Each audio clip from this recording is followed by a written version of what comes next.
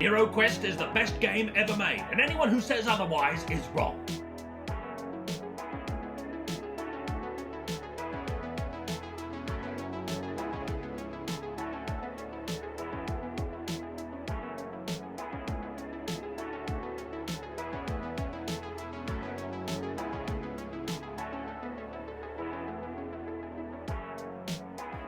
No.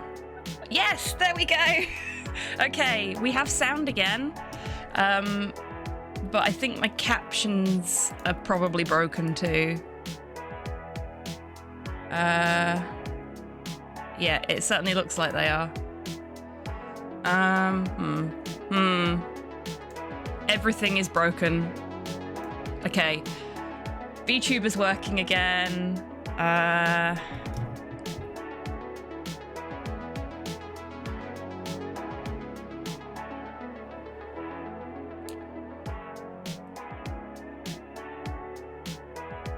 Welcome in, Rocket.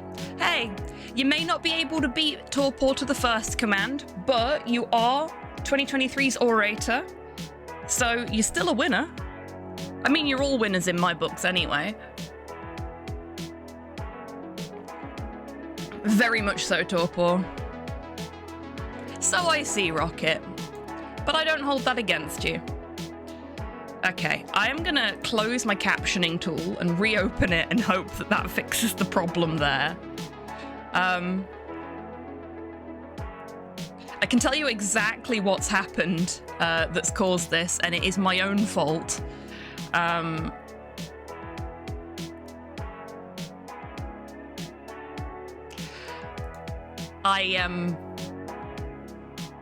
unplugged my microphone because it felt a little bit loose on the boom. And my entire computer has just gone in response. But now I don't know how to tell it that this is the correct... Oh, maybe this will fix it. Hang on a second. We're gonna lose sound for a moment.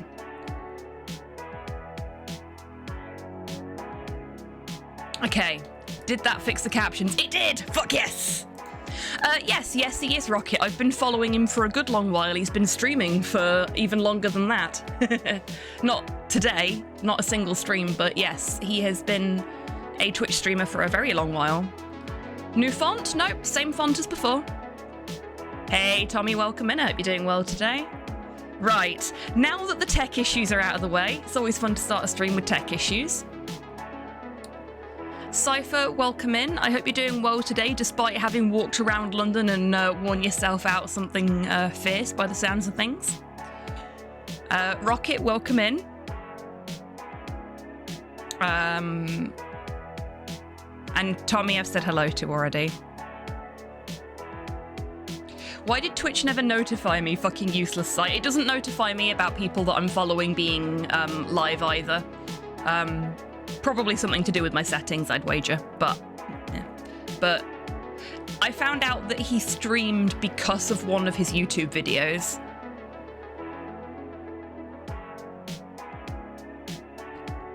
It wouldn't be right if we didn't have tech issues. I suppose so, yeah. I have to glitch something out every stream. Okay. I think we're good now. Though I can't find VirtuaVerse anymore. There we go. Hello everybody. Welcome in. We're back on the VirtuaVerse bullshit today.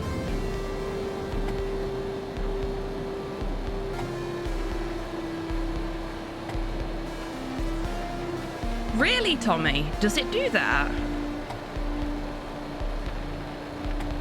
Oh yeah, you mentioned that the other day, didn't you, Rocket?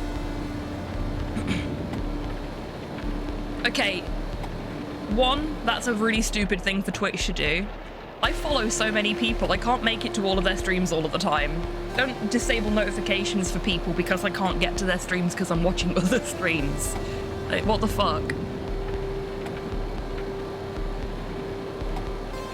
Oh my god, that's so stupid. And two, that's great news, Rocket.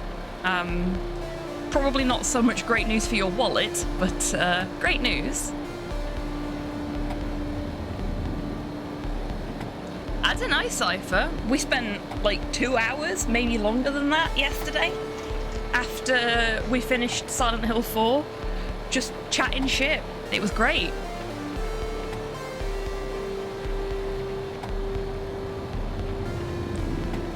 Yeah, that's completely fair, Rocket. I mean, I've got the little, like, I'll go on to Twitch and I'll look at who's live in the sidebar that I follow. But that's about the sum of it.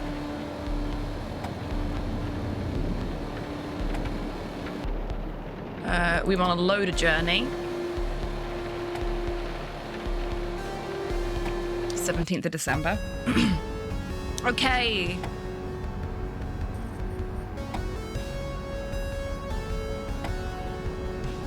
I see the no peeking challenge is complete. Yes, it is. So the next game after this, as much as I have other things I would desperately love to show you in this slot, the next game after this will be a Sierra point-and-click adventure game chosen by you lovely folks in chat. I mentioned yesterday, once it got completed, that I would be putting a poll up in the Discord for which game you want me to play without looking at a guide. But I'm going to do some research before I put that poll up. So I'm basically going to pick a selection of the universally most hated or most difficult Sierra games for you folks to vote on. Not Police Quest. Not Police Quest.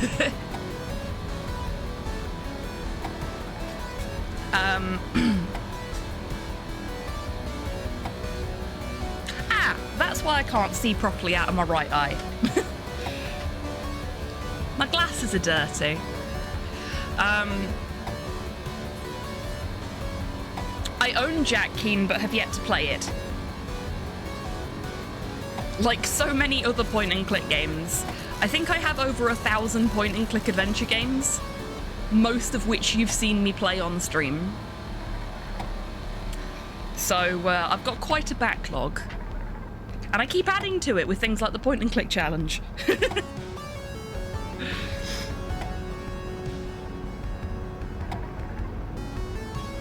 It was one of my first, if not the first, point-and-click I played. Oh, very cool. My first point-and-click adventure game, as I mentioned when we streamed it, was Normality.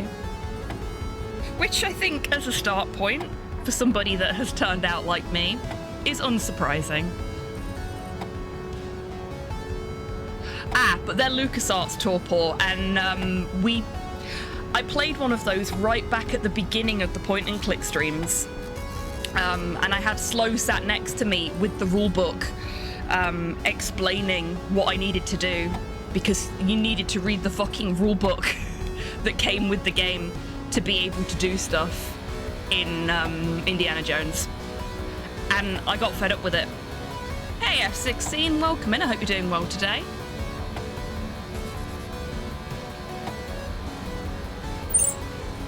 Right, now my glasses are clean, I should be able to see what I'm doing properly.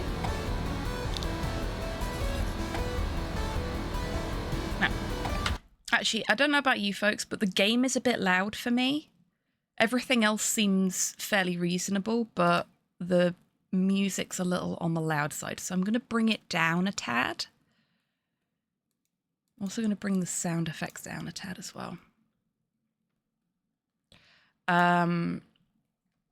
If it was all right volume for you folks, I can bring it up a little in Discord, in OBS, so that's better. It's not quite blowing my eardrums out now.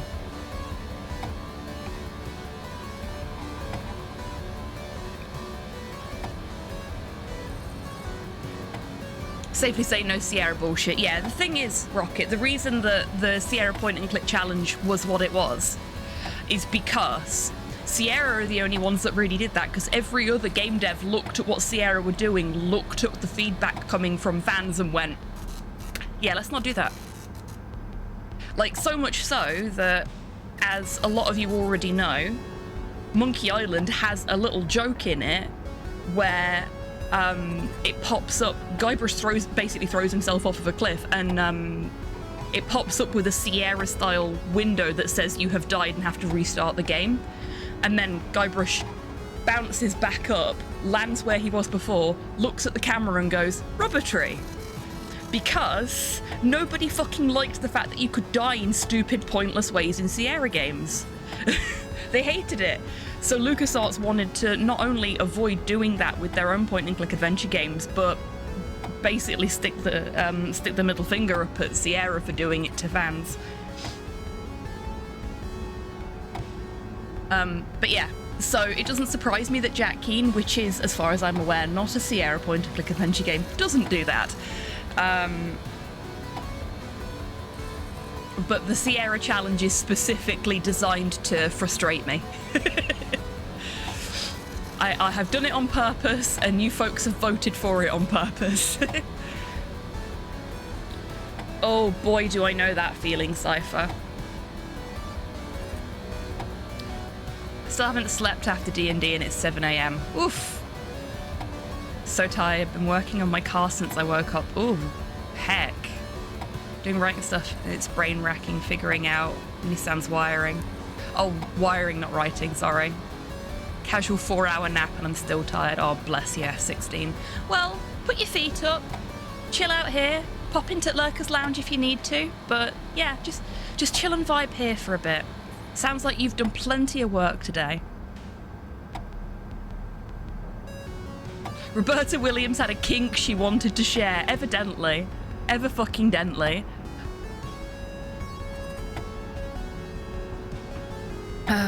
Okay. I am gonna preface the actual gaming with a little bit of a heads up. I did not go to bed straight after the stream last night. DMAC and I stayed up talking for another hour or two. And then I sat up playing Trauma Center for a bit because I couldn't sleep. I had so much fun yesterday, it was impossible for me to go to sleep. It was a really, really good stream. I really, really enjoyed it. And it was nice to just chill out and chat and talk about random shit afterwards as well. I'm shocked. Shocked, I tell you. Well, not that shocked. Okay, let's look at our journal because I cannot remember what I was supposed to do next. We are, as the stream title suggests, going to be doing some hackers bullshit. We're actually going to DDoS a space station. We're not hacking an actual planet. Not actually hacking, not actual planet, but DDoS the space station didn't sound quite as compelling, you know? But hack the planet, it's fine. As DMAC said to me last night, normies don't know the difference, it's all good. It's gonna be a really long day, at least I have a plan now. I need to find those Technomancers and the Cypher Master. First of all, the band's tour bus is just what I need to travel. Doesn't look like they're gonna tour much anymore anyway, because they're not a real band. But we do. Yeah, exactly. It's fine, it's fine. I have no master. No, you are the Cypher Master. Master Cypher?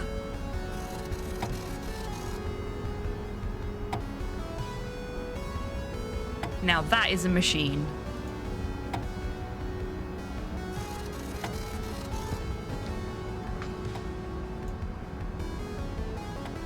Metallic closet containing humanity's most valuable secrets.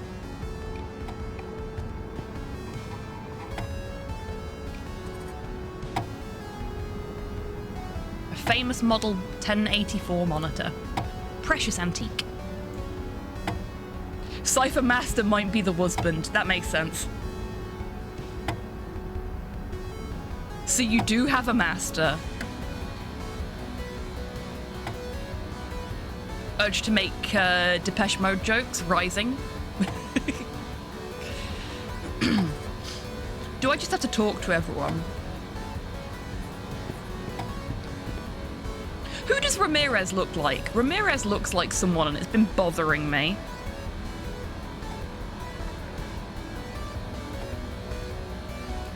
So everybody's becoming alienated in this VirtuaVerse.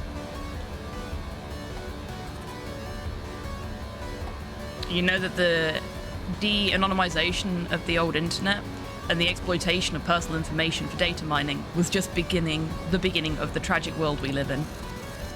Turns out, it's not them.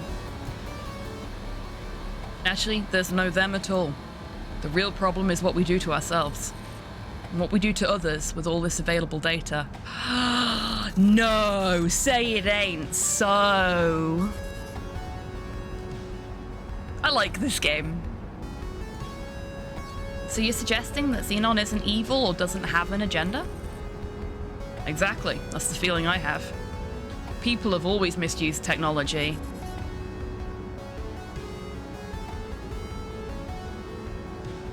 Oh, because of the cables from the like, virtualization table or whatever you want to call it. That's our girlfriend. Well, I think she's still our girlfriend. We did kind of get her put on the most wanted list. I totally agree, but this thing is getting out of control. Let's make it stop.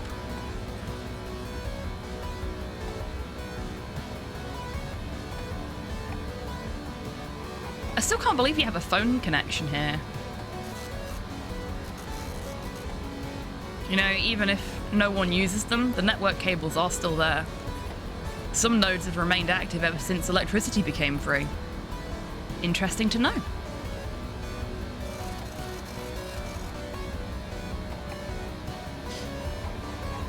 I guess this isn't even monitored anymore. That's the good part of it.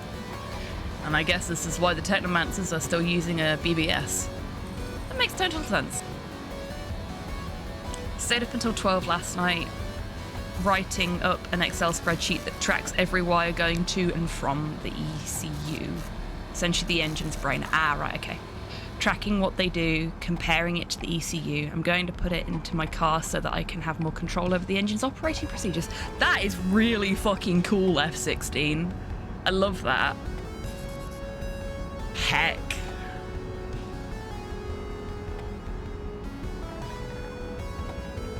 That is some hardcore Excel shit right there. Love it.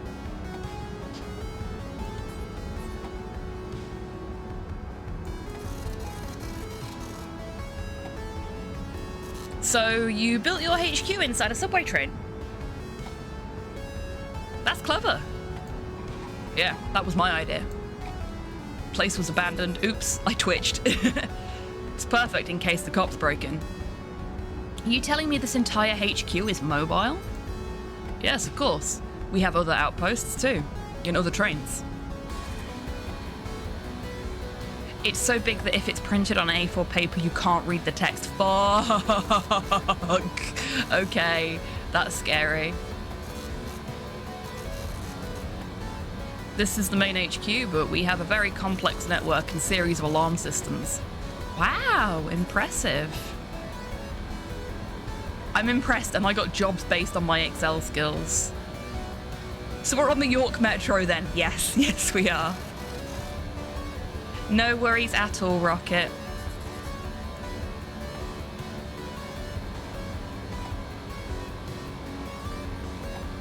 Is that the last thing? Yep, okay. So, what's the plan again? First of all, we need to get the source code and create the malware. Then we can use the malware for a DDoS attack. This will give us access to the space station. Once inside the station, we need to reach the server room and switch off Xenon. Alright, let's get up there and see.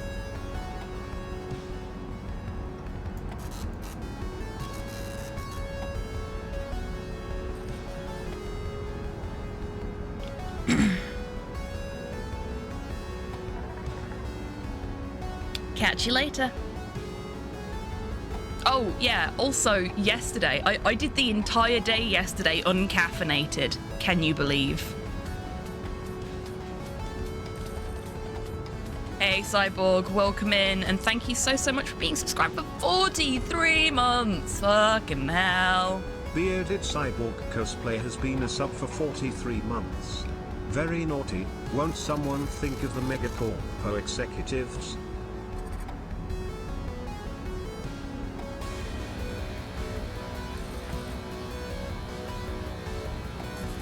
Okay.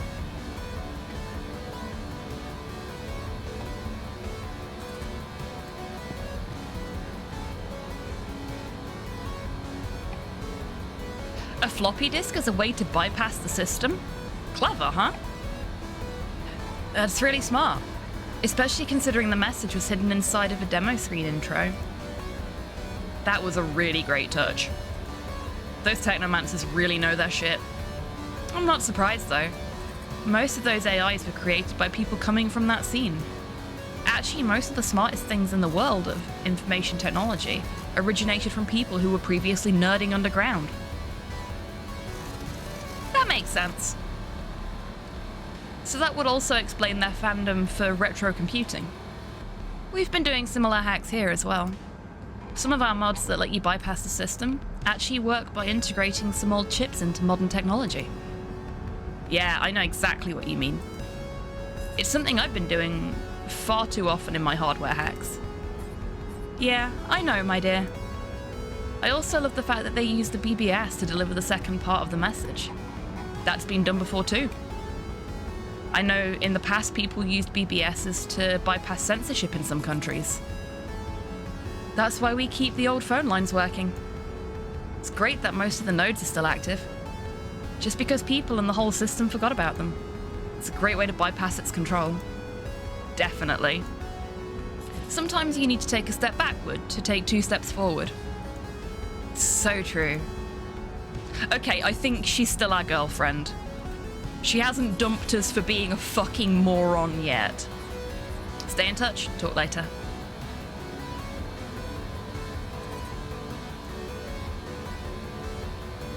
Okay, nothing interesting for Rachel to talk to us about. Rachel? I think it was Rachel. Or Zach. It was Rachel, cool. So...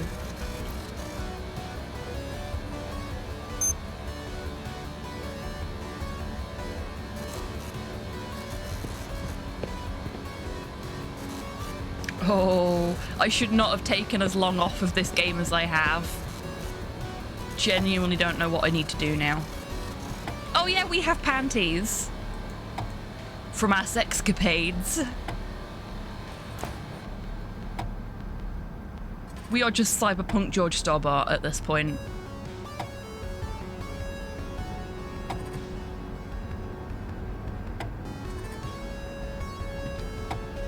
It's hand-drawn. I think they're controlling the whole subway system.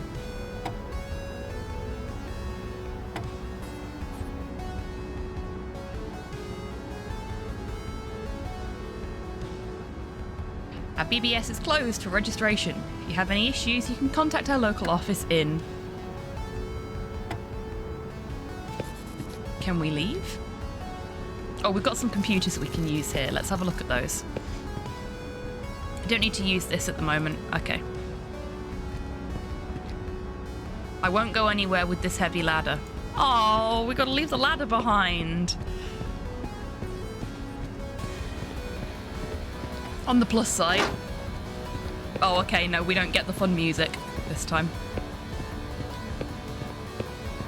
The animation for picking the ladder up is fucking great.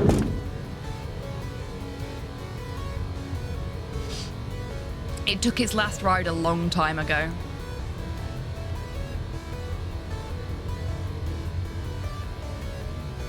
Is it spacebar to show all of the things you can interact with? No, I guess not. I swear there was a button you could press to show, like, highlight all of the interactables, but I guess not.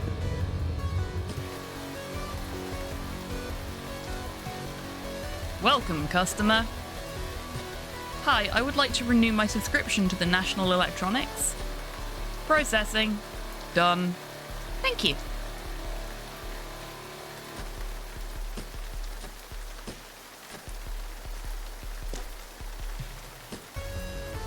What are these people doing with you? They're my clients, buying high-class services. Are you some kind of tech broker? What services are you selling? They're services for high-class citizens, all sorts of things. Mostly subscriptions with shitty content aggregators. At least he's honest. You know, all those things that pay artists peanuts and make massive amounts of money off of them. Oh, this got topical quickly, didn't it? On a related note, seen as it's been brought up, 1, tip your artists. 2, as much as it's not the way a lot of people operate, whenever I sell something that has art made by somebody else on it, that artist gets a cut of the profits. Because just because I paid for a thing to be drawn doesn't mean that they shouldn't get recognition and financial reward for their work going forward. Don't be a content aggregator.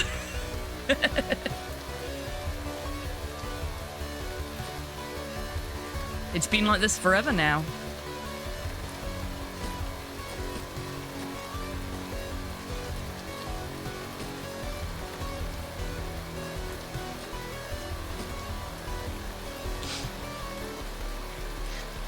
Over 200 wires for just the ECU, then there's additional 40 or 50 wires that go through the other module that I nicknamed the Super Mario plug. Nissan calls it the Super Multiple Injection plug. Super Mario plug's a way better name. Then goes to the engines and the rest of the car. It's all very intricate. Sounds it. First bit of it I spent 2.5 hours focused on writing it and forgot to have dinner. Oh yeah, I've been there before.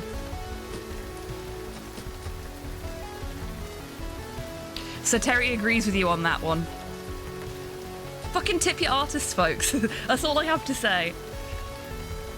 But yeah, things are difficult for artists at the moment, especially thanks to a certain fucking apartheid diamond owning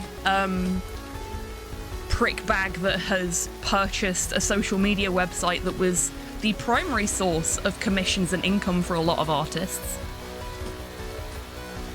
and run it into the fucking ground. Oh, it's emeralds, sorry, not diamonds. Prick bag, good term, thank you. AI art is ass as well. It is, yes. Machine learning is a valuable tool in an artist's arsenal. It cannot replace the artist. It should never replace the artist. It can be used very effectively to do specific tasks within a piece of art. The movie Klaus is a prime example of this, because the studio behind it developed a what we refer to as an AI, which is not an AI.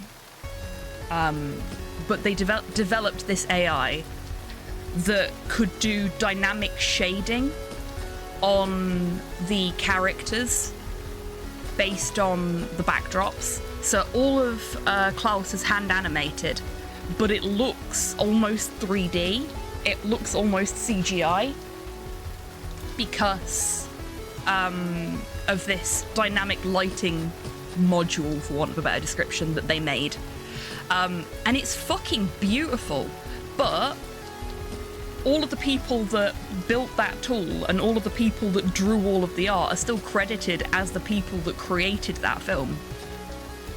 And it didn't use any input from artists outside of the studio. It wasn't stealing stuff off of the internet like most of the AI art tools currently do. And it also, as a result, wasn't full of kiddie porn like one of them is. Like the really big popular one, the data store for it was found to have like a couple of terabytes worth of illegal content. I can see AI being useful for intermediate frames. Like I say, it's a really useful tool for animators to use and for artists to use to make specific kinds of tweaks to their work. but the way it's being used generally, like Ramirez said earlier, we always find ways to misuse and abuse technology. And because we do that, we ruin it for everybody else. All of these things, or all of these things that we figured out how to do, could be so wonderful if it wasn't for the fact that we try to use them for capitalistic means. Capitalism ruins all the cool shit, folks.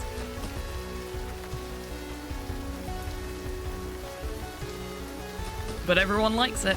No, nobody fucking likes it. They just accept it. They tolerate it. I would like to buy one of your high-class services. I wish it was the first time I'd said that in this game. Got a pair of pants from the last time, though. I'm sorry, but I am not allowed to answer to C-class citizens. Ow, we're C-class. That's fucking brutal. Hey, Kian, welcome in. I hope you're doing well today. I would, but he's not a real person. He's like a virtual person. And I just got energy drink up my nose, because that splashed back when I put it down. Ah. That gets the caffeine into my system quicker, right?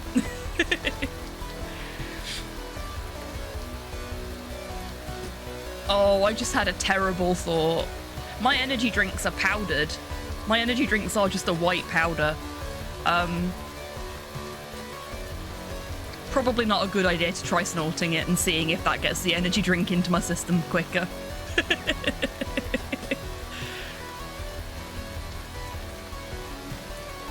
I promise you I'm not drinking watered down cocaine. It tastes too much like lemonade to be cocaine. What? I've been B-class for 10 years. This is an outrage! An outrage, I tell you! I'm sorry, but your status just expired today at 9:33 p.m. Oh. Fuck. Lemon cane, yes. And your current status has been downgraded to C. That's impossible! I am... Could they be on my trail already? We advise you to contact the authorities and submit a complaint. I can't offer any help at the moment. Damn. So, that's like our first little nod to the idea that we are in a more 1984 style cyberpunk society. Anything you can do to help me understand what's up with my status? I'm sorry, I understand your frustration, but I don't have the authority for this. I don't have access to that information. The only thing I can suggest is to contact the authorities. I don't trust the authorities anymore. Anymore? You trusted them before? Nathan is a silly boy. Alright, see you later. Hey, Fivel, welcome in. I hope you're doing well today. So there's the tour bus. That's where we need to be. And I don't think we can... Do they have a ladybird on their jumper? Is that a ladybird? Or is it supposed to be a football? It might be a football. The advantage of AI in the automotive world is somewhat limited. Its main benefits are designing lightweight reinforced suspension pieces and efficiently calculating for intake and exhaust systems. And I guess tuning, but I don't trust AI for that. That's fair. But there are sensible applications for well-configured machine learning protocols. Authorities are not to be trusted. They are not ACAB. Exactly. Doing pretty good, thank you. Hope you are well too. I am surprisingly well considering how little sleep I've had. I did mention it on stream last night, but I'm thinking we're not going to be doing any more Link to the Past learning today, because I actually want to do some practice offline and I've not had time to do that yet. So I want to practice the run that I've learned already, that DMAX taught me, before I start learning the next run. So instead, today, we're going to do some I guess de-rust runs, seeing as it's been a while since I've done any of them, of the games I already know. No worries at all, F16. You enjoy your shower. And thank you for all the really fascinating information you've provided us with this morning. Well, this morning for me. Yeah, I stayed up for another couple of hours after the stream finished as well, Fievel. Which is, frankly, when I'm streaming something with DMAC, that's kind of par for the course, because we get really distracted, we get really into what we're doing, and I have a lot of fun when I'm streaming with him. We get on really well, as you probably saw. And as a result, I don't notice the time, which then results in me staying up way later than usual. Dan and Max, speedrun police, indeed. We actually had a conversation about the fact that I am the hyperkinetic rabbity thing out of the two of us last night as well. Wizards of the Coast already pulled a new AI bullshit promotion while denying they used it. And then community notes and everyone in the replies dunked on them. Fuck yes!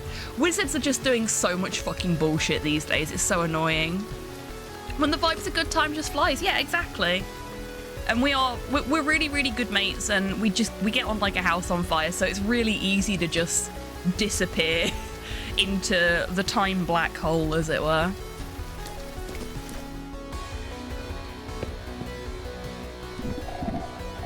Oh, she's got fries and a burger and a milkshake, I think. Listen up, guys. This is really fucked up. We got mixed up in something big, and we need your help. Or rather, we need your bus to travel around the world for a while. What? Hands off our baby, unless you give us more details. Okay, let me explain. Thank you, game, for not forcing us to go through all of the exposition for everything we already learned. Then we'll launch the DDoS attack and enter the space station to take out Xenon. Whoa. Wizards of the Coast doing AI bullshit, Wacom doing AI bullshit. Oh shit, really? League doing AI bullshit. Oh no. Fucking seriously? Huey offering AI courses. Oh my god. Yeah, that's a great start to 2024. Yeah. Look, the thing that annoys me most about it is that none of it is actual artificial intelligence. And I know we've talked about this in the past, because I was talking about the YouTube video I taught an AI to play Pokemon, and that wasn't an AI either. None of them are actual artificial intelligence. They're machine learning protocols. It's all just glorified photo bashing using other people's art. See, that's the thing. It doesn't have to be glorified photo bashing using other people's art. Like I said earlier, AI, machine learning tools, can be very, very useful in a variety of applications. F16 mentioned a couple of automotive applications for it. I mentioned how it was used in the post-processing and editing for Klaus, which is a fucking great movie. And they're perfectly legitimate, perfectly acceptable uses of those kind of tools. But capitalism ruins everything. If you're stealing somebody else's art and putting it into your tool to help the tool learn, then you've immediately lost all ethics of that tool. I'll refrain from stating my proposed solution because it'll put me on a watch list. Thank you, Rocket, I appreciate that. I mean, you know, you're welcome to share your opinions as long as it's not going to get me banned from Twitch. AI will never be able to generate the beautiful chaos of my D&D characters and or cursed shitposting. It could never be me. Exactly, and it should never be you, but it can be a tool in your arsenal. And that's all it should ever be. Those kind of applications, those kind of procedures should only ever be a tool in a much larger toolbox. For an artist, for a creator, for anything. Like, I'm sure we all use more basic machine learning tools like spelling and grammar checkers. Because at the end of the day, that's all they really are. They're very basic, very simplified. These are words that actually exist that we can check in a dictionary. This is how they're supposed to be used. And that's all like the AI art bullshit is at the end of the day. It's just a bigger version of that being used in a very inappropriate way. Indeed, the in Minecraft image.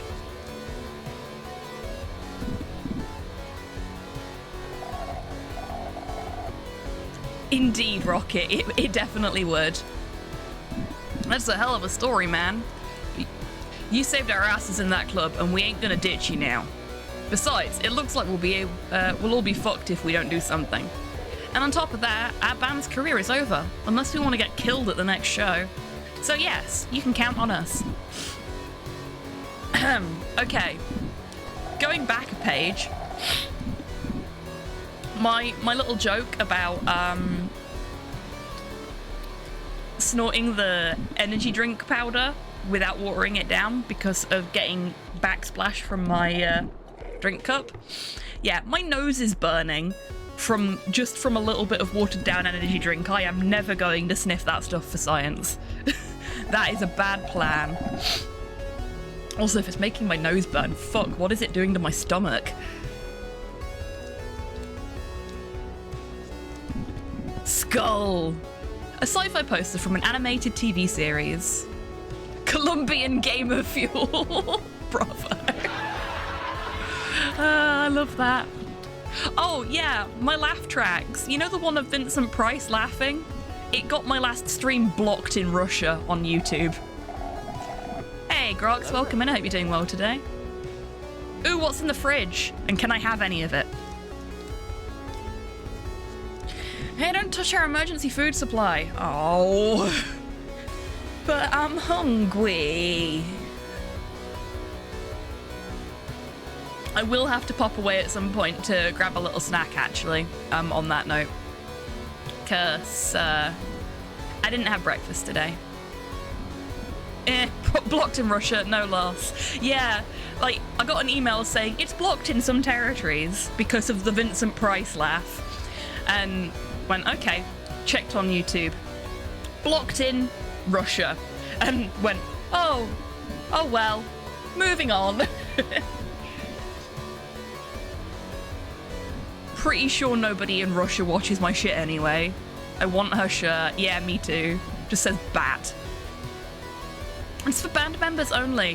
Why can't I be an honorary band member? I saved your fucking lives. I mean, I also unmasked you as lip syncers, but that's beside the point. Oh, I can pick up the guitar cable. Yes, mine now. Yoink. Can't pick up the guitar.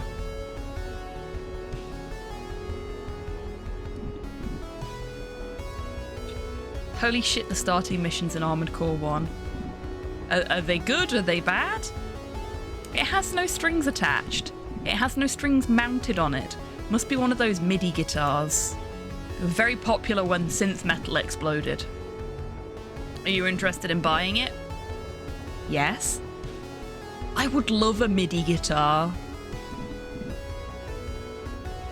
And those watching in Russia probably know how to use a VPN. Yeah, that's true. Oh yeah, I have a code for Surfshark if people wanted that. That's in the Discord as well. I don't have a command for it because it's not like an affiliate thing or anything like that.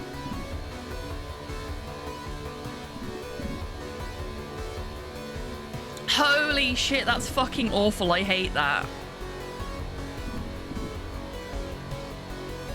I'm considering selling it since somebody decided to fuck up our career. Yeah. What an asshole. Definitely wasn't me, though. No idea who it was. That really sucks. I'll keep that in mind when all this is over. I always wanted to try one of those. Hey, the bathroom's occupied at the moment. Come out of there! No way, I'm about to die. Puking my guts out in here. Oh dear. Too much beer, I can't handle it. Aren't you a rock star? Oh yeah, I forgot, your band is fake. It's a fake one that uses backing tracks while only pretending to play. Get lost! Yeah, that was mean. We are so mean. Is it the singer that's puking? Oh, there wasn't a singer, was there? First game is not shy about the corporate hellscape. Yeah, that's oof. Right.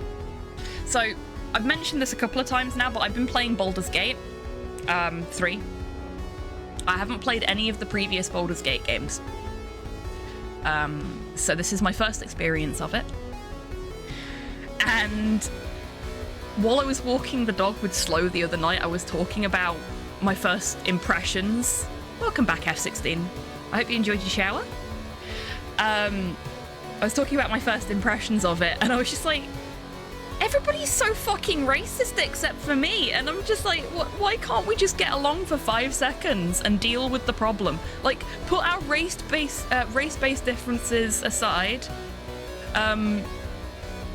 and deal with the actual life-threatening problem we have right now. But no, they'd still rather be racist to each other. Just, like, chill the fuck out, guys. And what's even more amazing for me is that the half-elf is the one who is the most racist of all. You know, the one you'd expect would have had the most race-based abuse flung at them over their time on the planet. Wow! And so I was like, yeah, but that's what it's like on the Forgotten Isles. You just have to get used to that. I don't care, they're all so mean to each other. I think I have been destroyed by the surprisingly wholesome but very chaotic D&D games I have been a part of.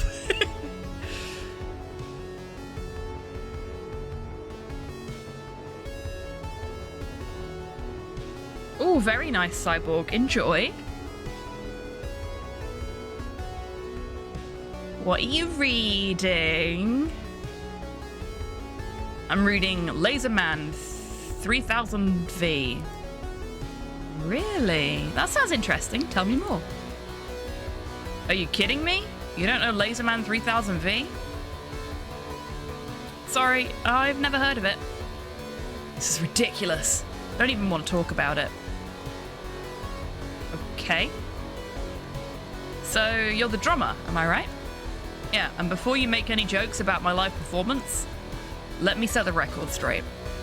I am a very skilled drummer. But for real, nowadays it doesn't make any difference. I already took care of my AVR gloves mapping.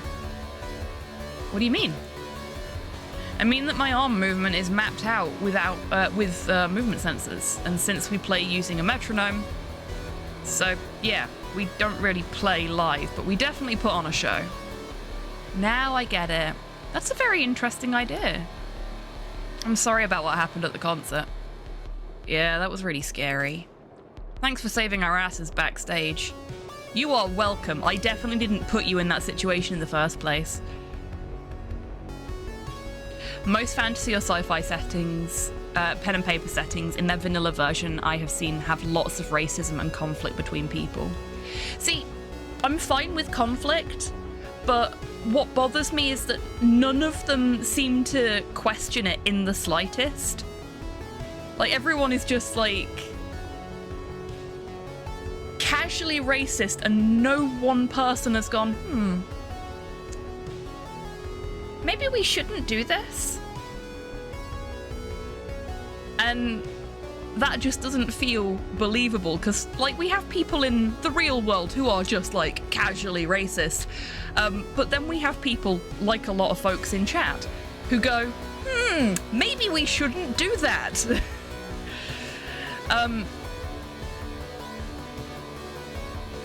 It just feels weird to me.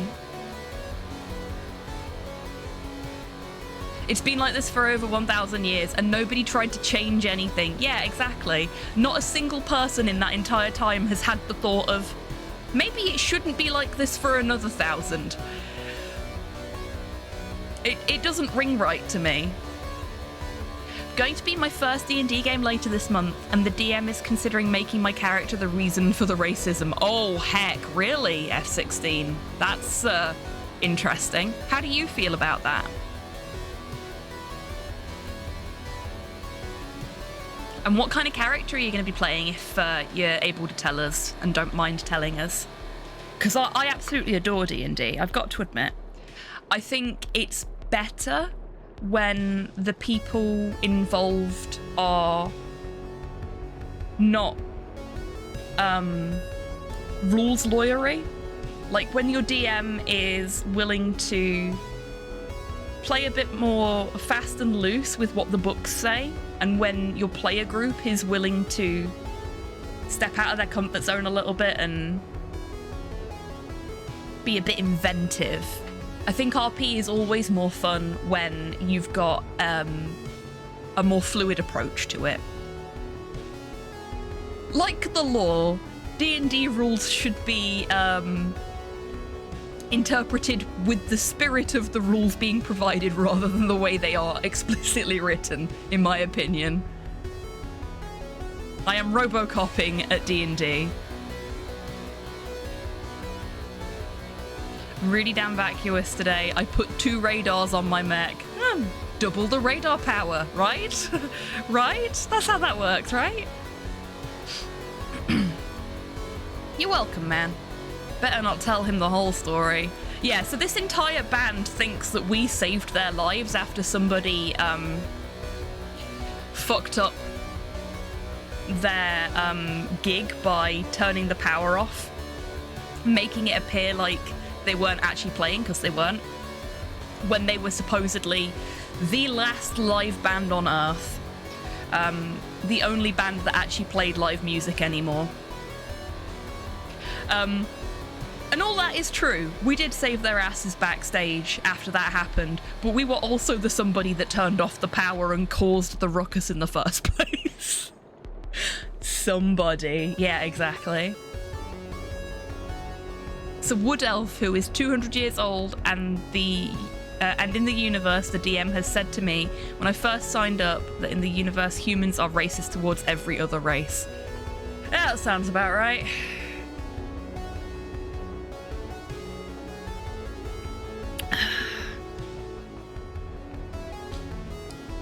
I mean, I'll say this much for the racism in Baldur's Gate. Everybody hates everybody else equally. It is equal opportunities racism. 2 of the 5 players are human, 2 are elves, and 1 is a firebender tiefling. Oh, cool. Very interesting. Dalek racism, exactly. Not quite as powerfully, visceral as Dalek racism. Nobody wants anybody dead, they just hate everybody equally.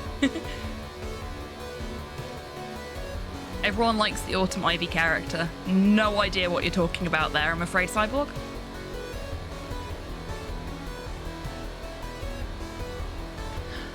This bus is very comfortable. What model is it? I'll tell you what. The bus was actually an old Nightliner. Took us a year of work to customize it. Oh shit. Pretty Demon Lady. Ah, I see. What I've seen of Baldur's Gate 3, they take fuck everyone else literally. Yes, in as many ways as possible, Torpor. I'm playing as a druid, so I could probably do the thing that happens in the trailer. Or inherently funny as a Dalek. Yeah, that's true.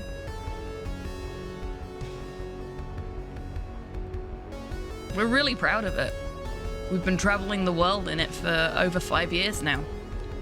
That's really cool. I almost thought it was a prefab model. Does this bus have any other special features? Apart from the fact that it's a flying bus? You don't see many of those around.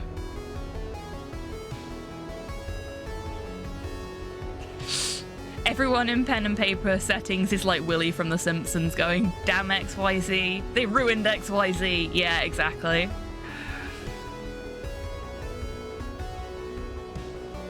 Daleks are funny murder bins.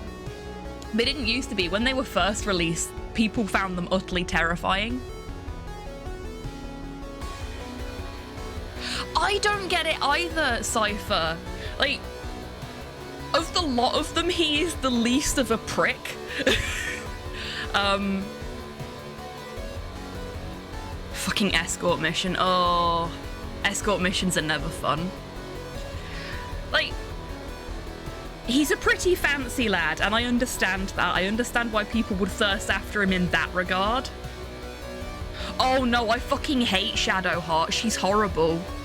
She is the most racist one out of the lot, and she is absolutely fucking insufferable.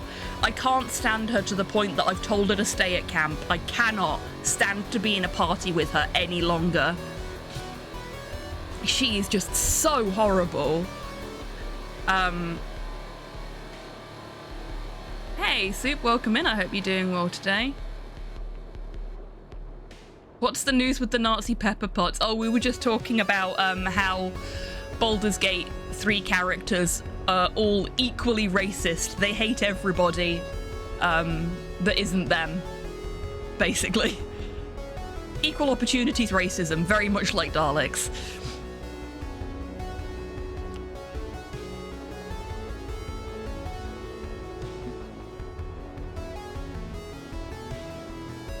Yeah, but I can't stand Shadowheart. She's the only one I actively cannot stand to be around.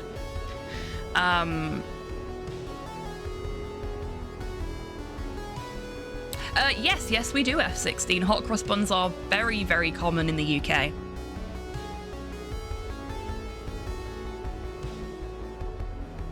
Oh, fuck, yeah. So we've got Easter eggs and shit like that popping up already in the UK as well. So annoying. I really don't get the racism in fantasy. I don't mind there being racism in a fantasy setting because often fantasy settings will mirror the real world. What I don't like is the fact that everybody just blindly accepts it and nobody ever goes, why do we do this? That's the bit that annoys me because that's where it stops mirroring what the real world is actually like, and just like the good bit, the actual nice bit where people realise that they're being arseholes and want to change the world for the better, that bit disappears, and I don't get why.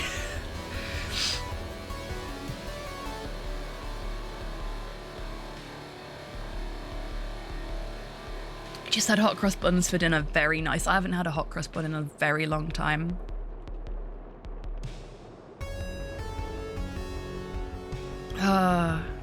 Daleks and Ed 209 are distant cousins connected by the fear of stairs.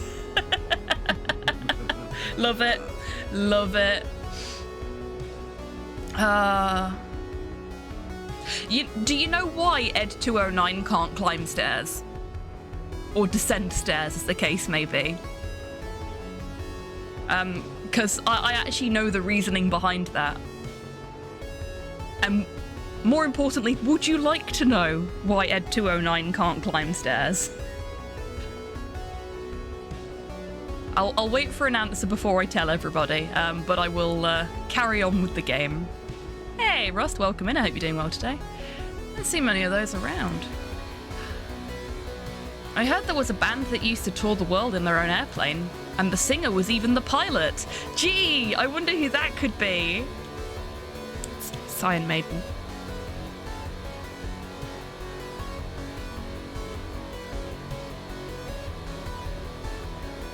And you don't have to worry about being active or inactive, Rust. There's a reason we have a nice big lurkers lounge. Please feel free to put your feet up in there. Because he has the legs of a marauder from Battletech? No. Trying to take the most basic idea for a PC human fighter, but make them interesting. Oh, there's lots of ways you can make a human fighter interesting.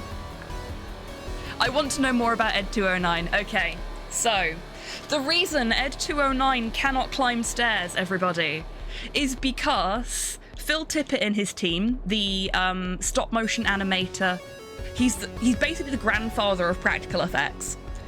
If you think of any movie from the 80s that has really good practical effects in it, probably has Phil Tippett in the credits.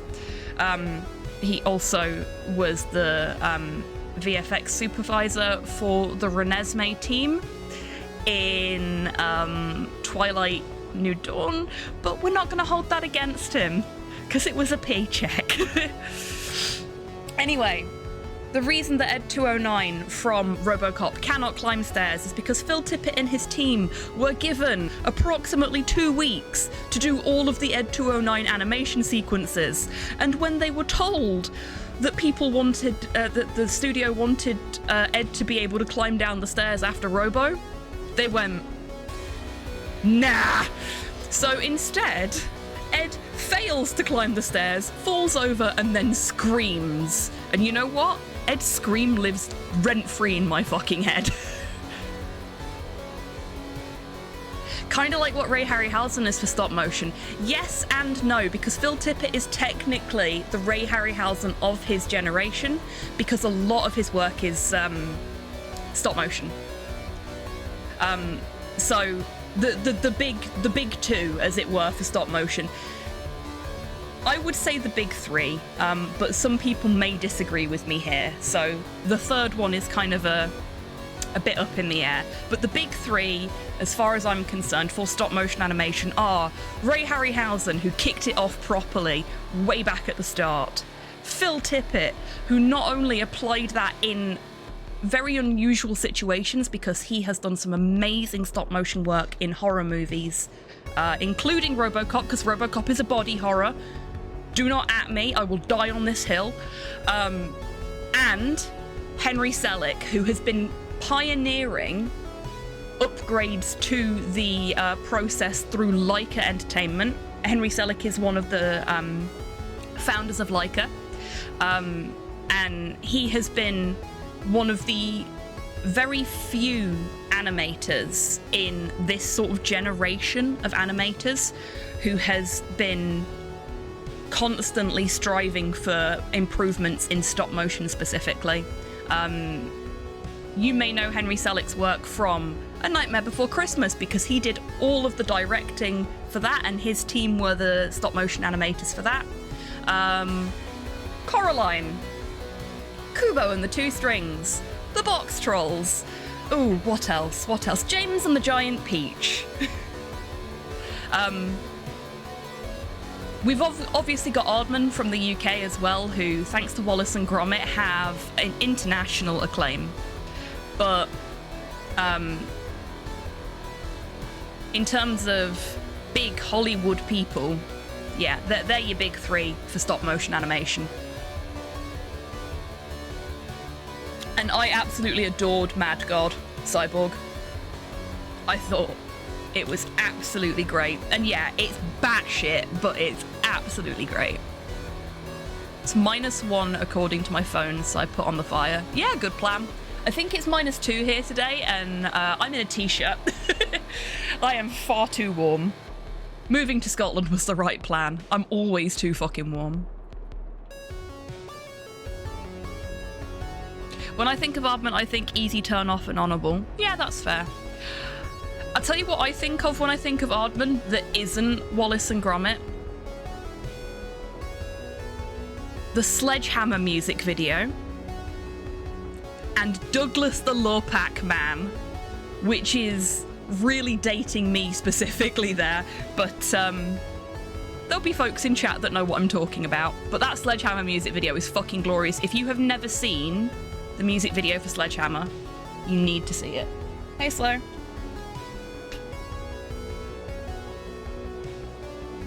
Bye, Slow. That's cool. Do you remember their name? No, I just remember they had some cool t-shirts and album covers. Hello there. Chat says hi. He's gone. Hell yeah, I got it. Yay! Congratulations, Rocket.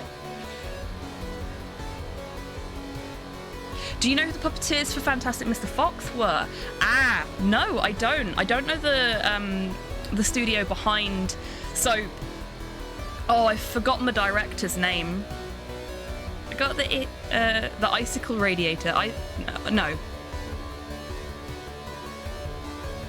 I have no idea how to pronounce that word. Also old. Yeah, that's fair. The husband and I were trying to remember Douglas's name. Oh, Douglas lives in my head rent-free as well. Yeah, Oh, it is supposed to be Icicle. Okay, cool. Cool. I was looking at it going, I think it's Icicle. No, it's not Icicle. There's a K there. Fuck. Thank you, Rocket. Congratulations. All I've seen of Aardman is Curse of the Were-Rabbit, which is a class film. If that's all you've seen of Aardman, I highly recommend you go back and watch the other Wallace and Gromit films. They're all very short. The Wallace and Gromit short films are fucking fantastic. Really anything. The Wrong Trousers is great. I quote The Wrong Trousers quite a lot. If you've ever heard me during a painting stream go, surprising what a lick of paint will do, eh, Porthos? That is a reference to The Wrong Trousers. Also, there's no use prevaricating about the bush. That is another line from The Wrong Trousers. I quote a lot of movies a lot of the time. Not intentionally, it's just the way I function.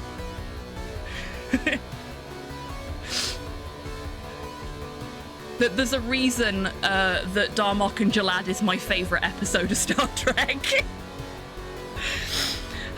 Shaka, when the walls fell.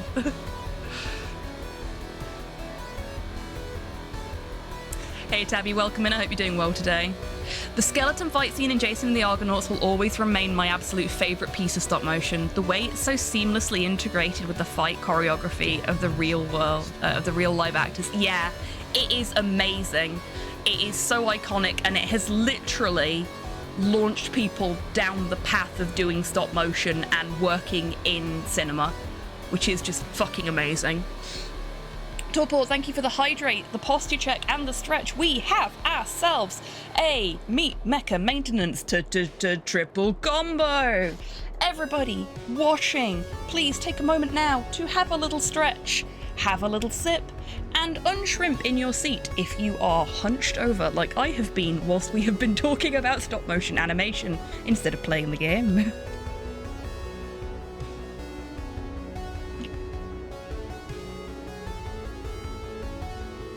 Twitch shat itself the moment you started to reply to me. Okay, I will talk to you again in a second. Let me just catch up with everything. Thank you for the Medicaid F16. I have taken my meds. I hope all you folks have as well. If you haven't, now is a good time to do so. Yes, you can, Cyborg. Have you been watching Lower Decks? There are a lot of references to that episode of Trek. Yes, there are. I am a little behind on Lower Decks because I didn't have access to the newest season, I think it was, but I'm mostly caught up. I love Lower Decks. So much so that it's on my door at the moment from when the awards were on, but Slow got me a Lower Decks science officer jacket, which I wear when we're doing our Star Trek RP. Because I'm a dork. Kian, in response to you and the Curse of the Were-Rabbit, the Wallace and Gromit shorts that came before the Curse of the Were-Rabbit and the short that came after it, A Matter of Loaf and Death, all absolutely amazing. You should definitely check them out.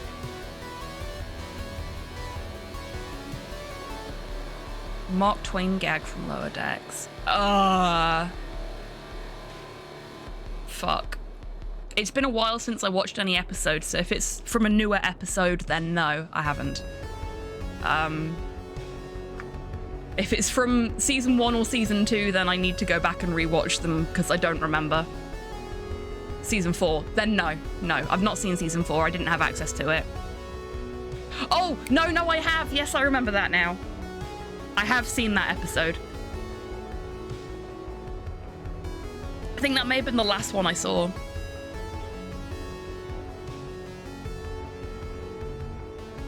There have been rare instances where I've pew-pewed with my TOS phaser when we've had something to shoot during the Star Trek RP. So Grox is in the Star Trek RP with me. Oh, you know what I've not done? I haven't put my art for Rowan into the art reel. I should do that. Because more people should see the art that I won. Because it's beautiful. Star Trek RP sounds like a lot of fun. It really is. Unfortunately, because Slow's been ill and Slow is our DM, we've not played in a little while, but hopefully we're going to be playing this month, which is very exciting. I am playing a hologram called Rowan. They are the I can't remember their official title anymore, but I'm not a holographic doctor. Put it that way. We did something a little bit more unique.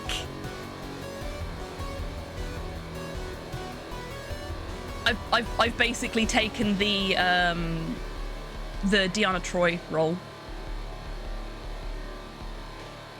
I miss my wife.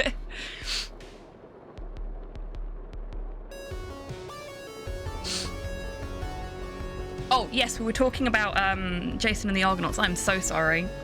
Yeah, the choreography in Jason and the Argonauts is... Counselor, thank you, Grox. I forgot the word. Enjoy your time in the Lurkers Lounge, Cyborg. Oh, that's cool, Kian. Harryhausen did a lot of really impressive work, and because of the time when it was being done as well, it was exceptionally difficult. Jason is Harryhausen, yeah? Yeah, Ray Harryhausen is the guy behind Jason and the Argonauts. And Sinbad as well. But fun fact about Ray Harryhausen from one of his family members. So a lot of his stop motion figurines were, it was like a metal skeleton, and then whilst a lot of stuff these days is clay of one degree or another, what Harryhausen was using was like a latex composite. But he hadn't got like a studio or an office where he could make all of these maquettes. So he was making them at home. And apparently, he just used the kitchen oven to cook the latex. So their house constantly smelled like baked latex. And he did it in the family oven. There wasn't a spare oven because he didn't have that kind of money or anything like that. So he just cooked it in the family oven where they made their dinners. It is not a good smell, Tabby. It is not a good smell at all. But for Harryhausen's kids, it's a nostalgic smell, which is really kind of sweet. I love that they've got these positive memories of the stench of cooked latex.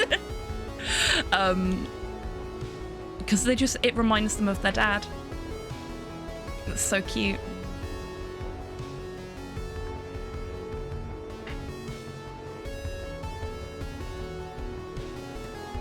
So me and my dad got in trouble because we tried to make carbon fiber in our oven as my mum came home. Stunk like resin. Yeah, it does. It's fucking awful.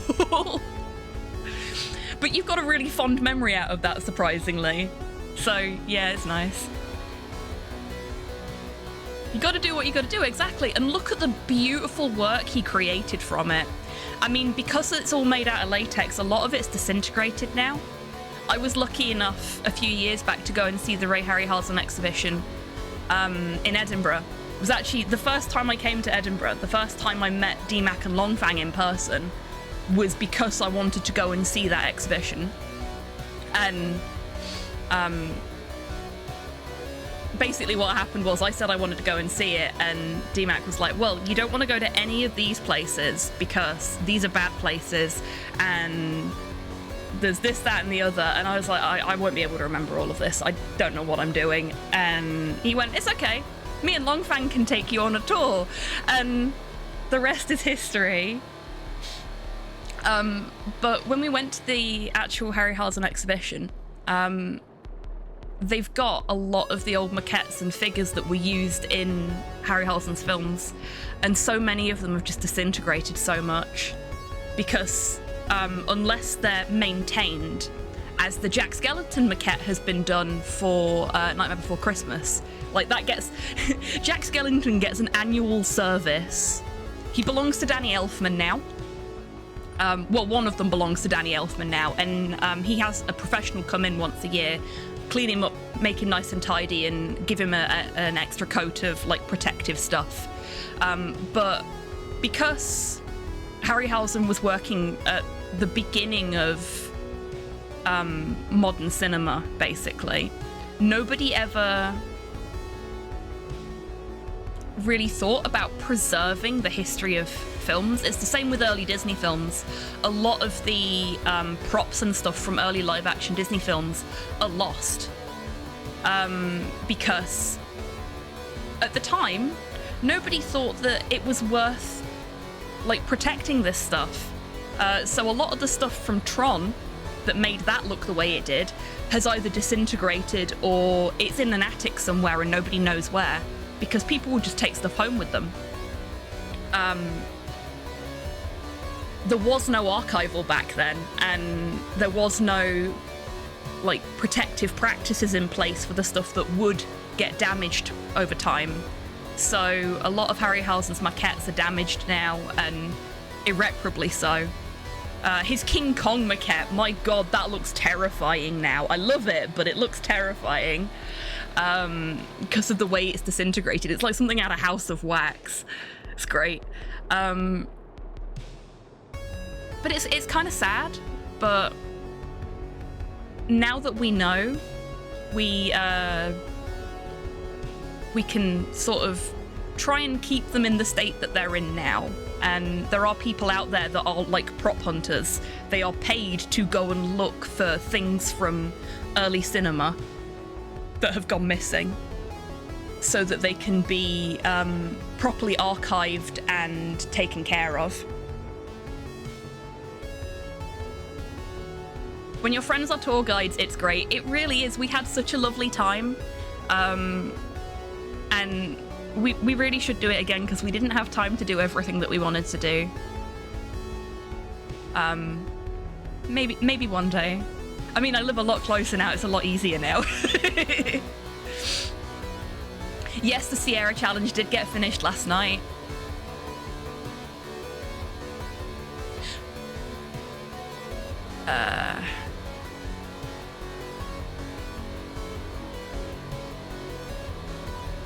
Using what you've got in place of more dedicated tools is great. Just don't try and use a microwave as a reflow oven. No, don't. That's a very bad plan.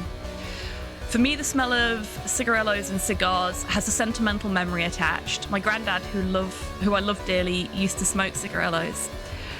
Once in a while, I smoke one or a cigar, and when I smell the smell, I relax and remember him. That's really lovely, Grox. I love that. That's so sweet. I have the same thing with Florentina perfume, because that was what my grandma used to wear. And she was this dainty, pretty little thing. She was so small and so petite. And she would just cover herself in this perfume. So she just always, wherever she went, there was this aura of flowers. And it's a really strong sense memory for me. Commonplace for mechanics to cut up cheap tools and modify them to suit a purpose. There's a joke in any proper mechanic has a random shit drawer filled with custom tools because the genuine tools are like $300. Yeah. Very much the same kind of vibe with streaming as well, believe it or not. Like, I have a folder full of random things that I've compiled because I can't afford to do other stuff. As a veteran LARPer, solidarity there, Rust. I am also a recovering LARPer. I remember the old latex swords that were standard and they had to be lubricated regularly or they would dry out and crumble. Yeah, that actually happened to one of my LARP swords. I watched Steamboat Willie the other day. Hell of a lot of animal abuse in it. Yes, there is. There is a lot of really not great stuff in early Mickey Mouse cartoons in general. Metal armature pokes through the fabric on that one. It does on a lot of them. Like, there's some of them where they've disintegrated to the point that they've not really got faces anymore, but they've still got eyes because the eyes were made out of glass. And that is just haunting to see. Someone recently did that and found the original digital master tapes for Reboot. Yes, I saw. I think it was Rocket posted that in the Discord. Now, I am a big fan of Reboot, so that was great to see. Made me very happy. Just can't find a working machine to play them on. Yeah. But that brings me back to a point that I make a lot when we're playing, especially retro games. Archival is so fucking important. We have lost so much of early cinema and so much of early gaming because nobody thought archiving that stuff in any meaningful way was worth doing. But as a result, and because of the way things have gone, particularly in the gaming space, some of those things are now completely lost to time, which is heartbreaking. So, archive your shit, folks. Make backups of the archive. Don't be like early Nintendo. Fuck, don't be like modern Nintendo either. They're not great either.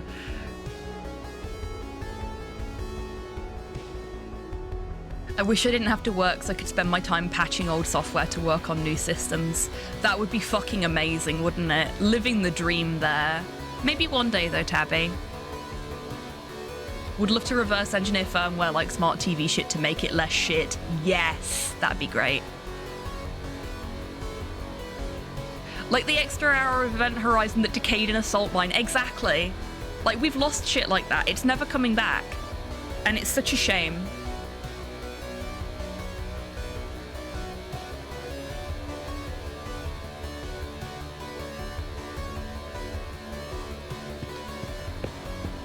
Okay, this is just the exit to the tour bus.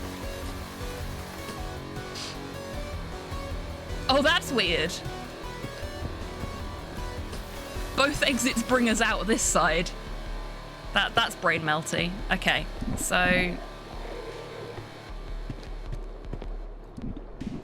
we can't talk to them because they're busy puking.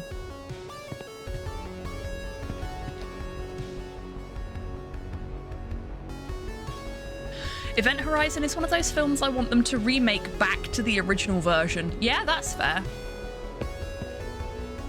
Okay.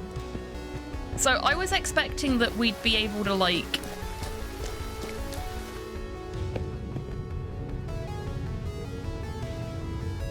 talk to somebody and that would trigger the next action or event, but guess not. Maybe now that we've got the agreement from the band to use the tour bus, we have to come back and talk to these folks, though. Let's have a look. Or not. Okay.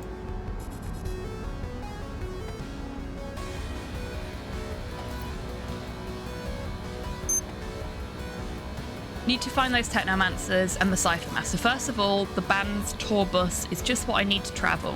Doesn't look like they're going to tour much anymore anyway. Okay, so we've got agreement from them that we can use the bus. But we need to find the Technomancers and the Cypher Master. How do we do that?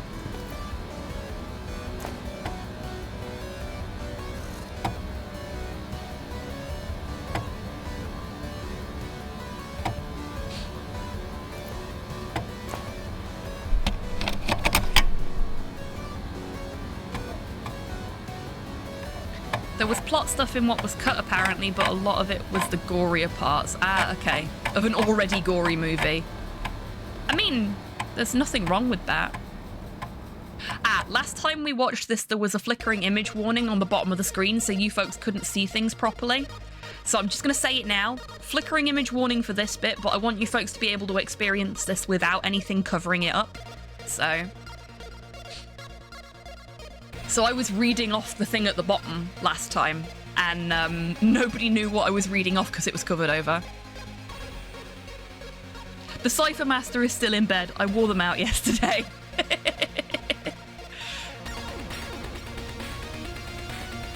Good luck, Rust. And enjoy your lurking time.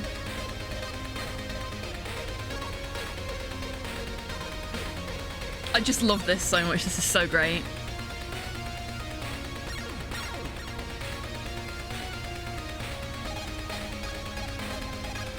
This gives me massive flashbacks to my youth.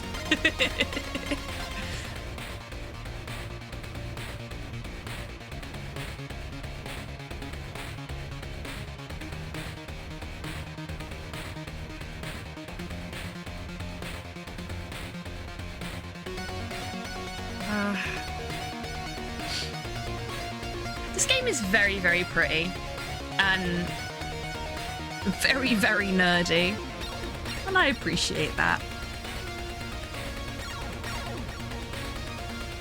I'm gonna need to make myself a drink in a minute.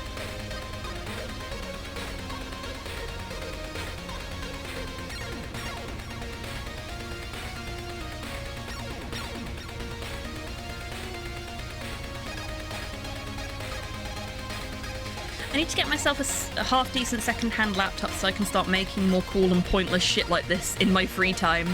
Yes! I like the music. Yeah, me too. All of the music in this was done by the musician who wrote the story. This is very much a passion project by... I can't remember the name of the artist. But yeah, it's very, very much their passion project, from what I understand.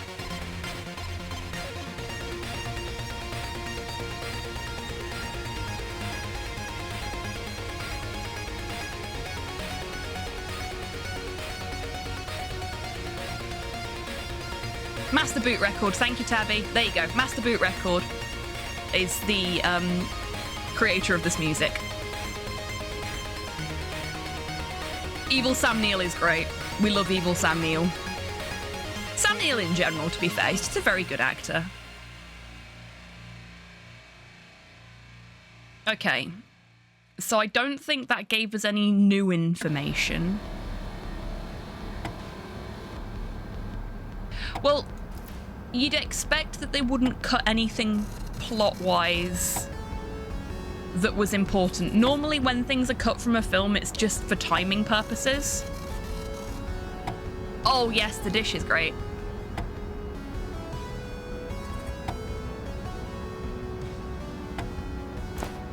No, didn't want to do that.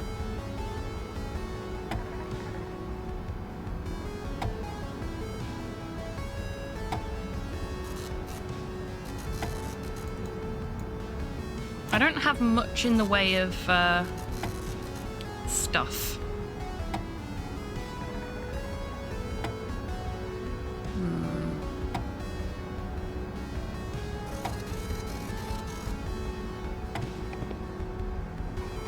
I don't have a ticket for this.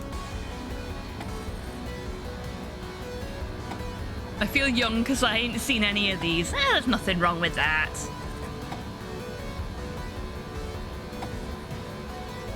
We have a diverse range of age groups here, and I am a little bit anachronistic because a lot of the stuff I like is from about a decade before I was born. But it's the stuff that I grew up watching. So I am a person out of time, as it were.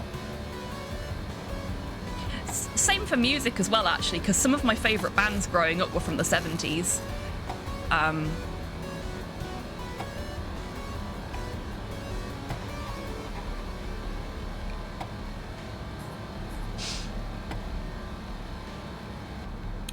Okay. I am at a loss as to what I needed to do. And my journal isn't being particularly helpful. So I'm gonna quickly ask the internet.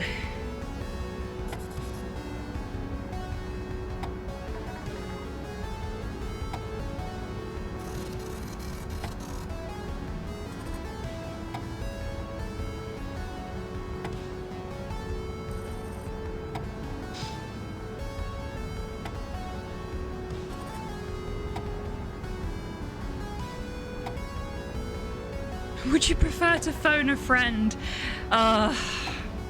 It might be quicker. but I'm not sure any of the friends that I could phone will be able to answer. Either the phone or my question.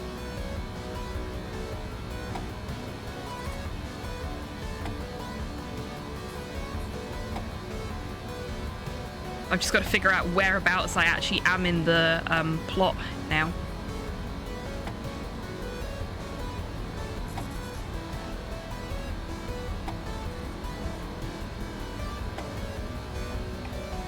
Okay. Done that. Done that.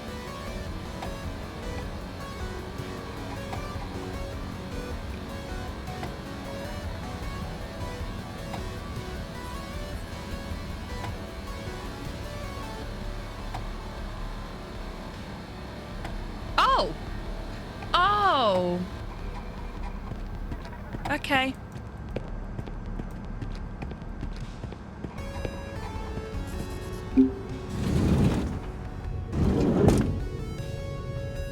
Oh, yeah, definitely F16. Gotta have a bit of music when you're driving, don't you? Okay, so apparently... Ah, there. Did you see that? Couldn't find the travel button because it was right next to opening the door. That was all I needed to do. I've done everything else. Oh, look, we got a little maneki necker. And a Buddha. Coke can full of cigarettes. Yep, sounds about right. Beard shampoo. Amazing.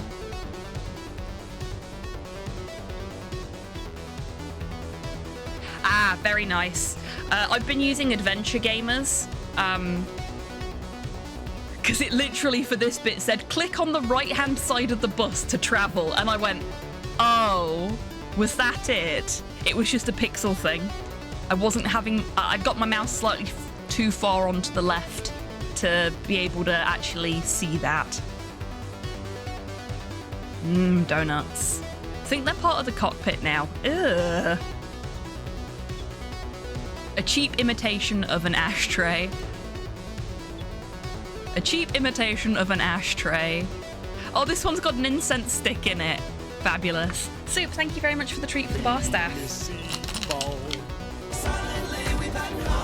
And the treat for Porthos, who is sulking in the hallway. Porthos! The treat for me is a gummy snake. I will see if I can get Porthos to come in here for a treat. Oh, sleepy baby. Were you asleep? He's just kind of gone, what? Into my doorway. Come here. Come here. Come on. Come on. Up, up.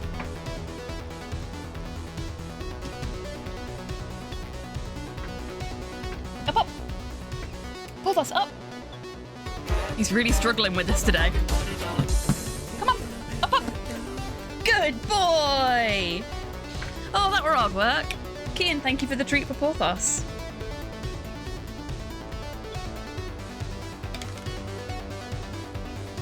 Good boy. You say please for the next one?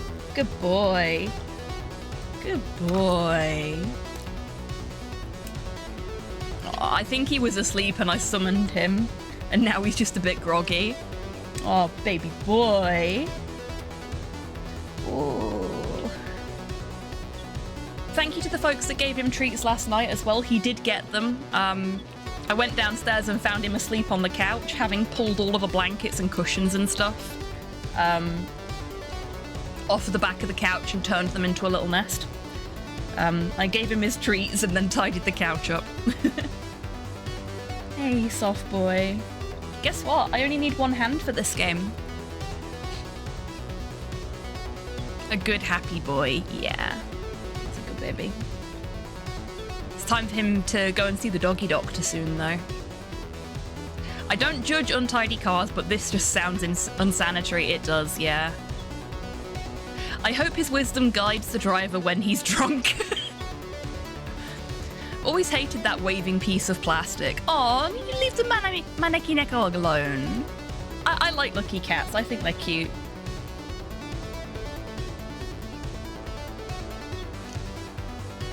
In case anyone's wondering and doesn't already know, the reason that they do the... I'll do it this time so you can see. They do that. They're waving the luck into your home or your shop or your vehicle in this case.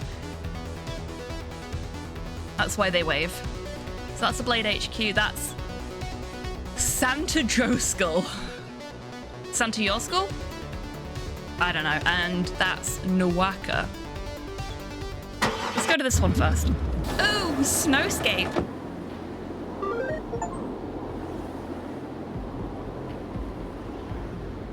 Cool.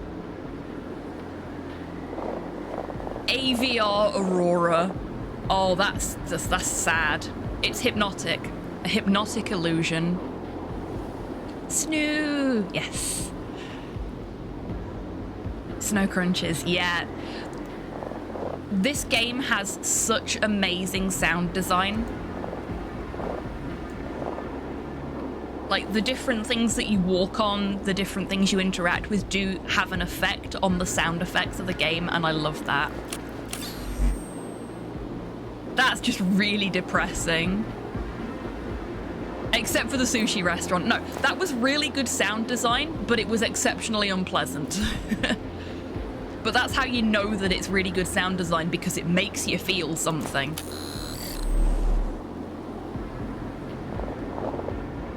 A few cabins in the distance. Oh, buddy, your coat feels really rough. We need to give you a bath. We do. We need to give you a bath. Maybe that'll be my lunch break task one day this week. Get you nice and clean. Yeah? He's starting to show his age now. Exceptionally unpleasant. It was. I see some lights. Someone is living there. Land of ice. Could that be Iceland? No, it's probably Greenland actually, isn't it? He needs to be cleansed, he does. He also smells kind of bad. So we're gonna use his special lavender soap and then his special seaweed spray, and he'll smell lovely. You will, you'll smell all fresh and clean, and then you'll go outside and you'll roll around in the dirt and you'll smell like shit again. Because that's what you do, isn't it? Yeah. Yeah. Oh, soft baby. Welcome to the land wherein the technomancers reign. Saviors of the code, keepers of the faith. Stinky good old boy he is. Oh, what you doing, baby? Why are you pressing your head against my arm like that? You see that? Oh, softy. I'm sorry I woke you up. I didn't know you were asleep. I've got dog tears on my arm now. That feels gross. Baby boy. We resemble ghosts, but please do not be afraid. We are here to help and not to hinder those who brave many are the paths, but... Okay, I may have misread something there, but my brain just did not process that at all. Many are the paths, but this one leads to our cave. Oh, it was just a really wonky rhyme. Got you. Following the symbols, you will find the way. Now listen very closely to the words I have to say.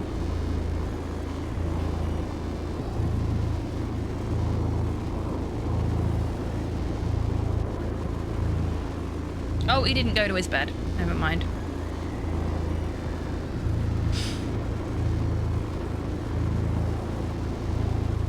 For in the oldest code, the right solution lays. Okay. So I think we're going to have to go back and... Why are you talking in rhymes? We're going to have to go back and have another look at the floppy disk, because that's where the symbols are. And I saw a couple of them, and I remember a couple of them, but the order of them and the in-between symbols, not so much. What's this all about?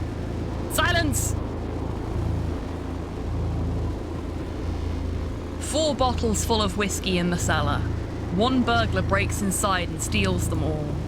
He drinks up all of them when he finds shelter and pass away the night, all drunk for good. Oh shit,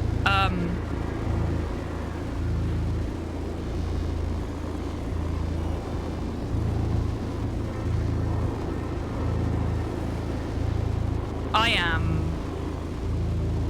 very confused. These are not the symbols I was expecting.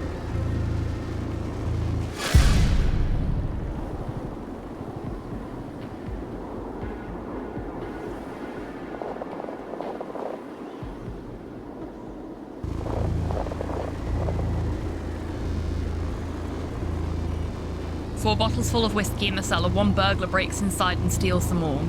He drinks up all of them when he finds shelter and pass away the night all drunk for good.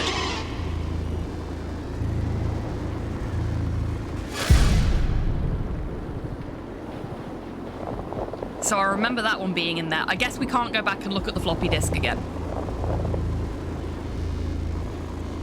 For days we sail across the 7 seas. The wind from the north, a cold breeze. 5 islands on the horizon we see. Their treasure and their gold we're going to squeeze. Okay.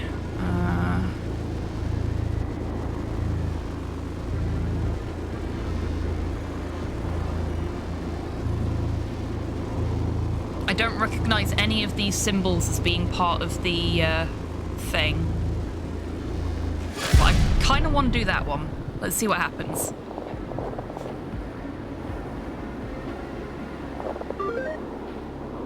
What? Okay, so that was wrong, I guess. I don't know how I got back here. Yeah, sure. An AVR ghost posing riddles in the middle of nowhere is just what I need right now. Though it kind of seems like he's hinting at the way to the Technomancer's base. What's with all the characters, though? Can we can pick the pole up. I don't want to risk breaking my back falling below. Oh, okay, never mind. We can't pick the pole up. Maybe we can't do this yet. They sound like math problems. They do. But the so the floppy disk has symbols in it, and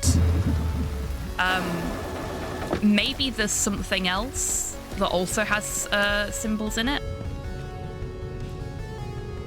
that we need to be able to answer the questions.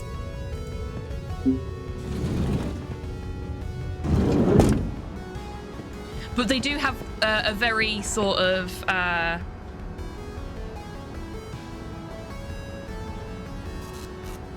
on a minute.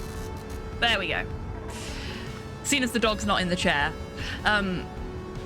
they do have a very sort of secondary school math exam vibe to them, don't they?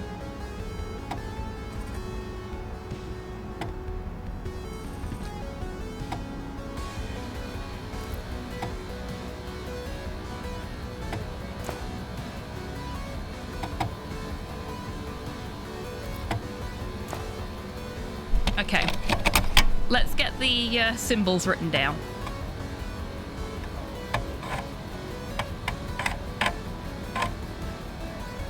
I'm gonna quickly grab a pen because my pencil's not sturdy enough for this.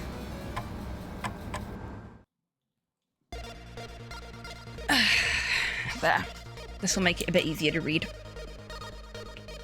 The graphite in my pencil is just a bit too light for this. I want it to be nice and quickly readable.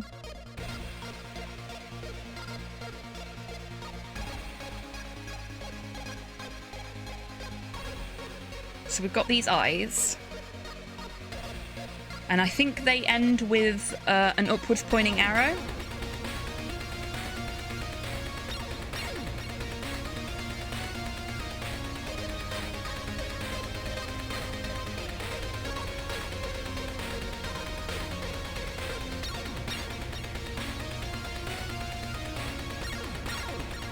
Oh yeah, it's definitely got those kind of vibes. Oh no, it's a little flag.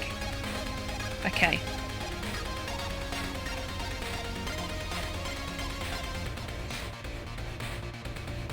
I don't know if that's supposed to be one of the symbols, so we'll write it down anyway.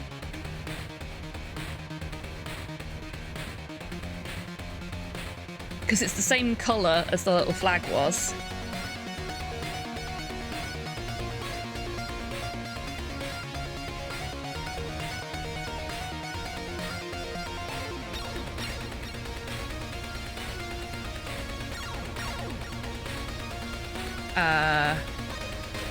Oh, okay, yep.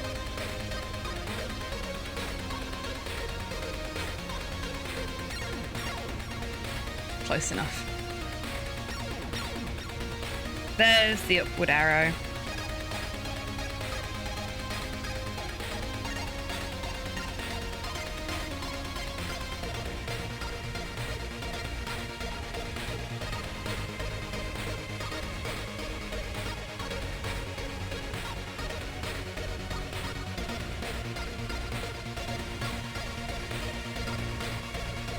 Do we have any more?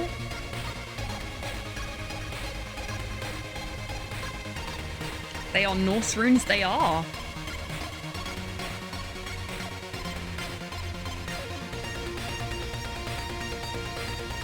I'm not sure if they're all Norse runes or not. Only one way to find out, I guess.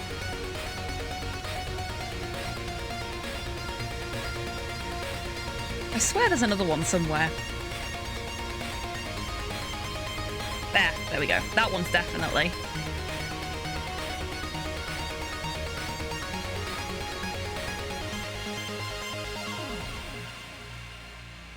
Okay, that should be the end of that.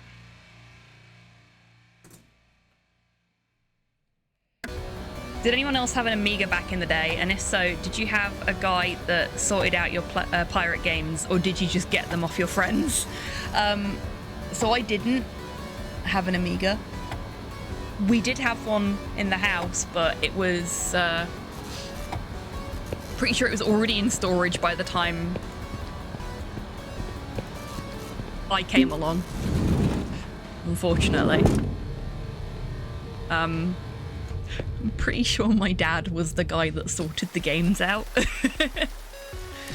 There was several occasions when I put a cassette into our big old tape deck back in the day, and it just emitted this horrible screeching because it wasn't music. It was a tape for the Amiga.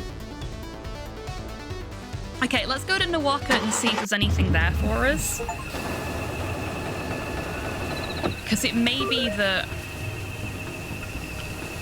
Oh no. The headset's not working.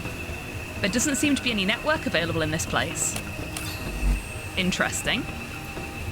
This must be the Cypher Master's city. The Blade said they are part of some religious group called the Church of the Old Code. Sounds legit. Sounds like a cult if you ask me.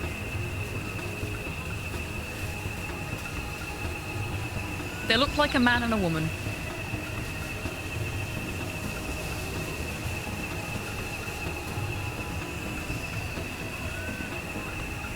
Very cool, F-16.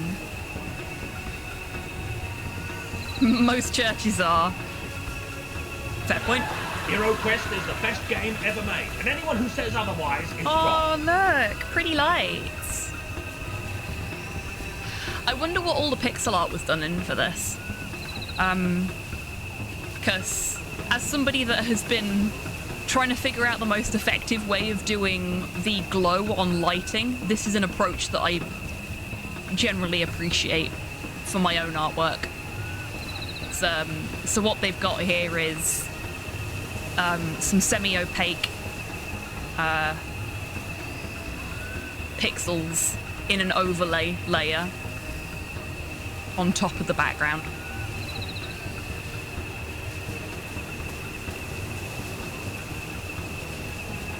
I like the swaying of some of the plants and the lanterns. That's nice. It's a very nice touch. Somebody left this here. Maybe it's some kind of guard outpost? Or a tourist reception point? I was in Forbidden Planet yesterday, and they had the expansion pack for Hero Quest. Ooh, which one? There are multiple. I want them all. I own none of them. Actually, that's not true. I've got the Keller's Keep one, I think, because that came bundled with the base game. Hey, no, it's fine, F16. I'm perfectly happy for you to talk about the things that you care about here. This is a place for us all to share our hobbies and just, you know, be happy about stuff. If there is a thing you are passionate about, you are welcome to be passionate about it. Welcome to be passionate about it here. Please don't ever feel like you have to apologize for that. I may not always understand what you say, because I know fuck all about cars, but there are people in this community who do really like cars and will find the things that you're talking about very exciting, just like you do. And the fact that one person here, being you, is excited about it is enough for me. Everybody is welcome to talk about the things they love here. We appreciate passion here. Yeah, exactly. I'm not HobbyTan because it's a play on my name. I am HobbyTan because I am the mascot for hobbies, no matter what they are. So never ever feel like you have to apologise for being passionate about things here.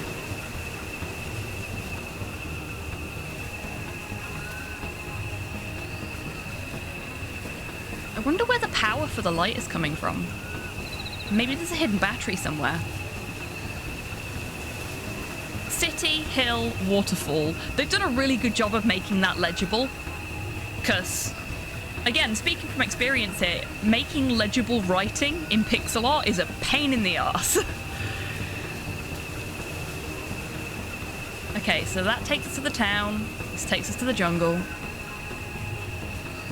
Let's go to the jungle. Okay, who wants to do that bit from The Lion King with us?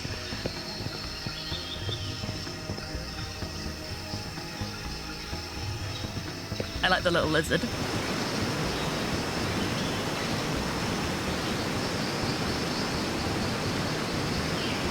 My house is a house of Aspies. Special interest info dumps is a love language. It totally fucking is. Like, I honestly see special interest info dumps as an extension of penguin pebbling. For anyone that doesn't know what penguin pebbling is, it is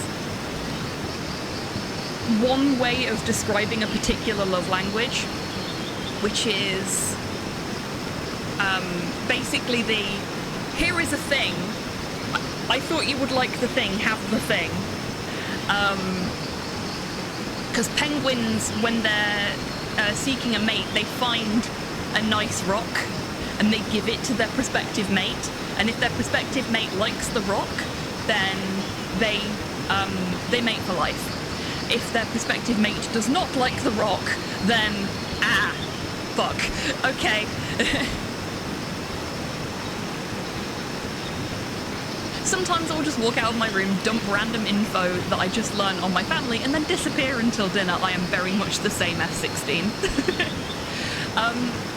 But for me, personally, somebody sharing something that they are really passionate about with me or with somebody else is just, it's very satisfying. I have made the comment in the past that being passionate about something is the sexiest thing a person can do, unless they're passionate about something like racism, in which case that is exceptionally unsexy. But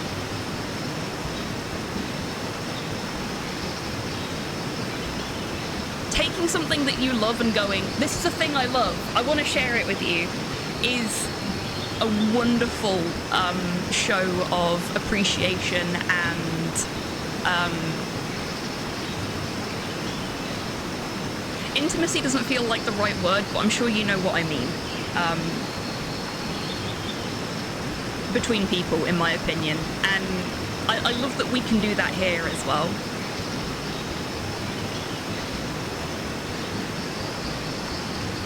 Lady Grox is sometimes quite annoyed when I appear in the door frame. Oh, bless you. But yeah, always feel like you can share things here. Oh, I love that F-16. Like I said, I don't know any of this car-related stuff, but I'm learning a lot from you, and I like that. I like learning stuff. And I like being able to share fun facts with you folks as well, like the thing about Ed 209 earlier. I love stuff like that. Because we're sharing cool info with each other about things that we're passionate about, and it's nice, you know? It's how we've built this community. This is a community built on passion and freedom of information, basically. I spent half an hour today searching up parts of his car to try and get more power out of it because he wants to keep up with me and my mates. Oh, that's so cute. That is good friend work right there, F-16. Well done. Doing something like that for your friend is lovely. Good on you. It's hard to find pure, unpolluted water like this nowadays.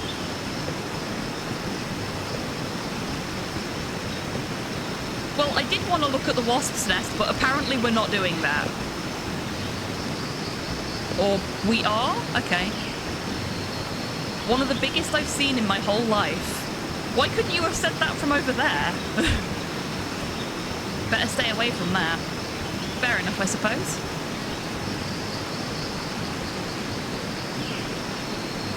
Is there anything else to look at? Got a little flame here. Sniff, sniff. Judging by the smell, there's gas inside the grotto, keeping the flame burning. Interesting. What's over here?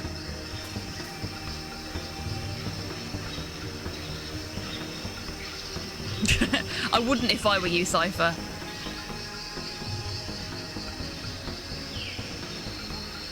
My streams were pretty much info dumping about random cars in Forza or the car making game I have where I can make engines and stuff. It's so fun. Oh, I bet.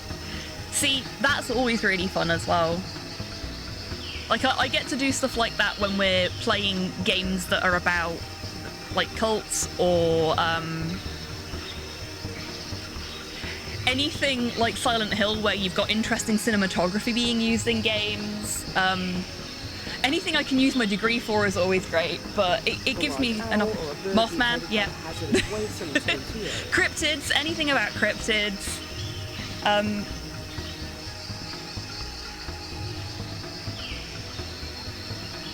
Or game production in general, because there's a lot of stuff I know about random games and how they were made. And I love getting to share that information with you because it makes me very happy. And you folks seem to enjoy learning those little tidbits about things as well. If Mr. Wallenberg's DeviantArt about page is accurate, they just use Photoshop. Really? Mr. Wallenberg is the artist for this game, apparently. Okay. I'm gonna say it. You wouldn't think it, but doing pixel art in Photoshop seems like a bit of a flex if you ask me. Personally, I use Paint when I'm on my computer. And I use Pixel Studio when I'm on my iPad. I do most of my pixel art on my iPad now. I do want to give Ace Sprite a go. That is the generally recommended tool by artists for Windows. But I don't think I've bought it yet. I might have done when it was discounted last. But I've not sat down and used it for sure. What I'll probably do if I do that actually is I'll hook my iPad up to my PC and use it as like a graphics tablet.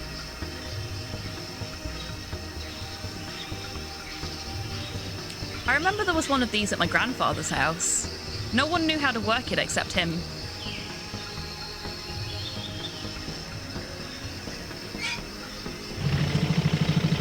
Speaking of not knowing how to work something, we just turned the boiler on. I think it ran out of fuel. Okay, so we know there's gas somewhere in the waterfall grotto. So we're probably going to have to go and get that in a bit. It's so warm here. I wouldn't mind some fresh air. Unfortunately, this thing is broken. You know, it'd probably be less warm if we weren't covered head to toe in thick black clothing.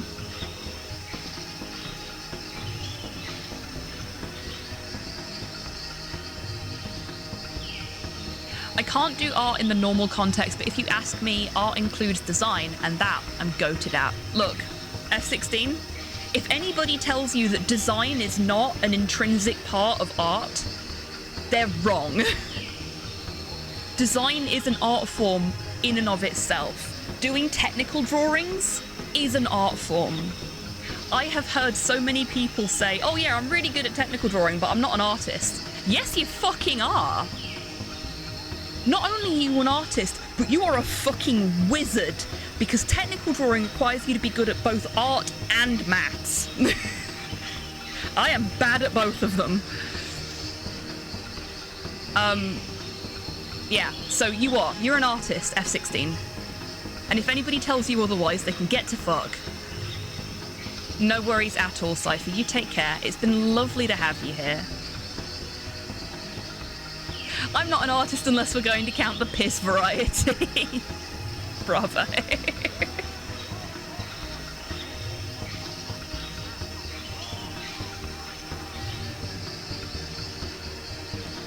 Been designing an intake manifold for my car, and it's cool looking. Venturi effect, eddy currents, vacuum, runner lengths, and so many other things. It's awesome. I'm really glad that you're happy with it as well. I don't understand a lot of the second half of that statement, but I'm glad you're happy with it. Speaking of design, I ordered a copy of the Microsoft Windows Interface Design specifications from 1994 this week, because technical design is fascinating and cool, and is still an art form.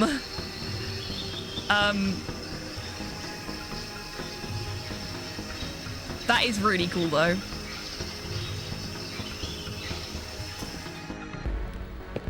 Oh, wow.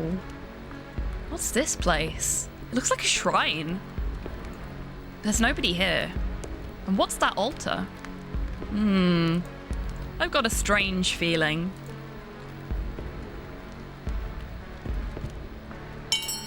Ding! I was hoping that I'd called a receptionist. Look at Skull Table. Judging by the lit candles, someone has been here recently. A living being, I mean. It's a guy in a priest outfit. No, I have a terrible feeling about this. I don't want to take it with me. Okay, that's fair. Votive offerings. There are chips and various electronic components under the glass. Interesting. I love this design though. Like, if there is ever a situation in which an altar is needed in relation to me, I want something that looks this fucking badass. Because look at that. That is so cool. And not just because of the very, like, hardcore synthy vibe to it, but also because of the plant matter. Just the combination of the two is perfect. I love it. I love it so much. Like, I wish I could remove the UI and Nathan from this scene and screen cap it, because it's gorgeous. And would make an exceptional wallpaper. Oh, I have an idea.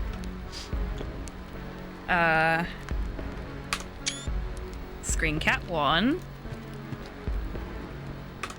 Screen cap 2.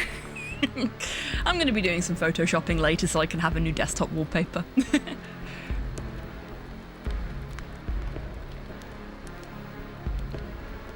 You'd get a raccoon holding up a plate to place all the trash on. Yes. My votive offerings would be snacks.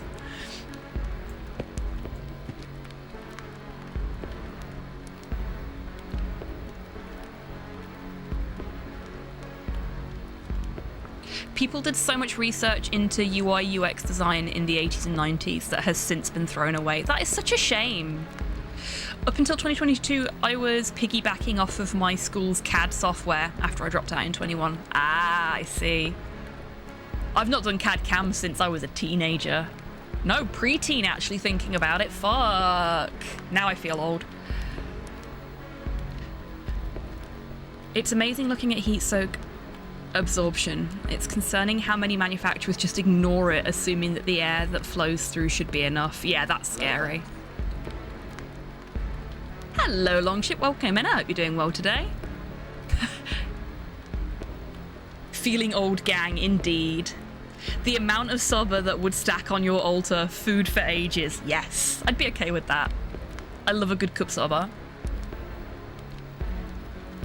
There'd probably also be a lot of takoyaki on there.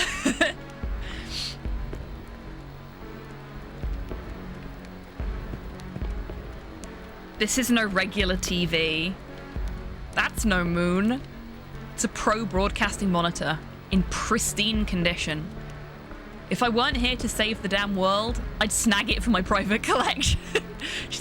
just steal something from an altar. That seems safe. It's a forehead. This bad boy is supposed to provide better slow motion playback than a unit with only 2 video heads.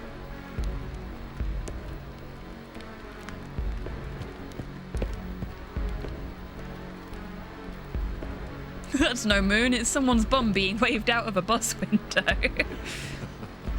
Kinda sick, to be honest. Oh, I'm so sorry to hear that, Longship. I hope you feel better soon. Oh, fuck. I just noticed the reflections on the floor as well. That is gorgeous. Look at that. That is beautiful. What strange furniture. It looks like it's from another era. Look at it. Look at this. Oh. Oh. I love a good reflection. That's why I don't look in the mirror.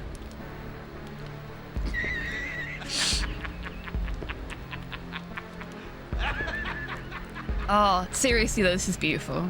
This is beautiful. There doesn't appear to be anything else for us to do in there. Hot damn, that looks good. It's an old TV antenna. No idea how it could be of any use here, considering there's no TV broadcasts anymore.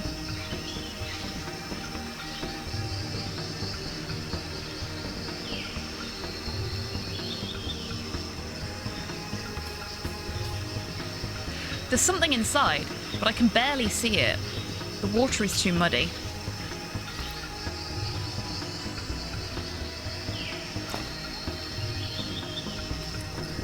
There's a saw inside. Okay, we got a saw. I wonder what we can use that for.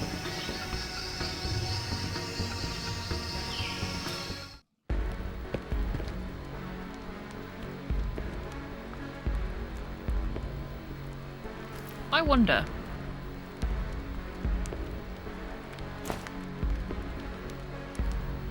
That's nonsense. Okay. I was thinking maybe we could offer the table something, but apparently not. Okay. So we need some fuel for the boiler, and we know we can get fuel inside the waterfall somehow, but I don't know how. Like, there's no option to go inside it, which suggests that we have to do something else first.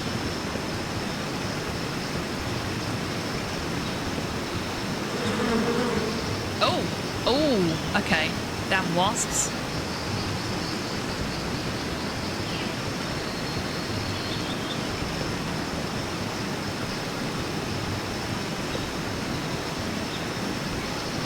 So I guess that's over there then. So we need to get rid of the wasp nest. The wasp nest. There we go. That was hard for me to say. Doing great at words today.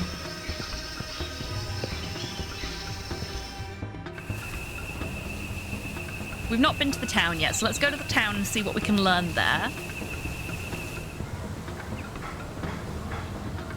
Had a laser thermometer and was looking at the air temp going into my turbo. It's 58C. And that compressor inlet goes past 600C exhaust manifold, which then gets excited adding another 70C. Somehow cool back down before it's going into my engine. In case how much heat... It's in case how insane how much heat soak is happening in just my car. Had one customer's car come into the workshop, which was completely factory standard, and the customer's complaining that the car felt down on power. Heat soak from the engine bay air had melted the plastic in the air filter, filled the engine with plastic. Oof. Insane. Yep, got you. Heat soak can literally kill engines. That's really scary.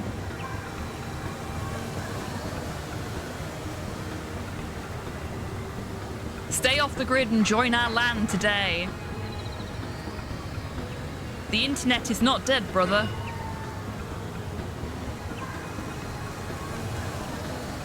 The internet takes you into the true future. Discover the vast potential hidden in our local network.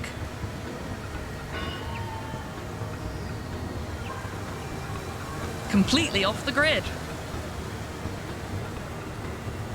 Reach new heights, new experiences. There's a whole world out there. Let the brothers of the old code take you. Exploring on a voyage and bring your keyboard to life.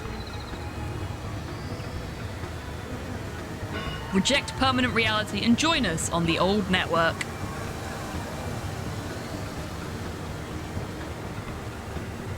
The internet lets you create your own world, with all the limits of its obsolete protocols. It's a vast jungle where you can find data, programs, video games. Wow, he's got quite the big pitch, doesn't he? Databases or magazines of any kind. Just do a search and you'll find whatever you like. F16, thank you for the hydrate. The internet puts you in touch with a whole lot of other people of the old code. There's a wide variety of humans out there. And they're all friendly. Now, all friendly humans on the internet? No, that's me taken completely out of this. You'll never be alone with the internet, that is true. Okay, I'm gonna stop reading his pitch and talk to him. The internet? Are you serious? Nobody gives a rat's ass about the internet nowadays. May your mouth fall silent now, stranger, for you know not of what you speak. But this time I will forgive you. You are standing before the Church of the Old Code, a wonder of the free world. The last bastion of the sacred cipher. Oh yes, now I understand. Be silent now. What brings you here? I had nothing better to do than visit remote places where the internet is still a thing. Man of little faith. Your tongue is sharp, but you are not here to be a troll. Tell me now, why are you here? I just arrived and I'm looking for the Cipher Master. Have you ever heard of him? Our master, the great master who changed everything. He lives in the forest. But you cannot just enter his house and speak with him. Only the members of the church have the honor to join him and connect to his hyper-reality.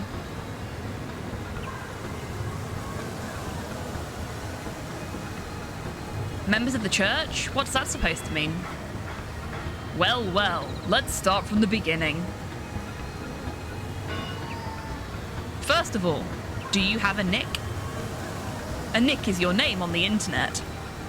In the past, we used to have nicknames. Nicknames? Nah, that seems fake.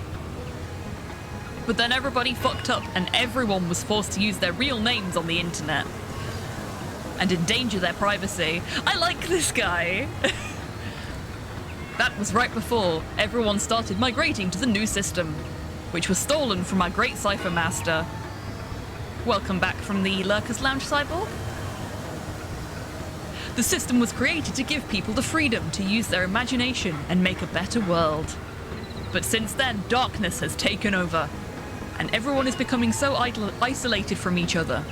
What system are you talking about? I'm talking about the permanent reality system. Anyway, let us speak once more of the old internet. You must tell me, what is your nick?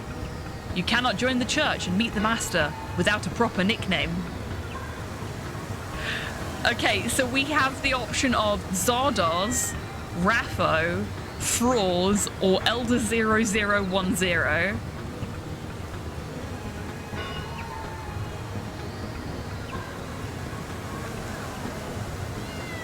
I'm tempted by Zardoz personally. So is Grox. Hey, Frankenstein, welcome in. I hope you're doing well today. Okay, chat has unanimously said Zardoz. 2Z seems legit, yep. Zardoz. Wow, what a lame one. Oh, fuck you, buddy. It's a great nickname.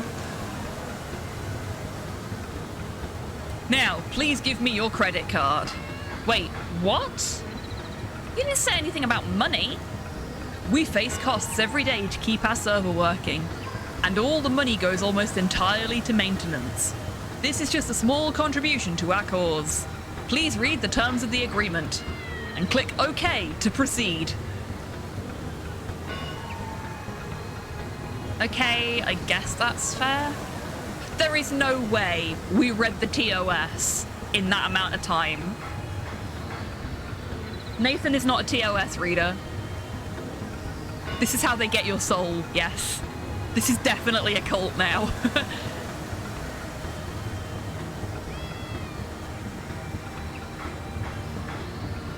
Here's my credit card.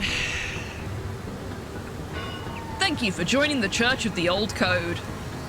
You'll have an unlimited access to our entire LAN for 1 month, including very limited access to the entire internet between 2010 and 2020.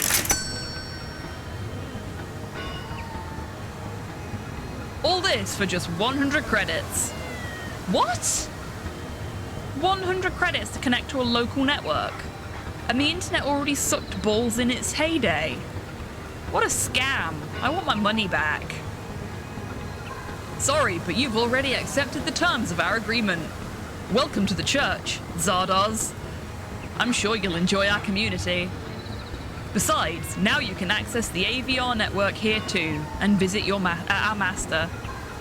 You just need to fill out a form at one of our terminals inside, and get your credentials so you can sync your headset. Damn, I got scammed. But at least I'll have access to the AVR now.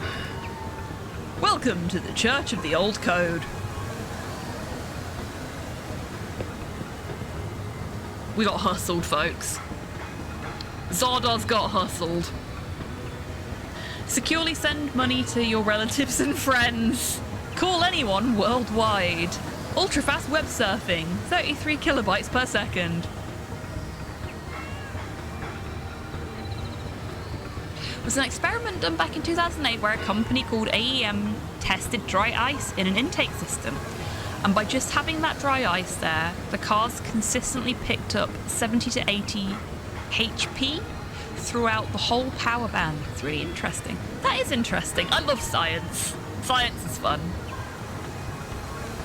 Come inside, we are open. There's a wide variety of humans out there.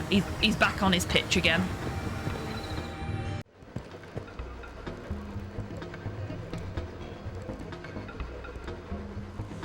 Oh man. Is that... was horsepower? Ah, that makes sense. It won't work for free. I think there was a Weeble in there.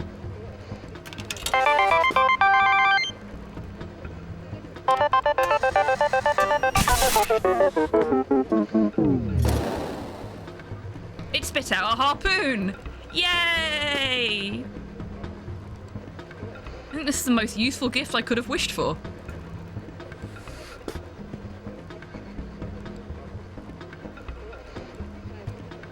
It's full of toys for kids. It's from a century ago, at least. Okay, so what characters can we recognize from in there? Winner! Yeah, we got the best thing. We got a grappling hook.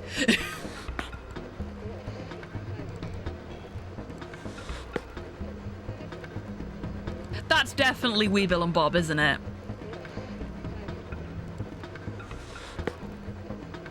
For anybody that remembers Mr. Weeble.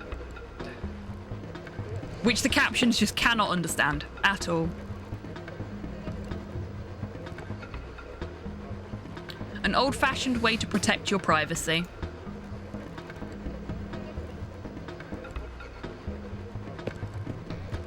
I like pie. There's somebody inside using the computer. It's an ancient ATX case. Nothing better than leaving this on the floor for hardcore dust collecting.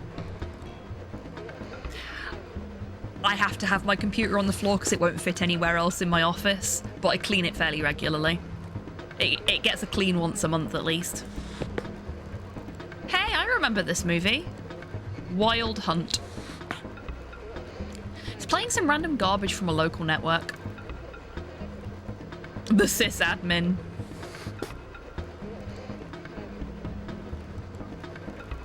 My augmented virtual reality headset isn't working here. How come? To access the network, you have to become a member and get your credentials from the computer over there. But my headset is working perfectly. I don't understand. Why do I need these credentials? Here in Nowaka, we have a separate network. The Cypher Master created it. Only members of the Church of the Old Code have access to it, as well as access to the entire old internet. I'm already a member. Okay, just log in at that computer over here to activate your account. Okay. I've just joined the church. Now, how do I connect to your network? Hello, Zardoz. Just use any of our computers over there. Enter your nickname and log in like everyone else. Sounds easy enough. Thanks, I'll do that now. And before I forget, here's your welcoming gift for joining us. This is an introduction to our creed by the one and only Holy Cypher Master. You need to watch it. It includes instructions for meeting the Cypher Master. Thanks, can't wait to check it out. Can you tell me more about this place? If you want to know more, ask the preacher outside. Oh, do I have to? Hey, Modhail, welcome in, and thank you so much for being subscribed for 24 months. Fucking hell, that's 2 years. Holy shit, that's 2 years. 2 years. How goes the day? The day goes well. I'm a little sleepy. And I am going to be hopped up on energy drinks for the rest of the day, because that's the only way I'm going to function. But other than that, I'm good. How are you? I hope you're doing well. And again, thank you for that 2 years of support. Doing a hecking lazy today. Yeah, I am kind of doing the same, though admittedly, I'm doing a hecking lazy on a stream, so... Definition may vary. I'm just a system op. Okay, so that's all that they can tell me.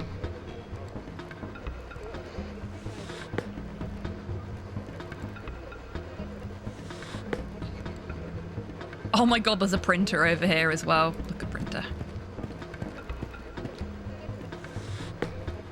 An old dot matrix printer. I've never seen one this big.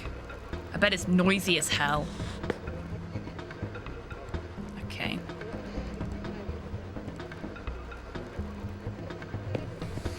I guess we have to open the curtain first and then we can... Yeah, there we go. Great, the OS is updating. This is gonna be slow, I bet. Let's talk to the Netrunner and see if we can, Is this gonna take a long time? I would like to use the computer. Just 5 more minutes. There's somebody else using that computer already. Okay, that's just 3 more minutes.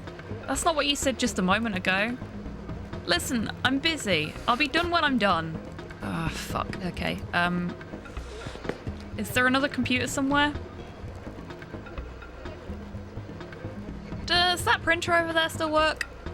It looks like a relic. It sure does. I use it to print my artwork. That's interesting. So you're an artist? I used to produce 3D assets for video games. That was before my job was taken by some AI with creative algorithms. And we're back to shitting on AI art again. Fuck yes, that's what I love to hear. I hate the fact that she's lost her job though. Like, it's not a good Asimov movie, but it's a reasonable movie. iRobot has a line in it about, well, a scene in it where the main character describes an advert that he wants to see for the big corpo he's been assigned to investigate a case for, where a master craftsman makes, I think it was a chair, lovingly carves it out of the wood, polishes it and sands it and everything, and then one of the big corpo's robots comes in and makes an identical chair in half the time, and the protagonist says, and then will come up on the screen, name of the big corpo, shitting on the little guy. And that's what I think of every time I hear something like that. Hey, Eagle Mustache, welcome in. I hope you're doing well today.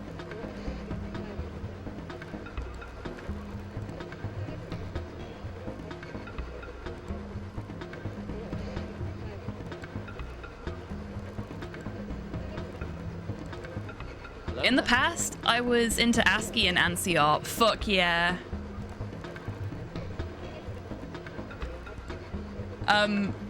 So I did a lot of research into ASCII and ANSI art when I was doing my degree, because I wrote my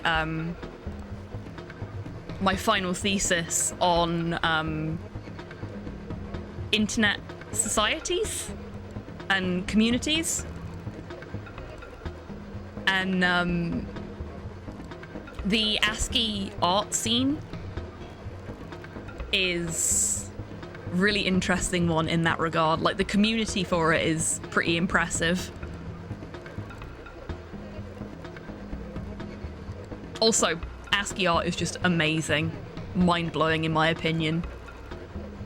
It takes a lot of skill to be able to place the right symbols in the right places to make something look the way you want it to. Because it's not just a simple case of, I'll put a pixel here, I'll put a pixel there. You've got to think about all the white space and everything else as well, and how the size of different symbols is going to affect where other things are positioned later on. It's neat. Similar to technical drawing, it requires a certain amount of maths, and I appreciate that in an art form. You know, art made using old computer systems? Text-based graphics, basically. Wow. I never expected to meet somebody who's still into that style. So do you have anything you can show me? I'm really curious. I'll print you one of my ANSI works. Hang on. Oh man, that is loud. Very accurate. Great, I'll check it out.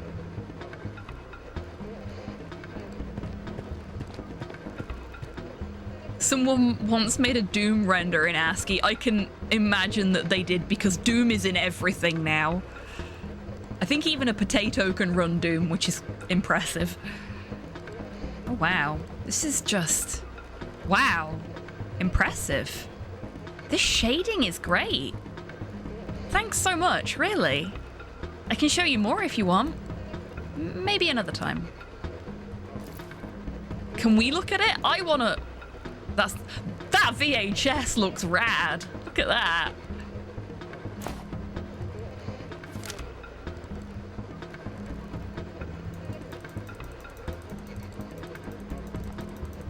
Oh, wow. Check that out. Very nice.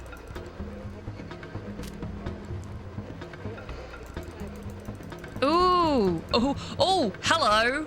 Hello. We need this. Yes, I have seen Doom running on a pregnancy test. Seriously, they can get Doom to run on fucking anything. It's amazing. Okay, so we need this. Tabby said earlier that those riddles that the Techno Ghost was giving us sounded like math problems. And hey, look at that. We now have hex codes for all of the symbols that it was giving us.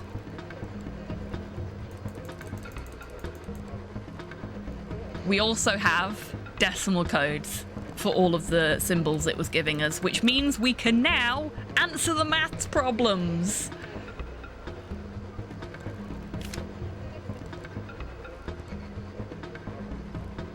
Hex codes, you say? Sounds like witchcraft. Oh, it is. It is.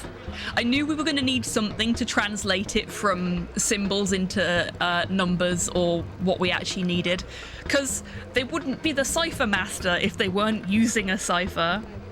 Computer programming is totally witchcraft. It really fucking is. And on some, in some situations, it's also necromancy.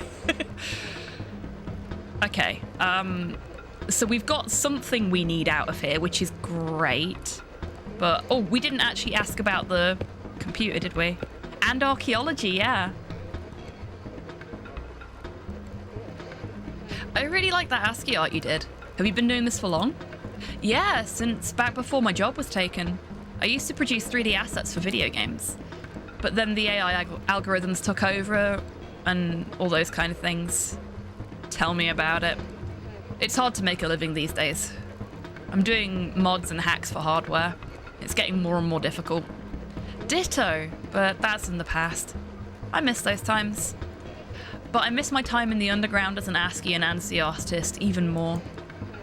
I also have great memories of my time spent on IRC, chatting with my group members.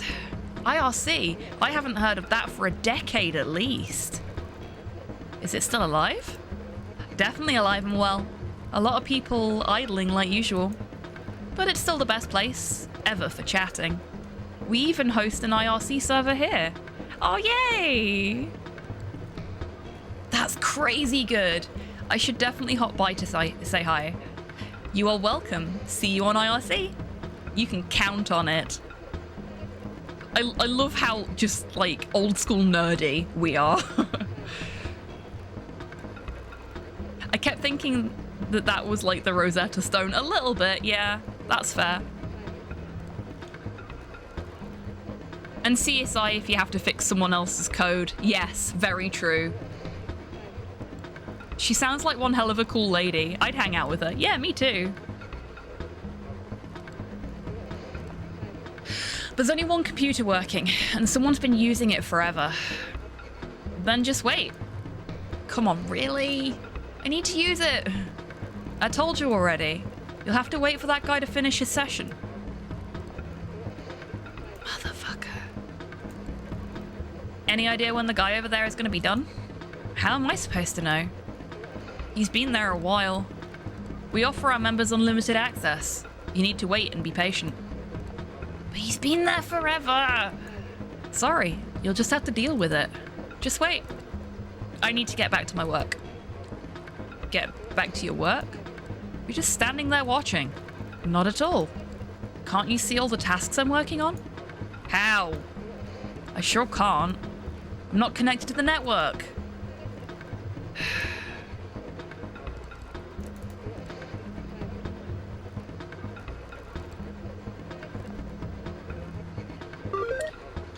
Well,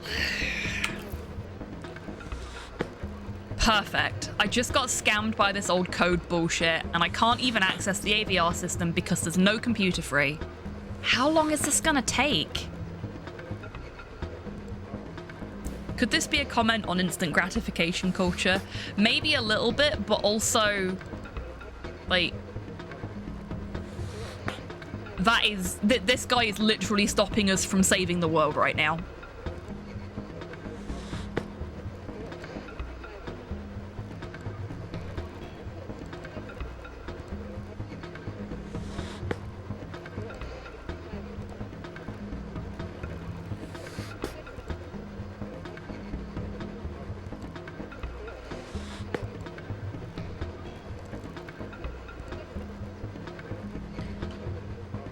A stash of Akpateshi liquor.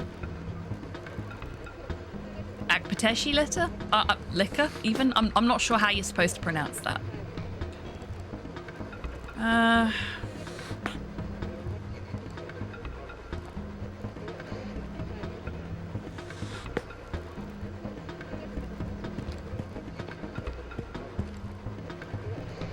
Okay, we're not enough of an arsehole to do something like that. We'll get our girlfriend put on the most wanted list, but we won't force somebody out of their private computer bay.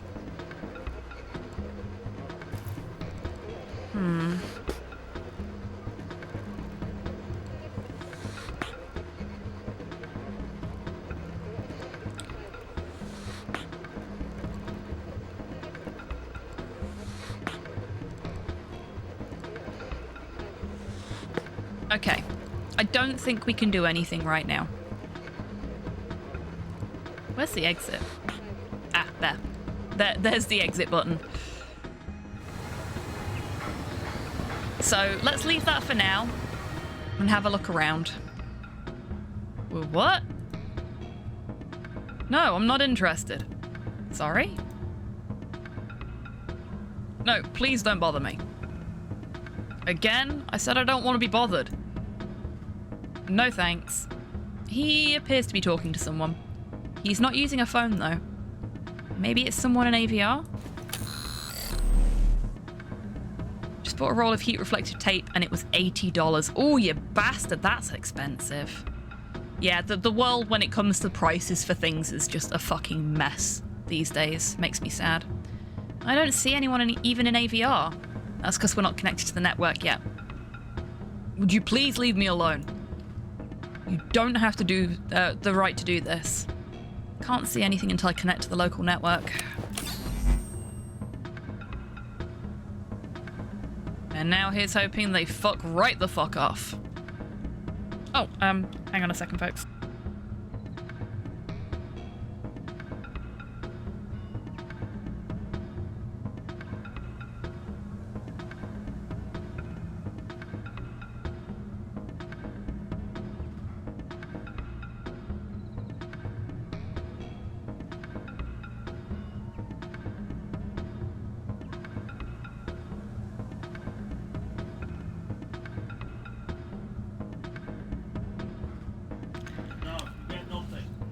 Sorry about that. I had some clothes that I'd put to one side to take downstairs, and Porthos has dragged them over to his bed in the hallway and turned them into additional bedding. So Slow was just asking if I wanted him to take them downstairs for me, so that Porthos can't do that anymore.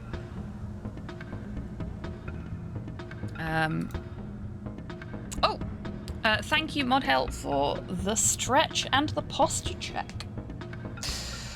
Oh, you bugger. Actually, I really needed that. Nice. Oh, and a hydrate as well. That is a Meat Mecha Maintenance triple combo. Thank you very much, Modhel. Oh.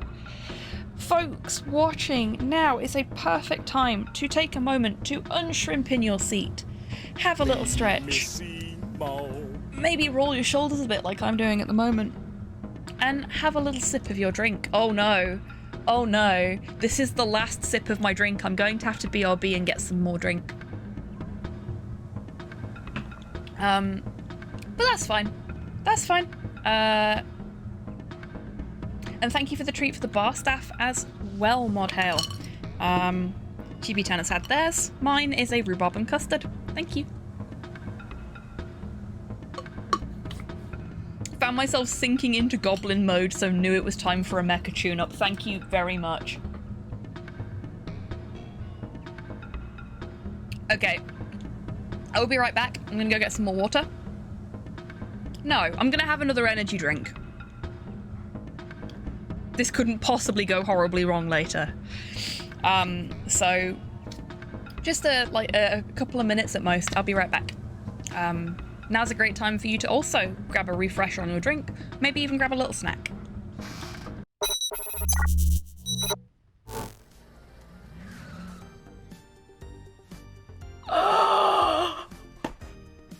They're gonna make another one.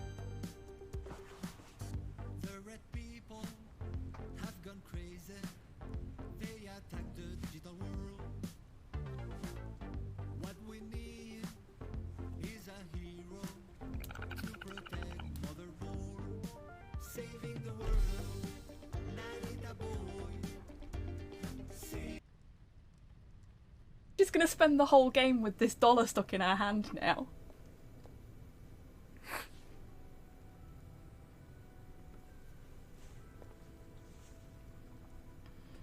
You can't have me lucky dollar.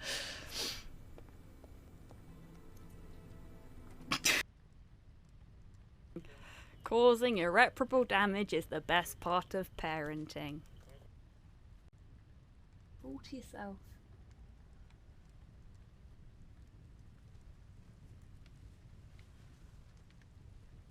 My challenge is to do 15 totems, and I did 0 that last game, so Sorry. not good enough. I'm back. Instead of doing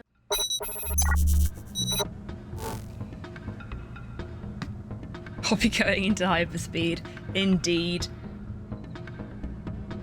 I actually went for a hydration drink instead of an energy drink this time. So no caffeine in it. But it tastes nice.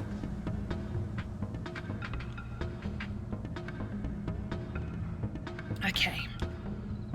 Hey, who were you talking to? Sorry man, this AVR spam is getting worse every day. Can't work in peace. Spam? I didn't see anything. Are you crazy? No, I can't connect to the local network. Oh, well, let me work in peace now. Yeah, that's fair. The mechanic in town doesn't seem to like AVR advertisements very much. His dog is really cute. That makes me think of Jay. We always wanted to get one, but our apartment is too small.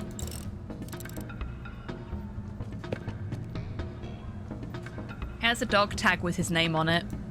Misfit. Hi, Misfit. Misfit barks when you say his name. Misfit. Good boy.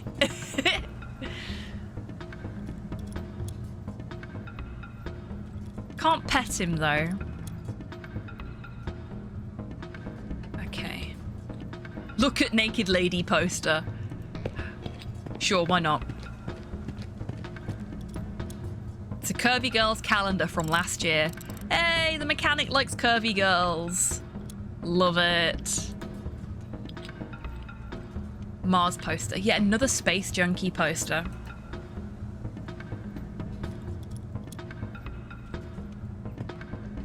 We're gonna... Don't touch anything. Okay, we cannot steal his paint bucket. What are you trying to do? We literally cannot do anything in here. We need to distract him. We need to trigger some AVR spam for him, I think. A fuel pump? Okay, so once we've got a means of collecting fuel, we can get fuel from the fuel pump.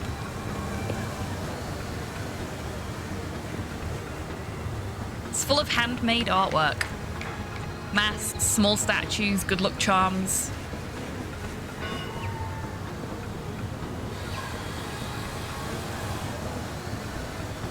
This village is really nice. How's life around here?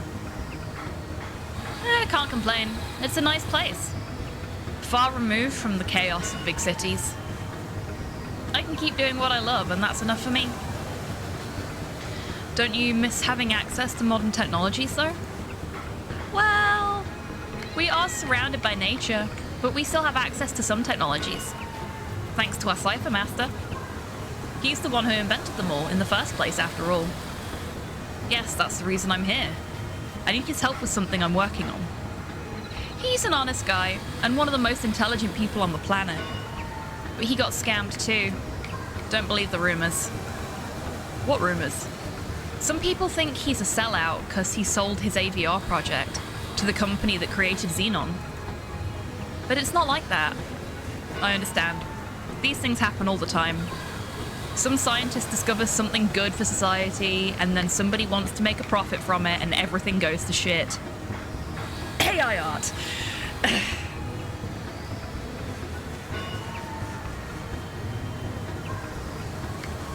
I feel like this game may just be a large meta commentary on that one specific thing. And I'm here for it. I'm 100% here for it. Exactly. History repeats itself all the time. That's why I'm happy to be here, away from that kind of mindset. Here, we are free to live as we want for real. Exactly, Modhail. To express ourselves instead of having our experiences optimized by some algorithm. I'm totally with you about that. I already love this place. You've got some very nice statues there. Welcome to my wood temple, stranger. I can create any statue for you. Just give me the plans for it. Are those all handmade? I mean, are there still people who buy handmade things? With all the 3D printers around? That doesn't matter to me. I survive on the fruits of my labor and unemployment. These express my art. You'd be surprised to know that tourism in the real world hasn't died. And sometimes tourists help by buying gifts from me. Oh, that's good. I'm glad. So what are you working on at the moment? My headset is full of new ideas I'm working on. Soon you'll see. Is that cat always around here? Is it yours? Nope. It's not mine. It's a cute cat. But sometimes it gets upset and scratches my artwork. Especially when it gets nervous. It's got something going on with the mechanic's dog. They must not like each other very much. Most of the time it just hangs out on the roof here.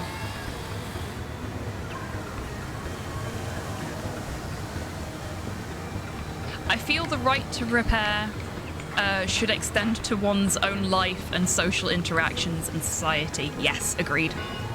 One of the companies my dealer sells for is Mazda, and they visit randomly with very little warning, usually fellow dealerships.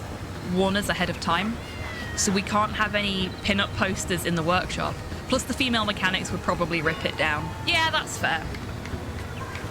Like, I mean, some of the female mechanics may appreciate a nice pin-up poster, but the cat is an art critic. Bravo. But yeah, I can appreciate in a more official setting, rather than, because that seems like a mom and pop kind of garage, you know? I can appreciate in a more official, more formal setting, that kind of stuff probably doesn't happen, for obvious reasons.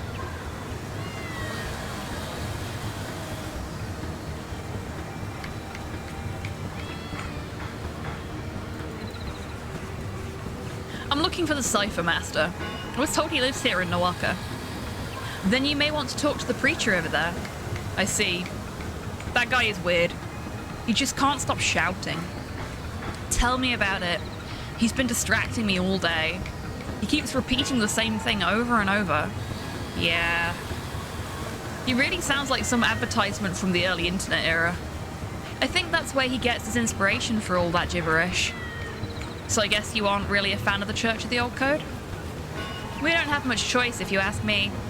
We all need to connect to the AVR network. And I have a lot of respect for our Cypher Master. But I'd gladly avoid being bothered all day by that dude. Sillet bang preacher a little bit, yeah.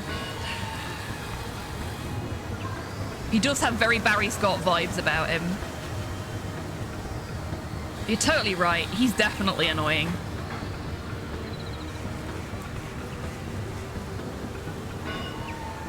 So the preacher may be shouting about Nigerian princes and penile enlargements all day. Thankfully he hasn't.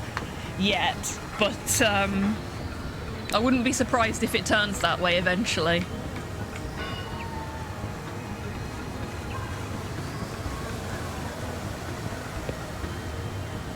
A very odd Guru mask. Wait, do you know who the Guru are? Nah, I only read the label. Or read the label. The Guru are a spiritual people, the first ones on Earth to experiment with VR. Is that why the guy here has a VR headset? Yes, it's a tribute to the very first VR technology. It ran 8 frames per second. They built large totems and installed Lorraine 500 computers inside them. They would take drugs and experience VR while praising the totems. They were enlightened. Thanks for the explanation. ShamWow, literally and figuratively, yes. Wanna buy the mask? No thanks, I'm too afraid of the 8 frames per second thing. Nice kitten. Hey. Why did you do that? Do what? You made me lose my concentration. I was so relaxed and you ruined everything. What do you want? What are you listening to? You mean before you interrupted me? I was listening to ASMR sounds. Oh, I see. I think I tried that once, but it didn't do much for me. It doesn't work for everyone. It depends on your mood. Especially when nobody's spoil the moment or interrupt the flow. I'm sorry. I didn't know. I thought you were just listening to music. Okay, no worries then. Anything else? That was nice. She was mean to us and then and then when we were like, I'm sorry, I thought you were just listening to music. I didn't mean to. Aggressively shouting mean rhetoric. Yeah. Bravo.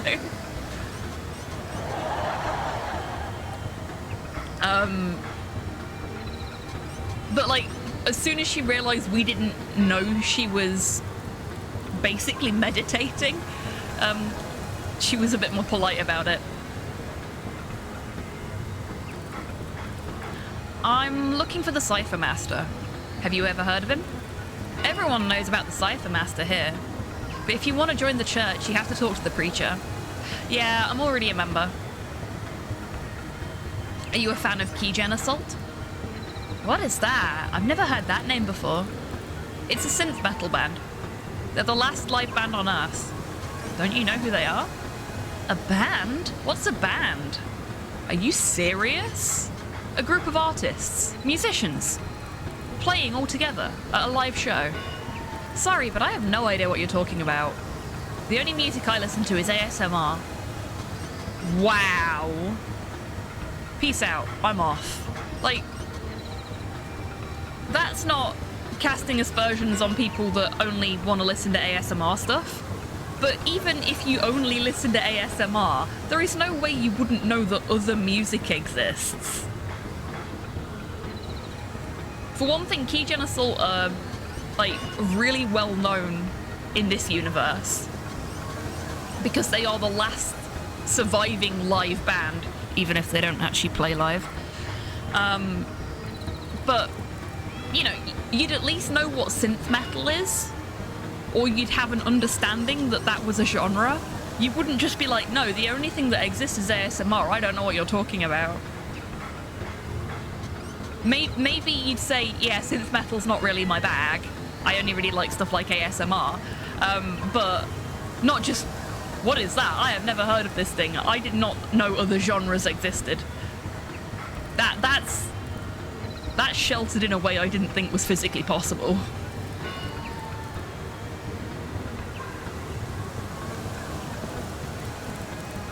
What the hell are you working on, kid? Looks dangerous. Stay away! This is for my school project. Fucking seriously? This is dangerous. It's a power blaster cannon. Are you saying this is some sort of cannon or something? Yes, of course it is. It won't do any harm unless you have some huge energy source. It projects a light beam that gets gradually brighter. Interesting. So it's more like a portable lighthouse. Exactly. It's inspired by a weapon used by a comic book character. Which one? I'm a big fan of comics. It's so obvious. It's the Laserman 3000 volts. Or Vs? I think it's volts. Ultimate weapon. His energy is so strong he can obliterate an entire person with a single beam. Ah, so now we've learned something about Laserman. Maybe we can have another conversation with the drummer in the tour bus? Chekhov's lighting projector? Potentially, yeah. Like, really, a point-and-click adventure game is just a series of Chekhov's guns on display, isn't it? A well-written one, anyway. Is this what you're up to with this school project of yours? Laserman 3000 volts is just a comic book character. Mine is more like a nice flashlight. Okay.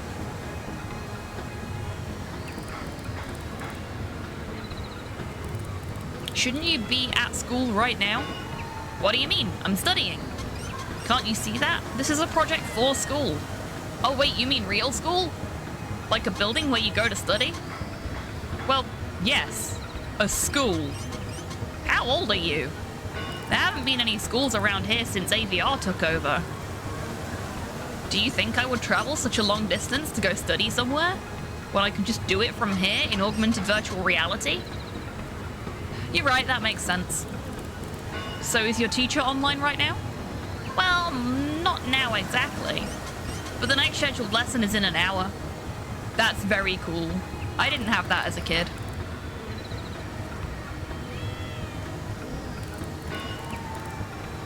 This looks pretty technical for a kid like you. I hate that sentence.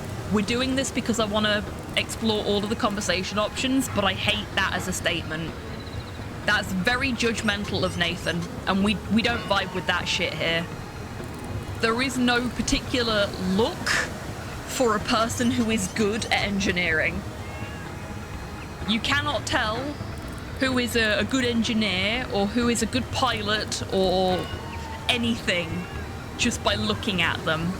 And it's very ageist as well, because I'll guarantee you what Nathan is assuming there is because this is a kid. He is therefore not smart enough to have built something like this. I have met some really fucking smart kids in my time. And I have met some kids that could absolutely, at this sort of age bracket, build shit like this if they wanted to. I mean, look at Elon Musk. He's a fucking idiot. Yeah, exactly. I mean, he looks like a fucking idiot as well, but... He's got this sort of vacuous expression on his face at all times.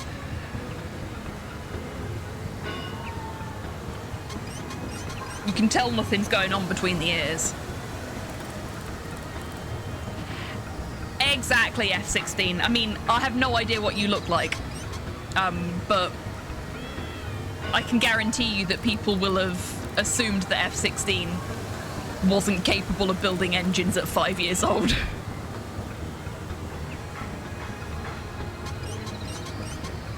Yes, the cat noise is coming from the game. There is a cat up in the left-hand corner.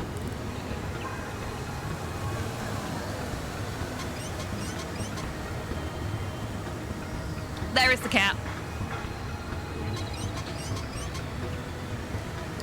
This isn't even my most complicated design. I'm also designing a new hardware upgrade for my grandmother's artificial heart. Oh my god, this kid is a fucking genius. I'm doing it as a gift for her birthday. Oh, wow.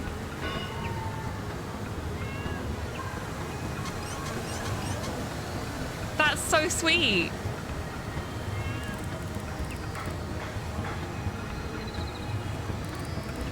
Happy birthday, Grandma. This year, I'm sorry, all I could get you was improved heart function. That's really sweet. How does it work? It's simple.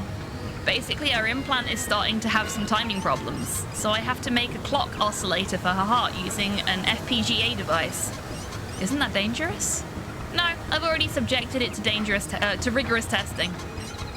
How do you test such a thing? I used it to overclock my portable gaming console, and it worked. I see. Should be safe then. Yeah, I can't wait to finish it. She'll be really happy. I like this child.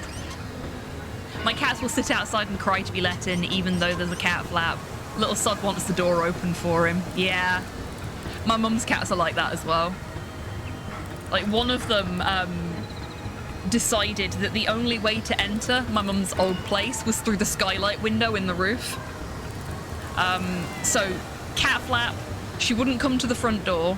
You had to go upstairs and open the skylight window if it wasn't already open, and then she would come inside. I must descend from on high, says the cat. Just put a bunch of veg, chilies, chili paste, Korean stuff, kimchi, and garlic in my super noodles, and sweet Jesus, it works. Really? Very nice. So you're a big fan of Laserman 3000 Volts then? I sure am. I'm also collecting all of the physical releases. I still need one version of the toy to complete my collection. When he channeled the sun's power into his light beam, his suit was all black like antimatter, and his chromium shield protected him from incredible heat. Wow, sounds epic. Do you know about the comic Laserman 3000 Volts? Of course. I'm a big fan of everything Laserman 3000V. I'm just going to go back to saying V, because I'm feeling lazy. I've watched all of the TV episodes too. They adapted every single issue into a TV series, and it's awesome.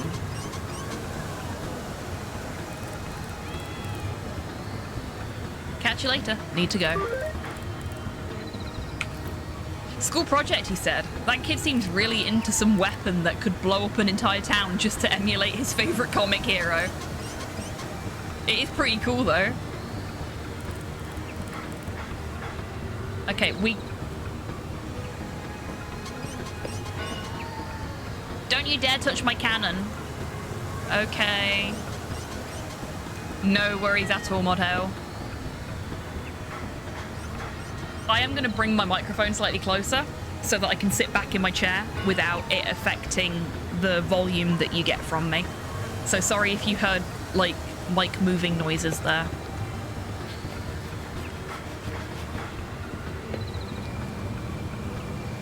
I need a container for the gasoline. We do need a container for the gasoline, but...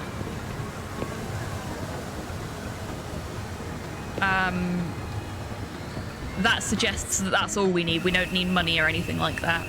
Let's go back to the jungle.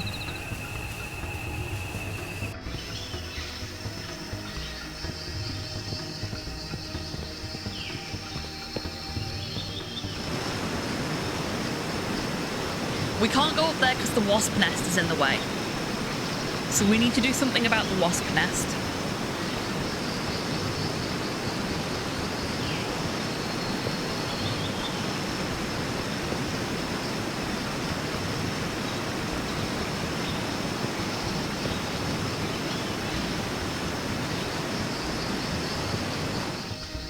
But what I'm going to do is I'm going to go back to the hut because there's a tape deck in here.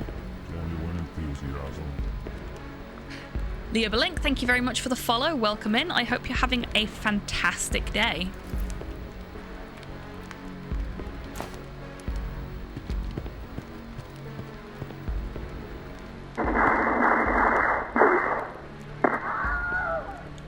Wilhelm. Nuts. There must be something wrong. Cool. Boom. It doesn't look like an introduction to anything at all. Looks more like an over-the-top 80s movie. Maybe the original video has been overwritten. Oh dear.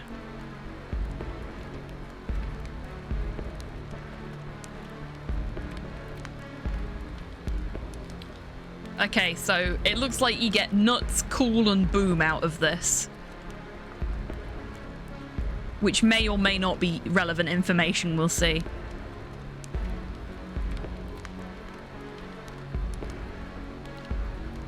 I'm gonna write them down just in case.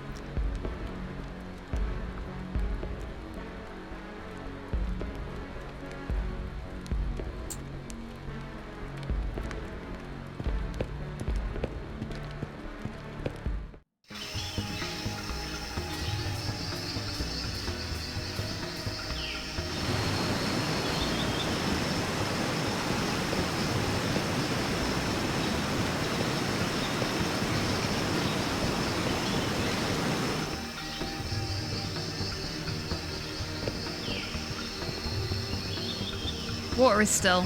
There are some fish swimming in it. I wonder if we can fish from here.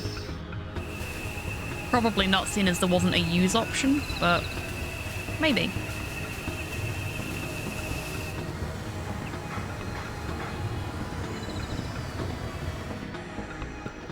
Okay, let's go and talk to the sysadmin about our welcome video being balked and see what she says. I watched the VHS, but it's not an introduction to anything at all. It's a goddamn over-the-top movie.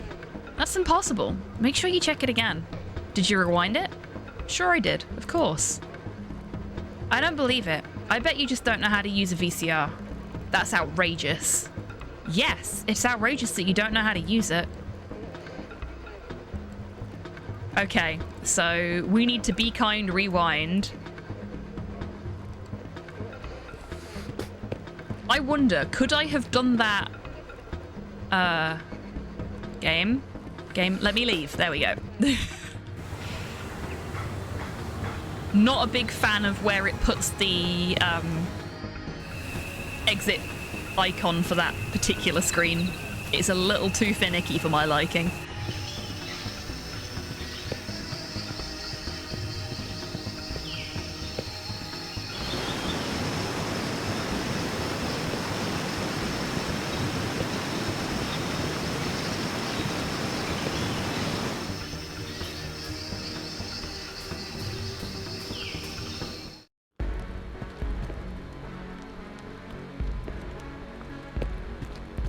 Hey, Fart Bubbler, welcome in. I hope you're doing well today.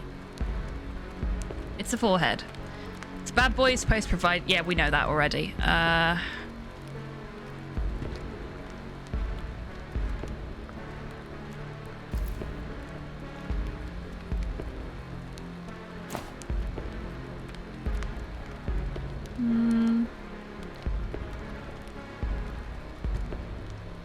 There's no power switch. Looks like this device has been forced to stay on all the time. There's no option to use the VCR. So I now can't get the tape back out.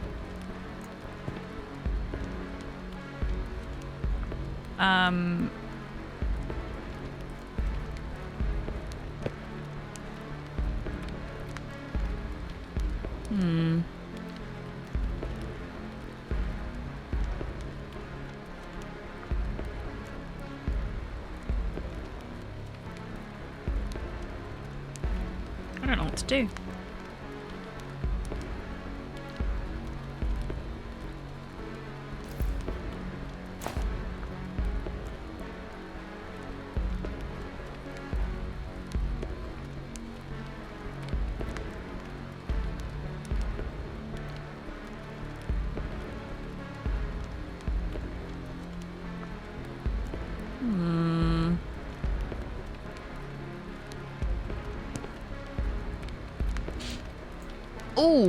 Oh, can I? No.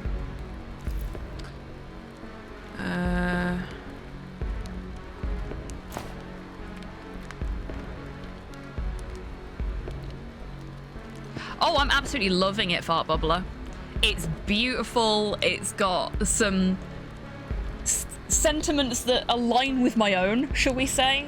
The music's great. Nathan is basically just cyberpunk George Stobbart, so he's not the greatest point-and-click protagonist ever, but he's certainly a point-and-click protagonist of all time.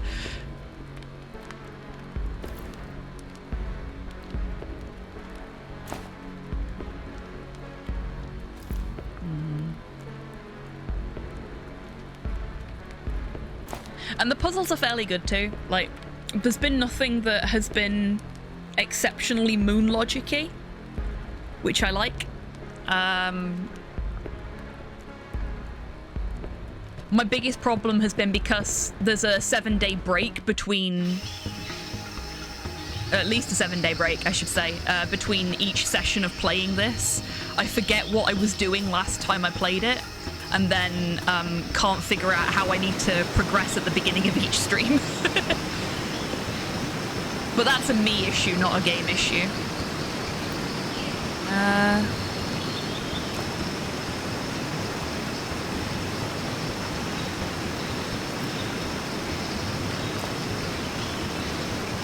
What a nice DIY climbing device. A bat harpoon.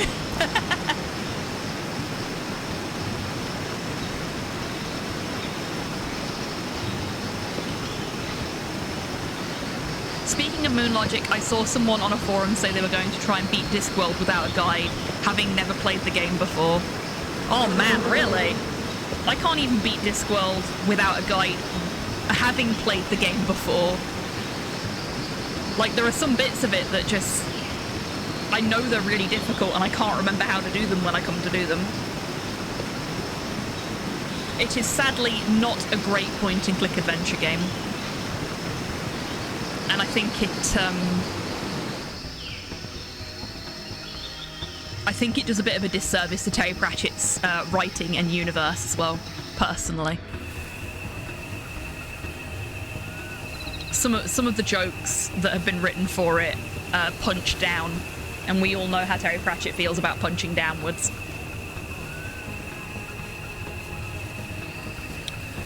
Okay, so the VCR is stuck in the tape deck. Oopsie. I'm thinking perhaps we don't have enough information yet to do anything else here. I might be wrong.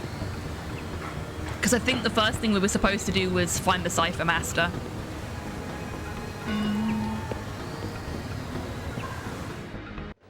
But until this bastard leaves, or this finishes updating, we can't use the AVR that's here. Just a little more speed and the light bulb will fall on our heads. We can't use the fan though, so...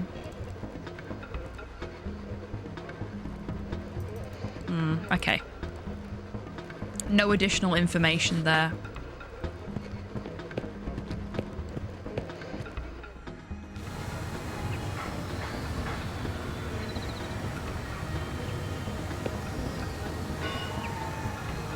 Okay, we've got lots of additional information with this guy. We don't have anything to collect fuel with at the moment, F-16. So there's a bucket in the garage, but we can't pick that up because the mechanic won't let us, so we need to distract him first. I think we need to either distract him with some AVR spam, or probably the easier solution is to piss off his dog, but that involves getting the cat into the garage somehow, and I don't know how to do that.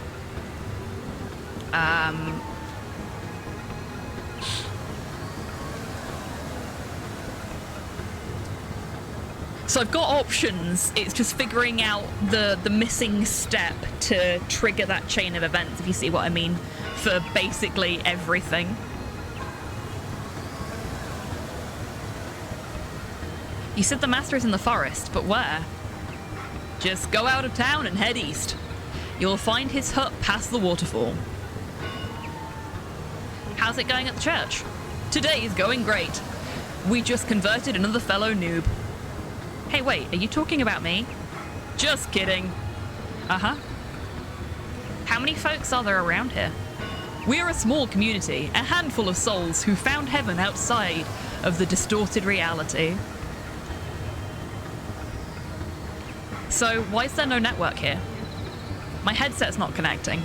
Of course there is. Did you register inside already? No, I didn't. What are you waiting for then? Just use your credentials and activate your account. Okay, so that's literally all we can talk to him about.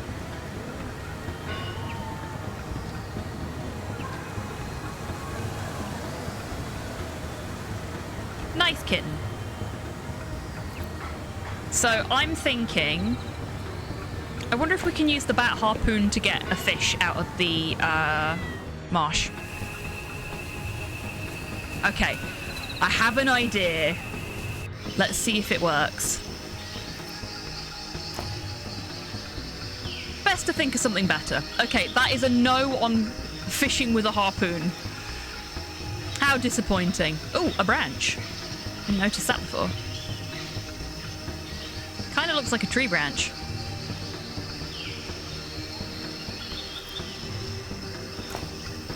We have a saw.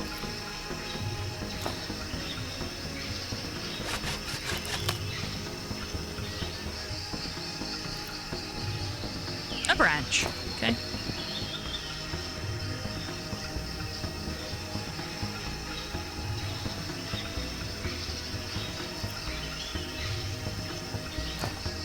Not going to work. Okay, so we can't do a makeshift fishing rod like that.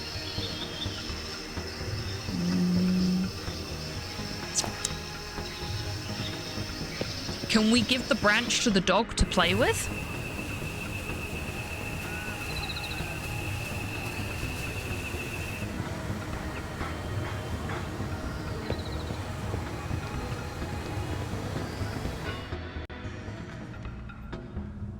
He's on a leash, so it might not work.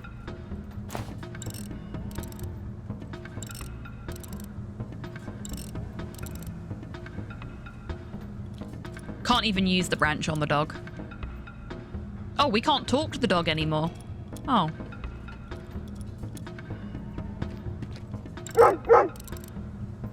Calm down. Good boy. Okay.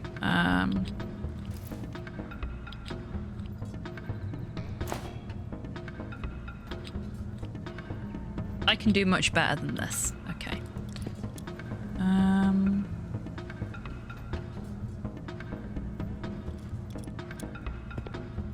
It's keeping this bad boy in his place. Okay. Doggo! Yes, this is Misfit. Misfit is a good doggo. I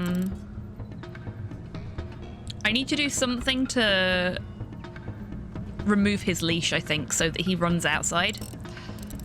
I woof him. Me too. He's a good boy.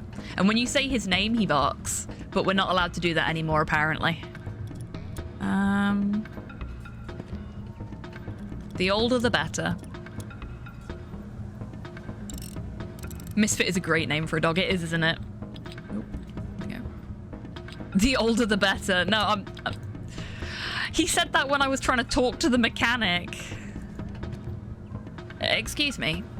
What do you want?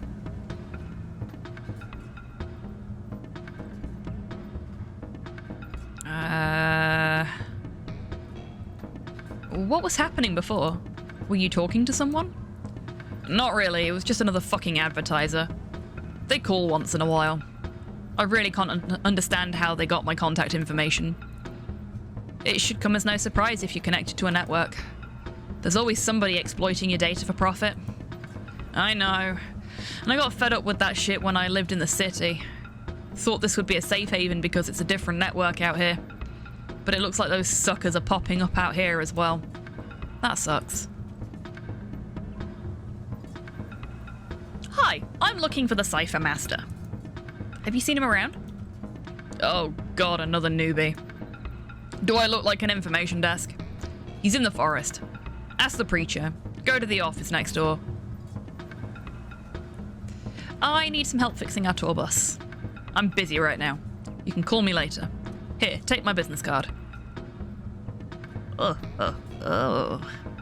Send me a message and I'll take a look at it when I'm free. Okay, thanks. I'll contact you soon. See you later and have a good day. We're going to make sure he has a bad day because we are terrible people.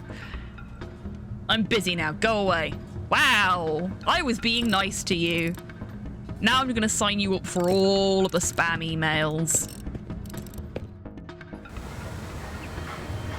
Okay. We have lots of options here.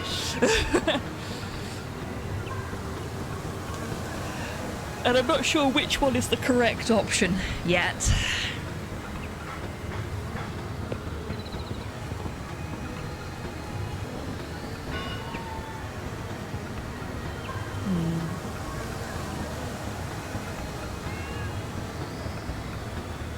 I will take your word for it, F-16. I am not very good at cars, as has been previously discussed. It looked pretty, though.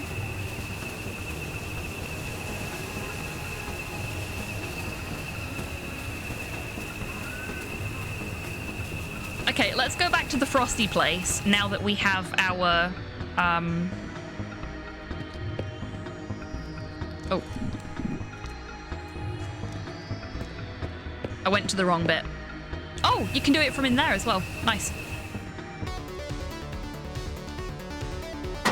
Yeah, let's go back here and see if we can do anything here now that we've got more info.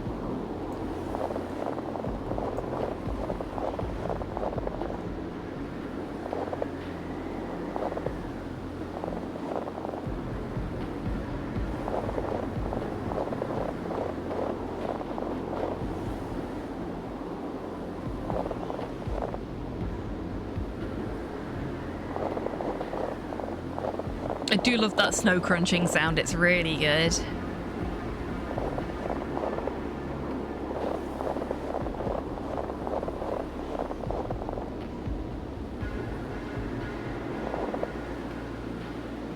Huh.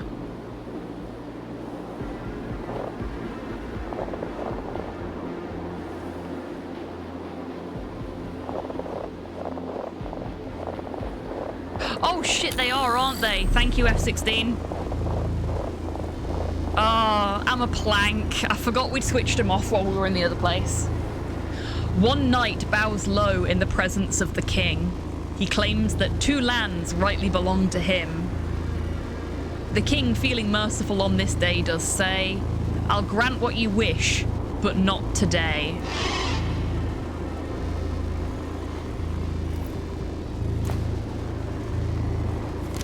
Okay, so we've got a knight in the presence of the king, so that's 2 people.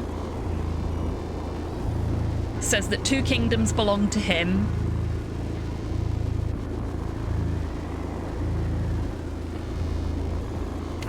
Oh, that's how we do it.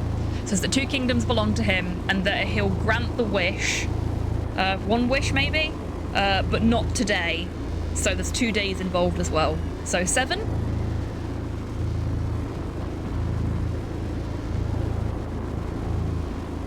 The dot.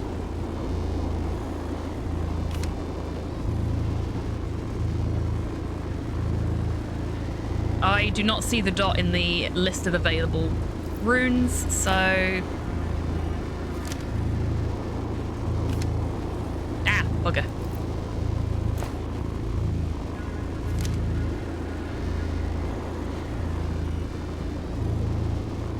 Oh, done it again. There we go. Spade, I think that's supposed to be.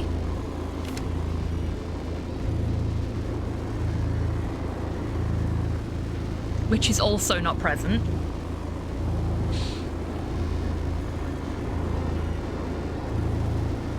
Okay.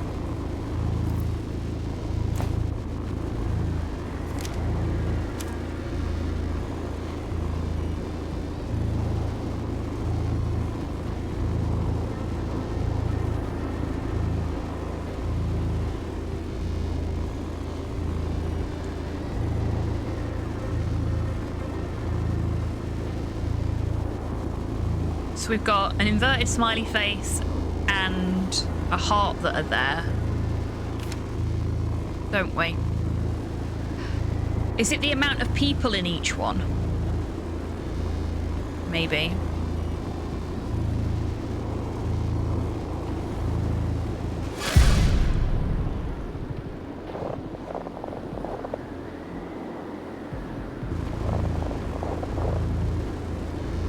Did that work? 6 bottles full of whiskey in the cellar. 1 burglar breaks inside and steals them all. He drinks up all of them when he finds shelter, and pass away the night all drunk for good. Okay, so...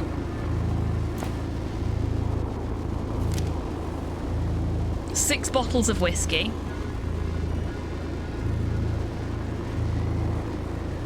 One person.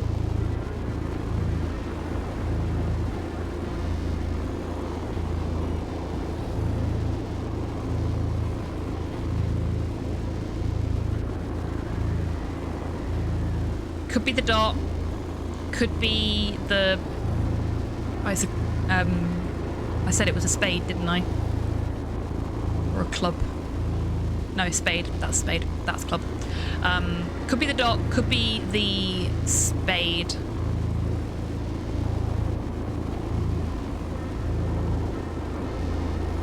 Could be the smiley face.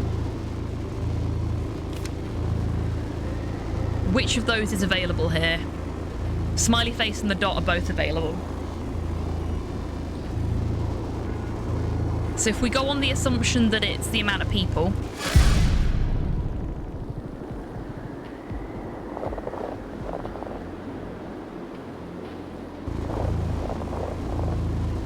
see what happens.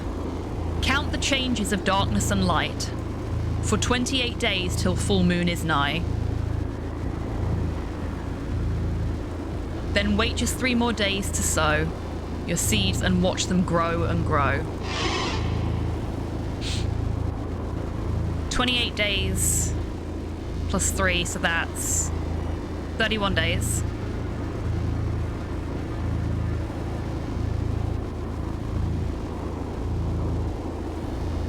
So 62.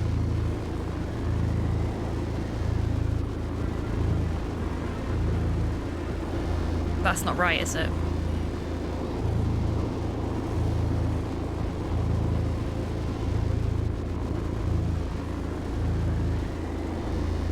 It changes from day to night 31 times. 32.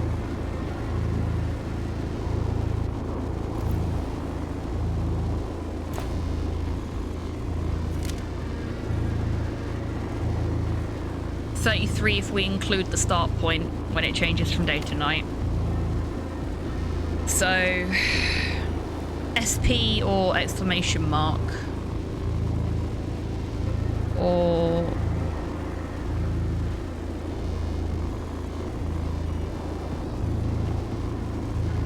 a downwards pointing triangle.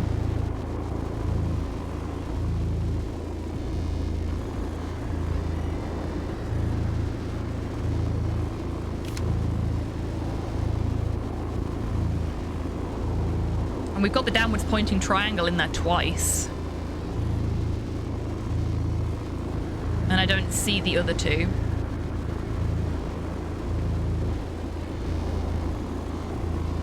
So, try downwards pointing triangle. I wonder why it's in there twice. Downwards pointing triangle sounds like a really advanced yoga pose. It does. It really does. Bollocks. Guess that's a no. 5 bottles full of whiskey in the cellar. 1 burglar breaks inside and steals them all. He drinks all of them up when he finds shelter and passed away the night all drunk for good.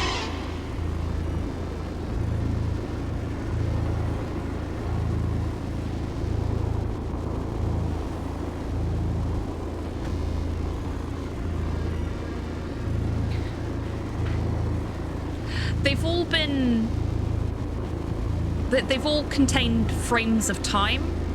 So maybe it's not the amount of people, maybe it's not a simple case of adding everything together. Maybe it's just the amount of days or nights or both involved.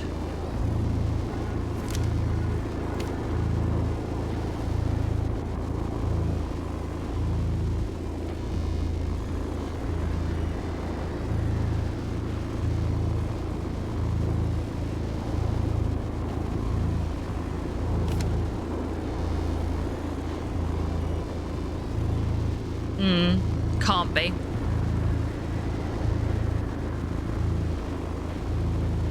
Not in this case, at least.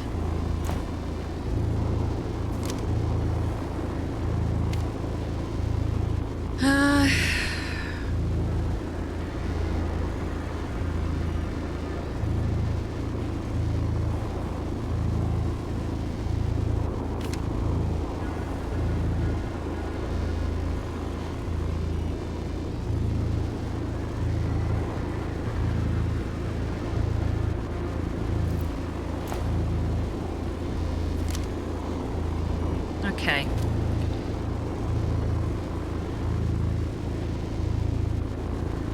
Five bottles of whiskey in a cellar. 1 burglar. So we can look for the club, we can look for the spade. could look for the smiley face for the amount of days, or dot. I don't think any of those are in here though. Oh no, the spade is, so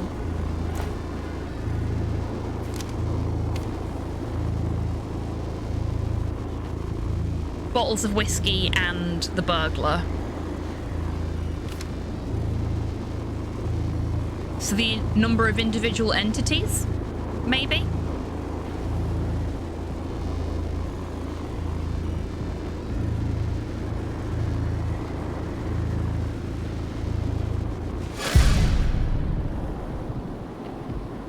Oh, okay.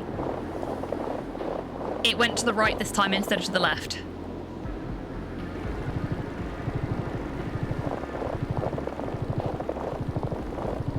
That looks promising. Vast schools of fishes swim round the lake. The fisherman arrives and soon start their day. By day's end, 39 fishes are all they get, while 4 manage to escape the net. Okay, so we don't know how many fishermen. 39 fish, 4 escape the net. Is it that 39 fish is what's in the net at the end of the day, or that it's 39 minus 4? Like F16 says 35 there. So is it 35 or is it 40?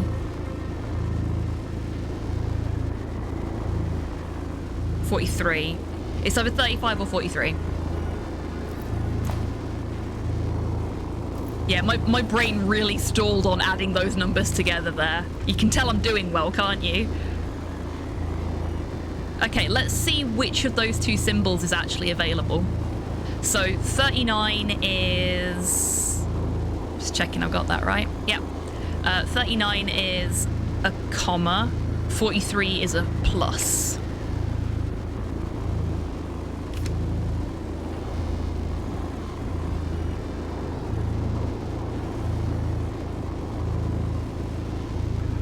Uh-oh. Neither of those things are here.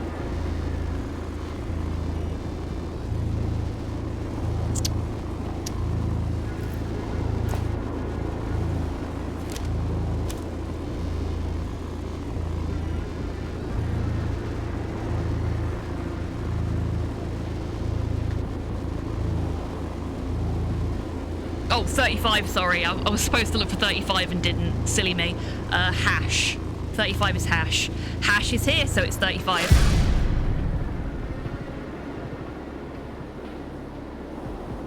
And it went to the right again. Okay. We have figured out the conceit of these maths puzzles.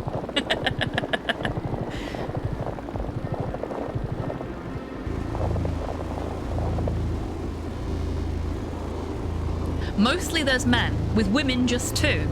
Okay, so there's 2 women. In every corner, the towers stand true. Dressed in white or dressed in black, fighting each other atop the deck.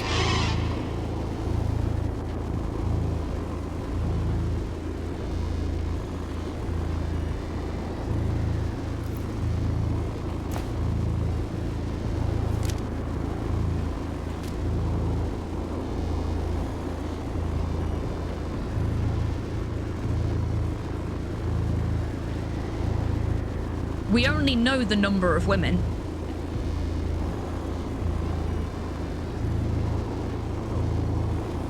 What the hell does that mean? Yeah, I know. We only know the number of women, but that isn't a symbol that's available to us.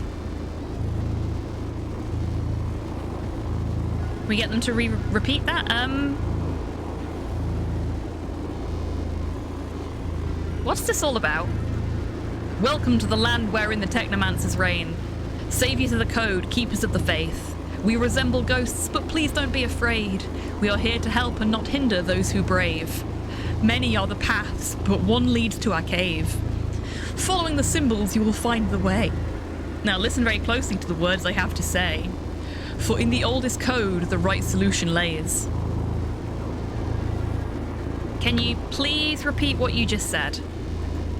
Mostly there's men, with women just two. In every corner, the towers stand true. Okay, so we don't know how many corners there are. We can assume it's 4, because it's usually the 4 corners. It's a common phrase, but that doesn't necessarily mean that's correct. Fuck it, we ball go with 32. Dressed in white or dressed in black, fighting each atop of their deck. Is it something to do with dressed in white or dressed in black, 2 women? It's a chess set! It's a fucking chess set. It's how many chess pieces there are.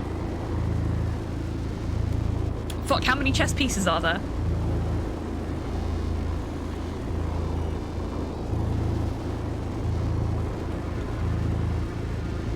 $32. Thank you, everybody.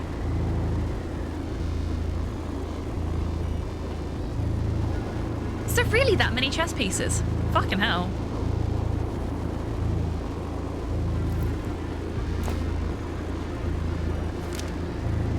Oh, that was a really good riddle. I like that one.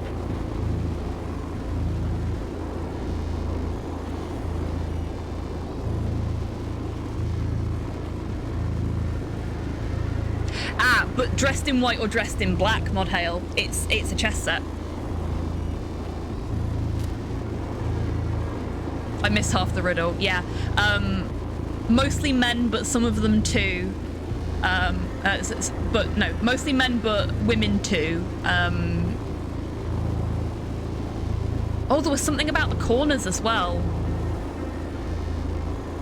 It couldn't just be... No, it can't be the rooks.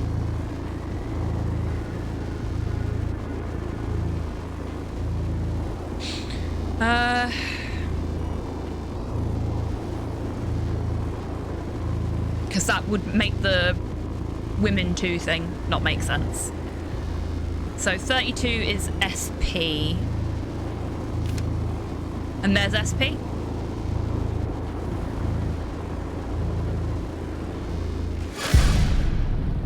Yay! We're big thinking today. Well done, everybody.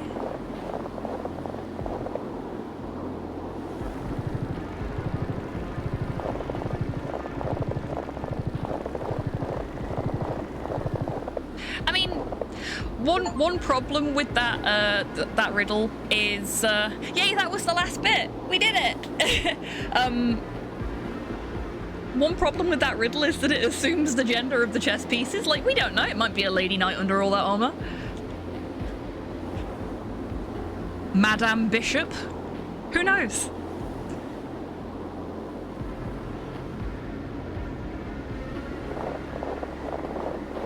Scandalous thought. Maybe the king is actually another queen. Just, you know, can't move as far.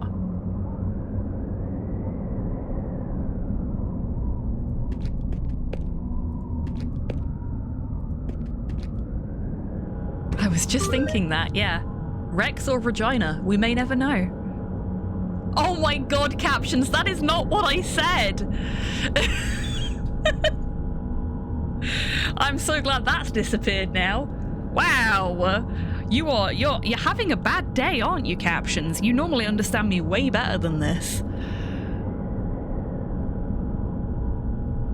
I looked over just in time to see it, which is like, oh shit, no, that's not what I said. I didn't say that. This is a lot of power. A lot of pipes. Wow. Someone built a heating system here.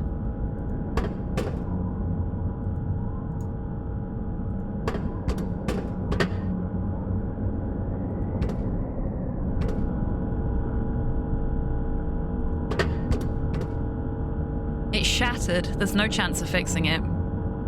Someone has been laying pipe. But also...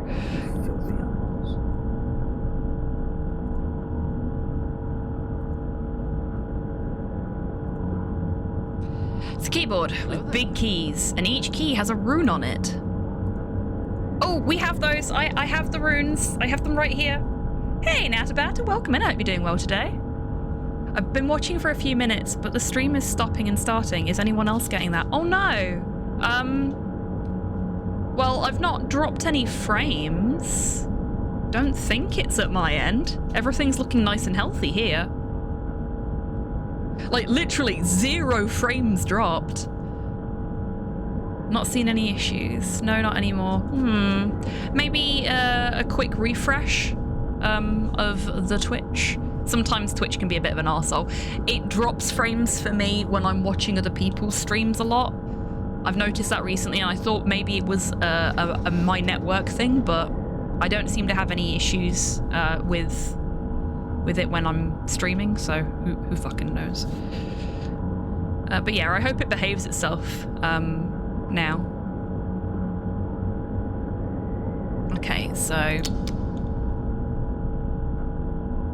this is a 4-rune system. Do we have anybody that can translate Norse runes in chat that can tell me what I'm typing into the keyboard?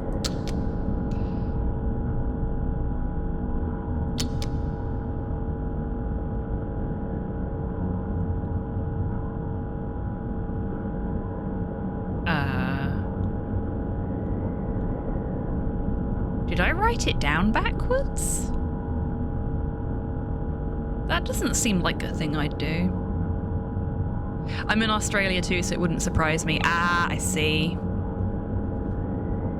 Aussie internet is ass. Right, okay, yeah, that might be it then. Like, I nearly took a job in Australia doing network stuff, because there were loads of jobs for that a few years back. Dropping quality and seeing if that works. Fingers crossed for you, Natabata. I can, and I have to ask, do you kiss your mother with that mouth? Not so much now I'm older. We're more of a hugging family. Cool. Glad to hear it now. If it was in Latin alphabet, I might be able to understand it. Can you actually, Soup? What are we typing, if you can? Because I'm intrigued.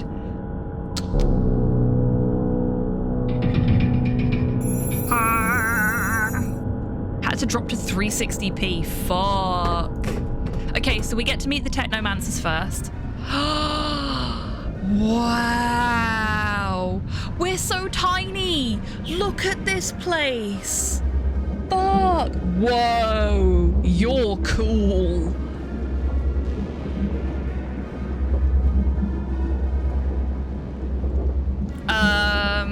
It was the one that looks a little bit like a squished Z that's been sort of tilted.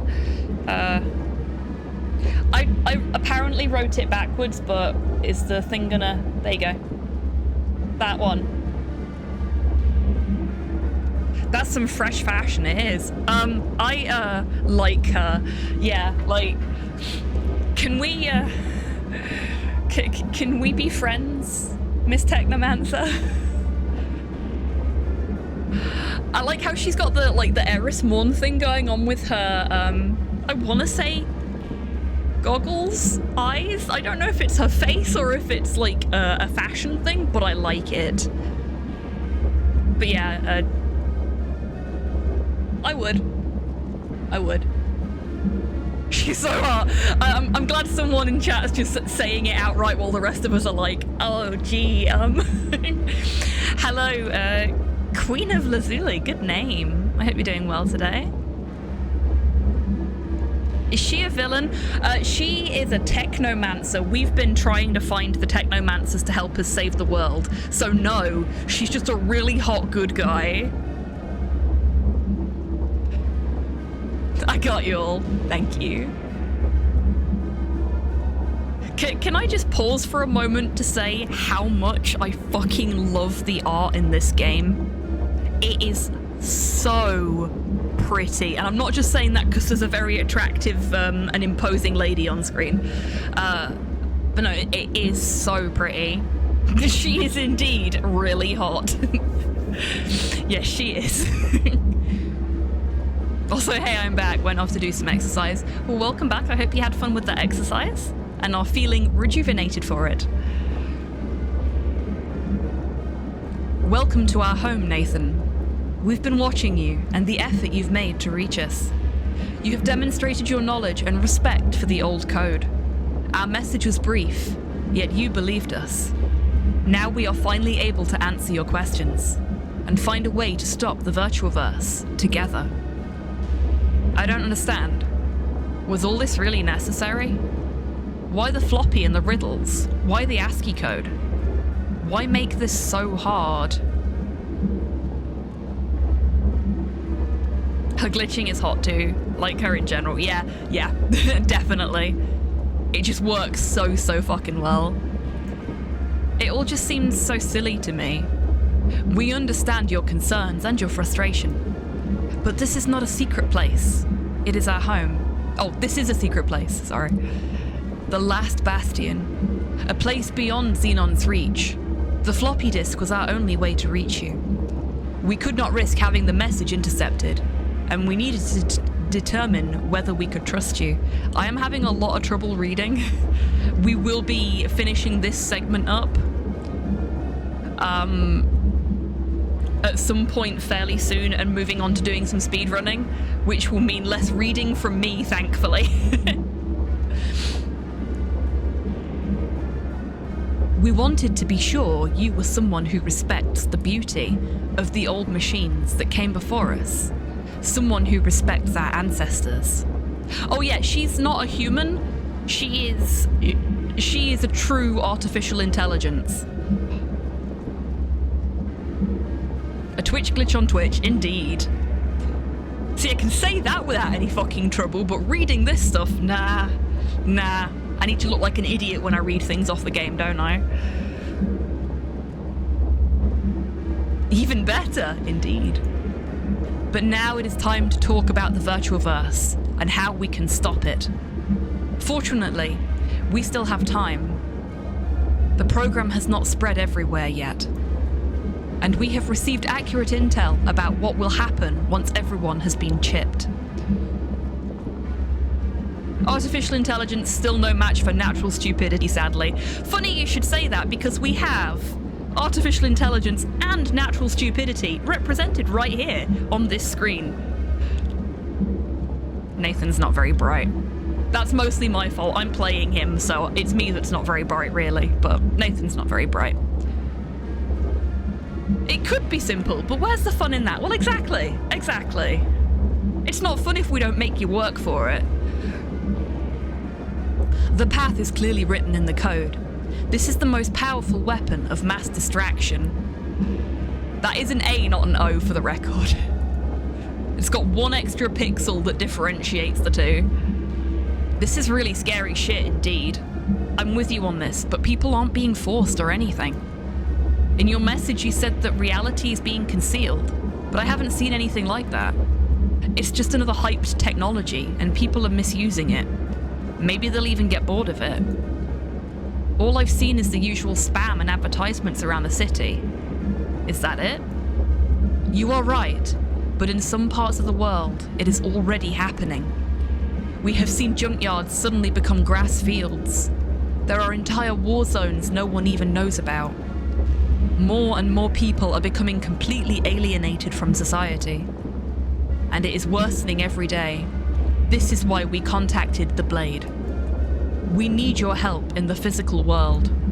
We can offer many kinds of support and intel, but we are mere ghosts in augmented reality. And we cannot beat Xenon without your help. So, what's the plan? How do we stop Xenon? Tell me your plans first. What can you do for us? We have a simple plan to access the space station. We just need the source code for the permanent reality chip from a person known as the Cipher Master. Our plan is to create a malware and launch a planetary DDoS attack. Yes, that could work. And you would have temporary access to the station. But you need to reach at least 1 yottabyte of data per second approximately. which is 1 quadrillion bytes. This is prescient, isn't it just? It's one of the reasons I like this game so much. It has things to say, and I agree with them. I remember a movie called Virtual Nightmare that seemed to have a similar theme, in a sense, but it's quite old, pre-modern AI and generally low budget. But I'm surprised there isn't some cult following, or more of one. Yeah, it's not one I've heard of, I'll have to look it up. There are 10 billion people connected now, so you should be able to destroy all of Xenon's bandwidth by overloading him with so many requests. Alright, sounds good. You will need network support to propagate it, but we can help you with that. You need to use the FHTX IPv7 protocol. Provide us with the malware, and we will take care of it. That's great news, but that will not be enough. Damn. I had a feeling there was a catch. What else? We must completely destroy Xenon. Merely shutting him down will not work. It's impossible to predict how humanity will react. What if they decided to turn Xenon back on? So what do you suggest we do? The floppy you have contains launch codes for an underwater missile base. Oh shit! You gave me missile codes? We can take you there when you are ready. Within it is one last experimental planetary missile. Are you suggesting we just nuke the whole thing? It is the only way. But it is not that simple. The space station is protected by a missile shield. You will need to enter it and manually deactivate it. Wait, what? Is this some sort of suicide mission? There is no other way. You will need to buy some time. The DDoS should keep Xenon busy for a while. The missile should take 10 minutes to reach the station. Damn. Why did I get involved in this? Well, Nathan, you got involved in this because you almost got your girlfriend arrested by being too clingy. And this is the only way you're going to be able to pay her back. So, well done, smart boy. Why me? See previous statement. Do not be afraid.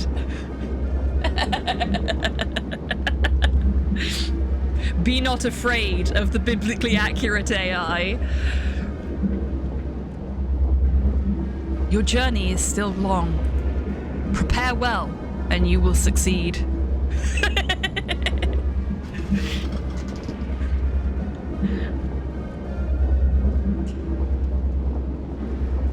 Return to us when you are ready. Okay, so let me get this straight. I get to the space station's tourist point, launch the DDoS, access the space station, switch off the missile defense, launch the missile, nuke the whole thing, escape in under 10 minutes, save the planet. That is all. He spoke faster than I could type. Same brain cell. What hell? Same brain cell. Piece of cake. Let's do this. Oh, I like Nathan's moxie. Make it so, yeah. What makes Xenon so different? I think it's better to know more about our enemy. I understand, but I'm unsure you would comprehend the details. Come on, I'm a hardware engineer. I'm not that stupid. He's just socially stupid. It has more to do with quantum physics. What you call thought is the most powerful force in our universe. Accessing this force is a natural ability of humankind, and it had an enormous impact on the creation of artificial intelligence. Indeed, when the first quantum CPUs were introduced, computer history was forever changed. Because this type of technology can access this energy and read the code written in the fabric of reality. That is what you call intelligence. However, artificial intelligences only have limited access to this energy because they still lack intuition, which is a peculiarity of humankind. I cannot speak, I'm so sorry. Humankind accessing the massive power of thought. That'll be the day. Bravo. Bravo. the power to understand error and the beauty of it. For it is because of asymmetry and error that our universe exists. So you mean Xenon is closer to humans than AIs? How do you think he managed to do that? That is something we will soon discover when you confront Xenon. You mean I've got some kind of superpowers or something? It is more complicated than that. It is about the origin of everything. It is what made the old machines different from the more intelligent ones, which become sentient. It is what makes us similar to humans. Similar how? What do you mean? Quantum computers unleashed something more than just faster processing power. But Xenon has something extra that makes him superior to us and to humans. You mean Xenon isn't just an ordinary AI? Xenon's not like the other AIs. We do not know, but he was always a step ahead of us all. But that does not matter now. You are here for a specific reason. You must stop the VirtuaVerse. Did some dumbass hook up an AI to a human brain or something? Maybe. Wouldn't surprise me. The fabric of reality? What does that mean? Nathan, you must understand. There is a code that shapes our reality. The art of creation is the art of interpreting this code. This can happen in several ways. The way of the eye, which is that of the visual artist. The way of the ear, which is that of the musician. The way of the mouth, which is that of the force of the spoken word and those who master it. The way of the heart, which is what you call love. And above all, the way of the brain, which is the basis of mathematics and the purest form of thought. Oh, this was written by a mathematician, wasn't it? Which is the way of scientists and philosophers, for example. Each of these ways translates the code that is at the core of reality. They are the answer to the primary question about our existence. So you mean that everything is written as if it were a computer program? Yes, everything is written. We still have free will, but we are not free from our desires. So you're saying we have free will, but we are not free from what we want. Yes, that's exactly what she just said, Nathan. Like, exactly what she just said. More or less. It is more complicated than that, but that is the essence of it. The primary question about our existence: why? Gods, why? You could go a little easier on the riddles, you know. Again, Nathan, there is no such thing as easy. Some things must happen a certain way. But we were confident you would make it through. And indeed, you are here. Well, yeah, I'm not really complaining. I just thought the last riddle was a little over the top and maybe just a bit silly. No, that was a good riddle. Shut up, Nathan. But anyway, let's move on.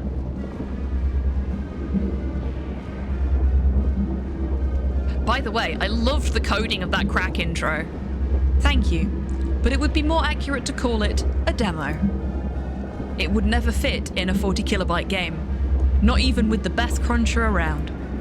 40 kilobytes? You should know that the demo scene originated from the crack scene, or rather, the scene, as it is known. Not to be confused with those lamers of today. I am referring to the real old school scene. It all started with fitting small intros into cracked games on floppy disks. Then it evolved into game of one-upmanship to see who could make the best effects, the smoothest transitions, and the coolest music. She is indeed a scene kid. Queen. Bravo. Bravo. Explains exactly what they mean. Stop speaking in riddles! Yeah, exactly. Silly is good. It's what separates actual life from machine life. Indeed.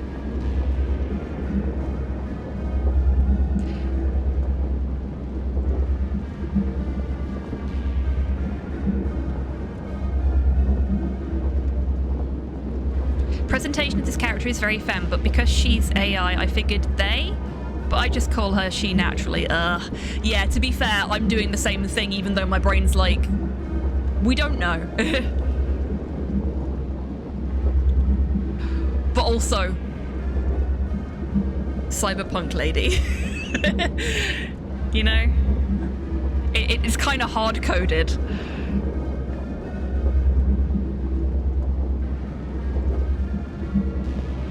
I feel like MBR might have been Democraxing kids when younger, thinking face. Yeah, maybe.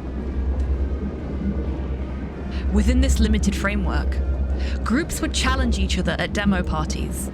This made an enormous contribution to computer culture. All those skilled programmers are the reason we even exist. I get lost in their three eyes. They are hacking my heart. Bravo. But yes, I'm very much the same. As well as most of today's advanced code. There's also the general possibility that this is a hive mind, and that this is just the representative of the hive mind that we can see, if you see what I mean. In which case, we may even need to be referring to them as a plural them. Yes, Tabby. Do it.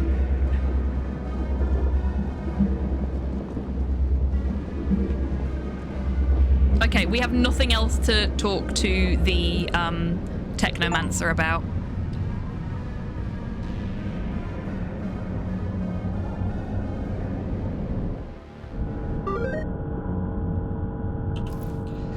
The plot thickens, and it's becoming more dangerous than I expected, but there's no going back now. At least they seem to be powerful allies. Okay. I think that is a nice place for us to finish up this segment, and I'm going to take like a 5 to 10 minute break, and then we'll do some... Just gets hotter. Yeah.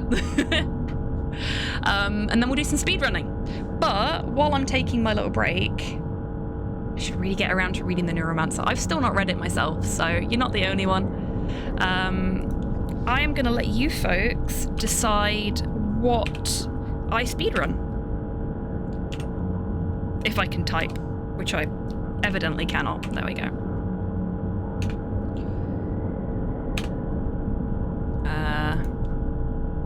Gonna move my microphone a little bit.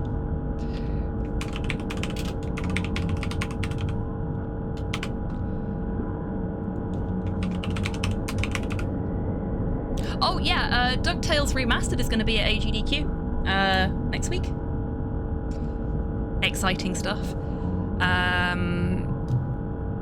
I'm not running it, in case anyone thought that that's what I meant there. But it's nice to see DuckTales getting on the stage, frankly.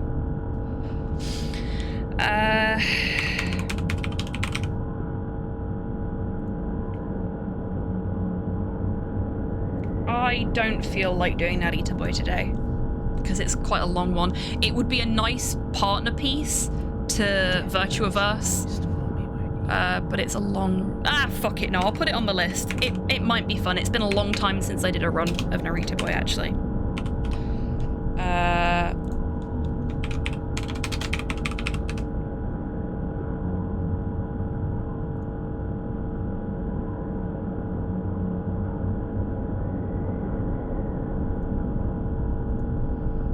I'm going to put this poll on for 10 minutes, and I'm going to go for a 10-minute break. I'm going to grab a bite to eat. I'm going to have a little potter about. I'm going to check on the dog, refill my water again. Oh no, my water's fine. But yeah, basically I'm just going to have a breather. 10 minutes, 5 minutes. 10 minutes, 5 minutes. 10 minutes, 5 minutes. 5 minutes, I don't need 10 minutes.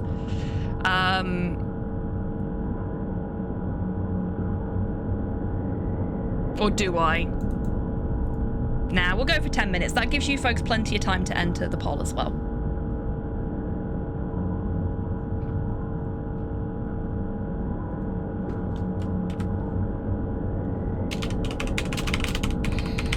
Now, I will say, if we go for one of the shorter ones, I can either do multiple runs of that, or we can like pick the top voted items from the list and do like a bit of a mix and match, but I'll leave that up to you folks. You can vote multiple times. Yeah, it does. It definitely does, Eagle Mustache. Okay, so that's a 10-minute poll. I am going to go for a quick break, grab a snack, have a little stretch, turn some lights on because it's getting fucking dark already. And now's a great time for you folks to do the same, but don't forget to put your choices in the poll. And I will be back with you in around about 10 minutes. Okie doke. Okie doke. Look at that adorable squirrel. Also, who's playing a fucking theremin? Basically, you put your thumbs in the indents in the back of your head. You knot your fingers together on the back of your head like that. And you sort of push your arms out, and then you push up with your thumbs and tilt your head forward, and you should be able to feel it in your neck. And hi Dee, welcome in. I hope you're doing well today, mate. Please do not mix assholes and hot sauce, no matter what Muscle Bunny tells you. Indeed. Oh yes, please, I'd be so grateful. Yes. Great master. For the overlord. Morcar as the heroes face him, finally. Oopsie whoopsie, I did a fucky wucky. I'm gonna help you defeat the real evil, okay? Yeah, I can just imagine that. Perfect. Poison ready? Yeah, work was okay. Okay, everybody. Are you ready to make a child cry? It requires a certain amount of discussion and consent. This is just... Yeah. So that Lilim isn't here, huh? I'll have to find a busty enough replacement tonight, or I'll explode. Oh.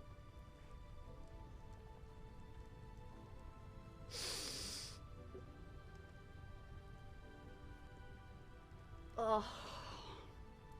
This is rubbish. This is an abomination. This is me.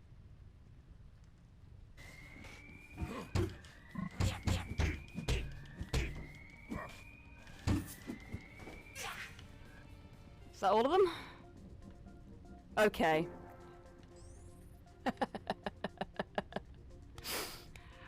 Ah, well. I was hoping to be sneakier about it, but I don't mind beating a few cops up. Please don't clip that. Let's go special. I'm out of ammo. Okay. Time to kill God with an SMG.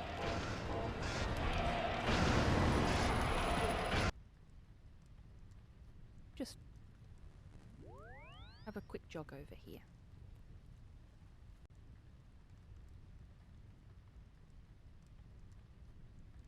Oh, too far. No. Oh, shit! I'm so sorry! Oh, I accidentally punched a gnome to death. I'm gonna give you a proper burial. In the appropriate place. I am so sorry. Oh.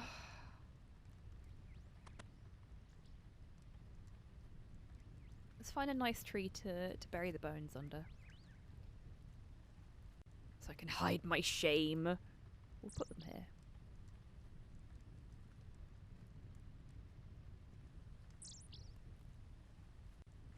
I'm sorry, little gnome. But probably just the one last phase. And then we should be good.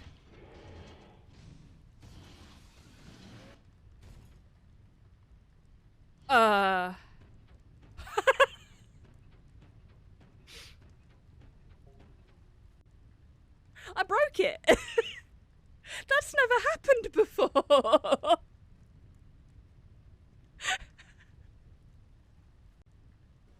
Okay, everybody. Are you ready to make a child cry?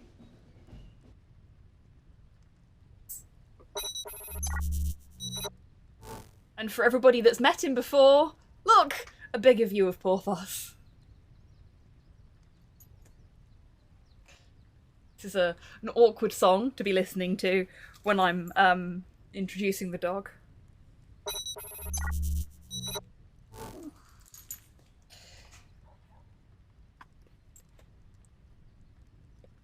It's Unchained.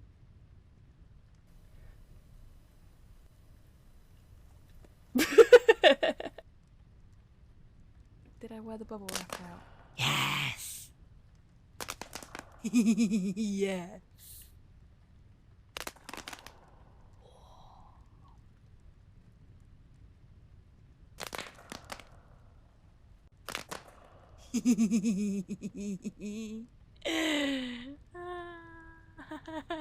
That's great.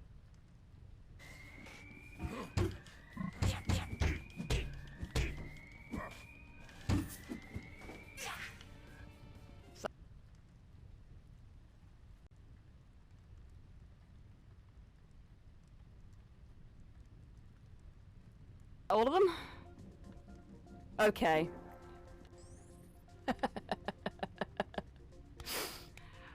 Ah, well.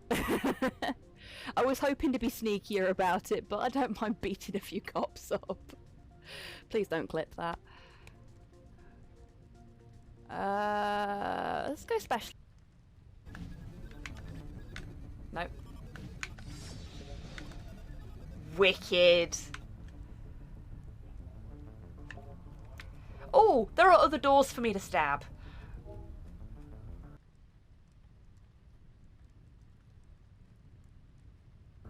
There's a phrase I never thought I'd say.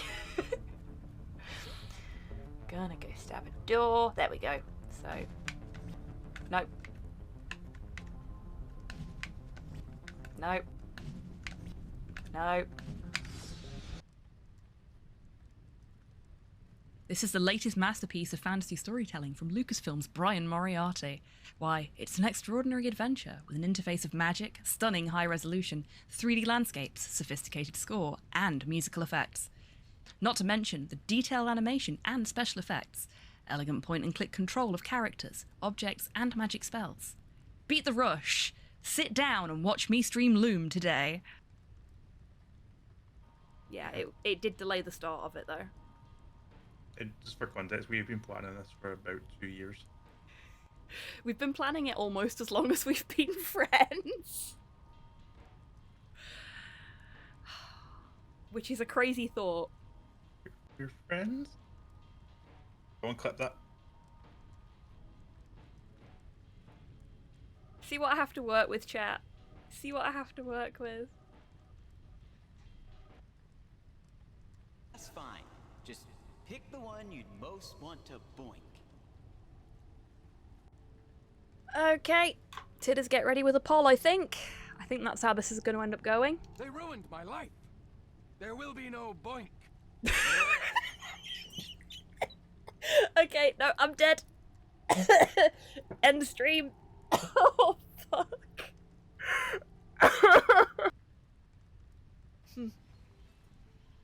Oh, hello. Who are you? No, come back. Oh, don't come back. Oh, God. Oh, God. Oh, God. Oh, God. My sword was mighty, but I needed to find a weak spot.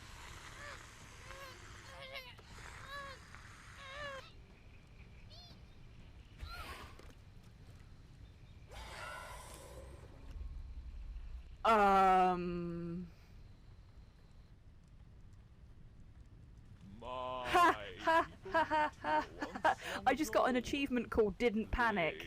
That's very definitely what happened, folks. Twitch will... Well, this is a good baby. Oh, you fucker, that were a big fish.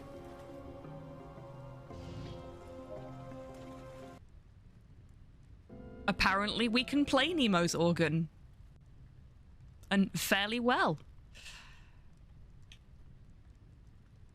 Beware of the two large pincers, or claws, as they can pinch. Crab facts!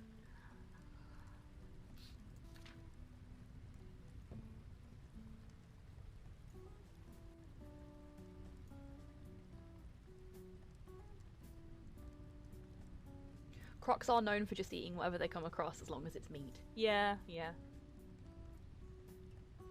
I mean, same. I hear you, little friend. I'm coming. There you are. Hello. Hello. Oh, shit!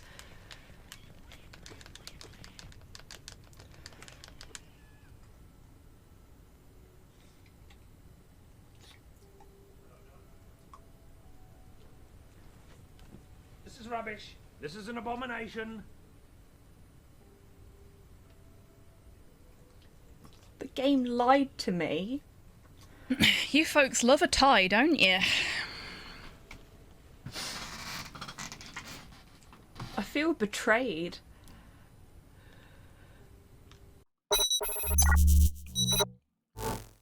Actually, you know what? I'll put us on. There we go. Hi. Yeah, I have a rogue bit of hair there. That's gonna bug me. There you go. Thank you, Tabby. A three-way tie between DuckTales, Pizza Possum, and Natty the Boy. So, this poses as a slight issue, because if it had been a tie between DuckTales and Pizza Possum, I can quite comfortably fit both of those into my usual speedrun slot.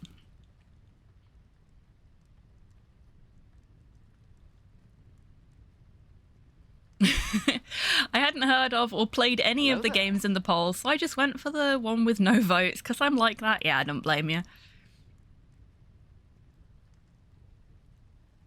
Thank you, Mod Hale. I do it myself now. Well, I've done it myself since COVID. But we got a fancy electric razor, and I finally plucked up the courage a few months back. I'd say a few months back, probably about 6 months back now, to use that instead of doing it manually with a razor comb and scissors. So now I can get a much closer, that way, there we go, a much closer, cleaner shave fairly consistently. But yeah, thank you. I redid it a week ago, I think, 2 weeks ago now, because my hair grows so fast since I moved to Scotland. It must be somewhere in water.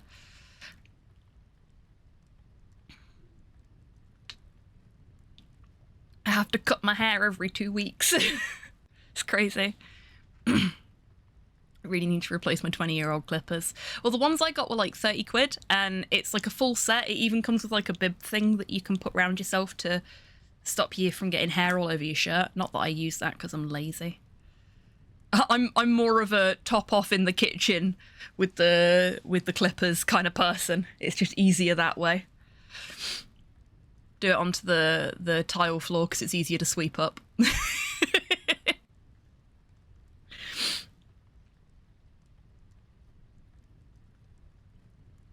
Okay, so we have a slight problem. I can either play Narita Boy or I can play DuckTales and Pizza Possum. These are my options, I think, because Narita Boy is like a 1 and some hour run.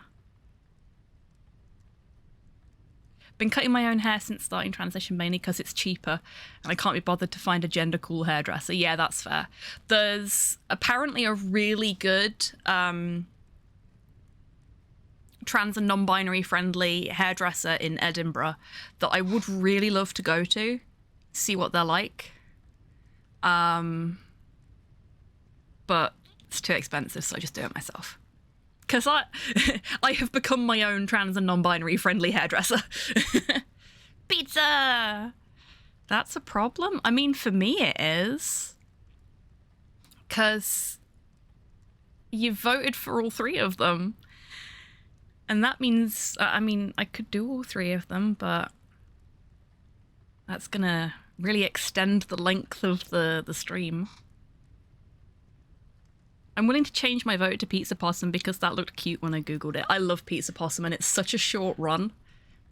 But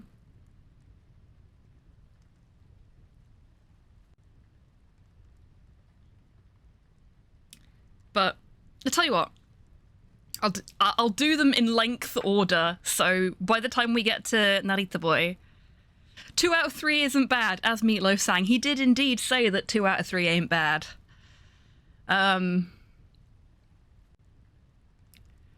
Yeah, I'll start with Pizza Possum because that's like a 5-minute run. So we can do a couple of Pizza Possum runs, then we can do a DuckTales run, and if I'm feeling up to it after that, we can either do another DuckTales run or we can do an Alita Boy run. Because it would be nice to try and get some practice in all of them. And in fact, I might start, not every Sunday, but some Sundays I might just dedicate them. When we finish the point-and-click adventure, we might have one Sunday stream that is just speedrun all day, as it were, so that I can keep my practice up on all of the games that I run, especially as I'm picking up more speedruns. So we'll sort of alternate, if you know what I mean. So we'll have one stream after a big long point-and-click adventure game like VirtuaVerse, where I just calm down by playing games fast, if that's even possible. I don't know. I just want to make sure I'm getting my speedrunning in and having time for all of the games I run and all of the new games I want to pick up. I want you, I need you, but there ain't no way I'm ever gonna speedrun you. Fucking bravo, Tabby. That is possibly the best joke all stream. Because I love a speedrunning joke and I love a music joke, and you got them both in there. It's a double header. Well done. Bravo. Okay. Living by that as a reminder not to rush relationships. Fuck yes. Love it. Love it. Okay. Pizza Possum. Where are you, my possumy friend? So I mentioned yesterday, well, DMAC and I mentioned yesterday during the stream that we were going to be picking up some co-op speedruns. Now, I'm really hoping that the Pizza Possum devs release a online co-op for Pizza Possum, because it has couch co-op at the moment, but I want them to release an online co-op so that me and Dee can start running that together, because I think that would make for some great watching. Okay, I am going to update the stream information. I am going to quickly restart the stream so that both segments of the stream are separate VODs, and then we will be back. So if you experience a blip in the stream, that is what that is. If it doesn't come back straight away, just hit refresh. Invite DMAC over. D is not a million miles away. Yeah, but getting him to actually come and visit me in person is very difficult. Believe me. Tis a glitch in the Matrix. It fucking is as well.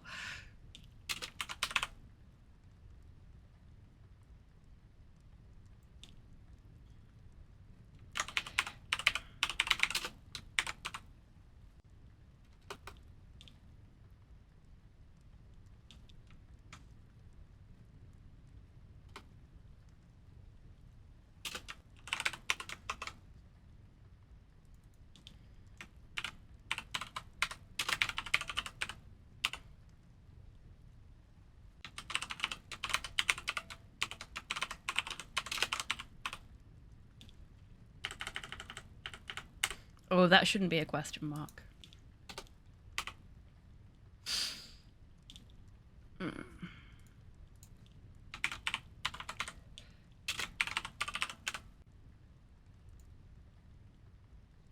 Okay. Stream will blip in 3, 2,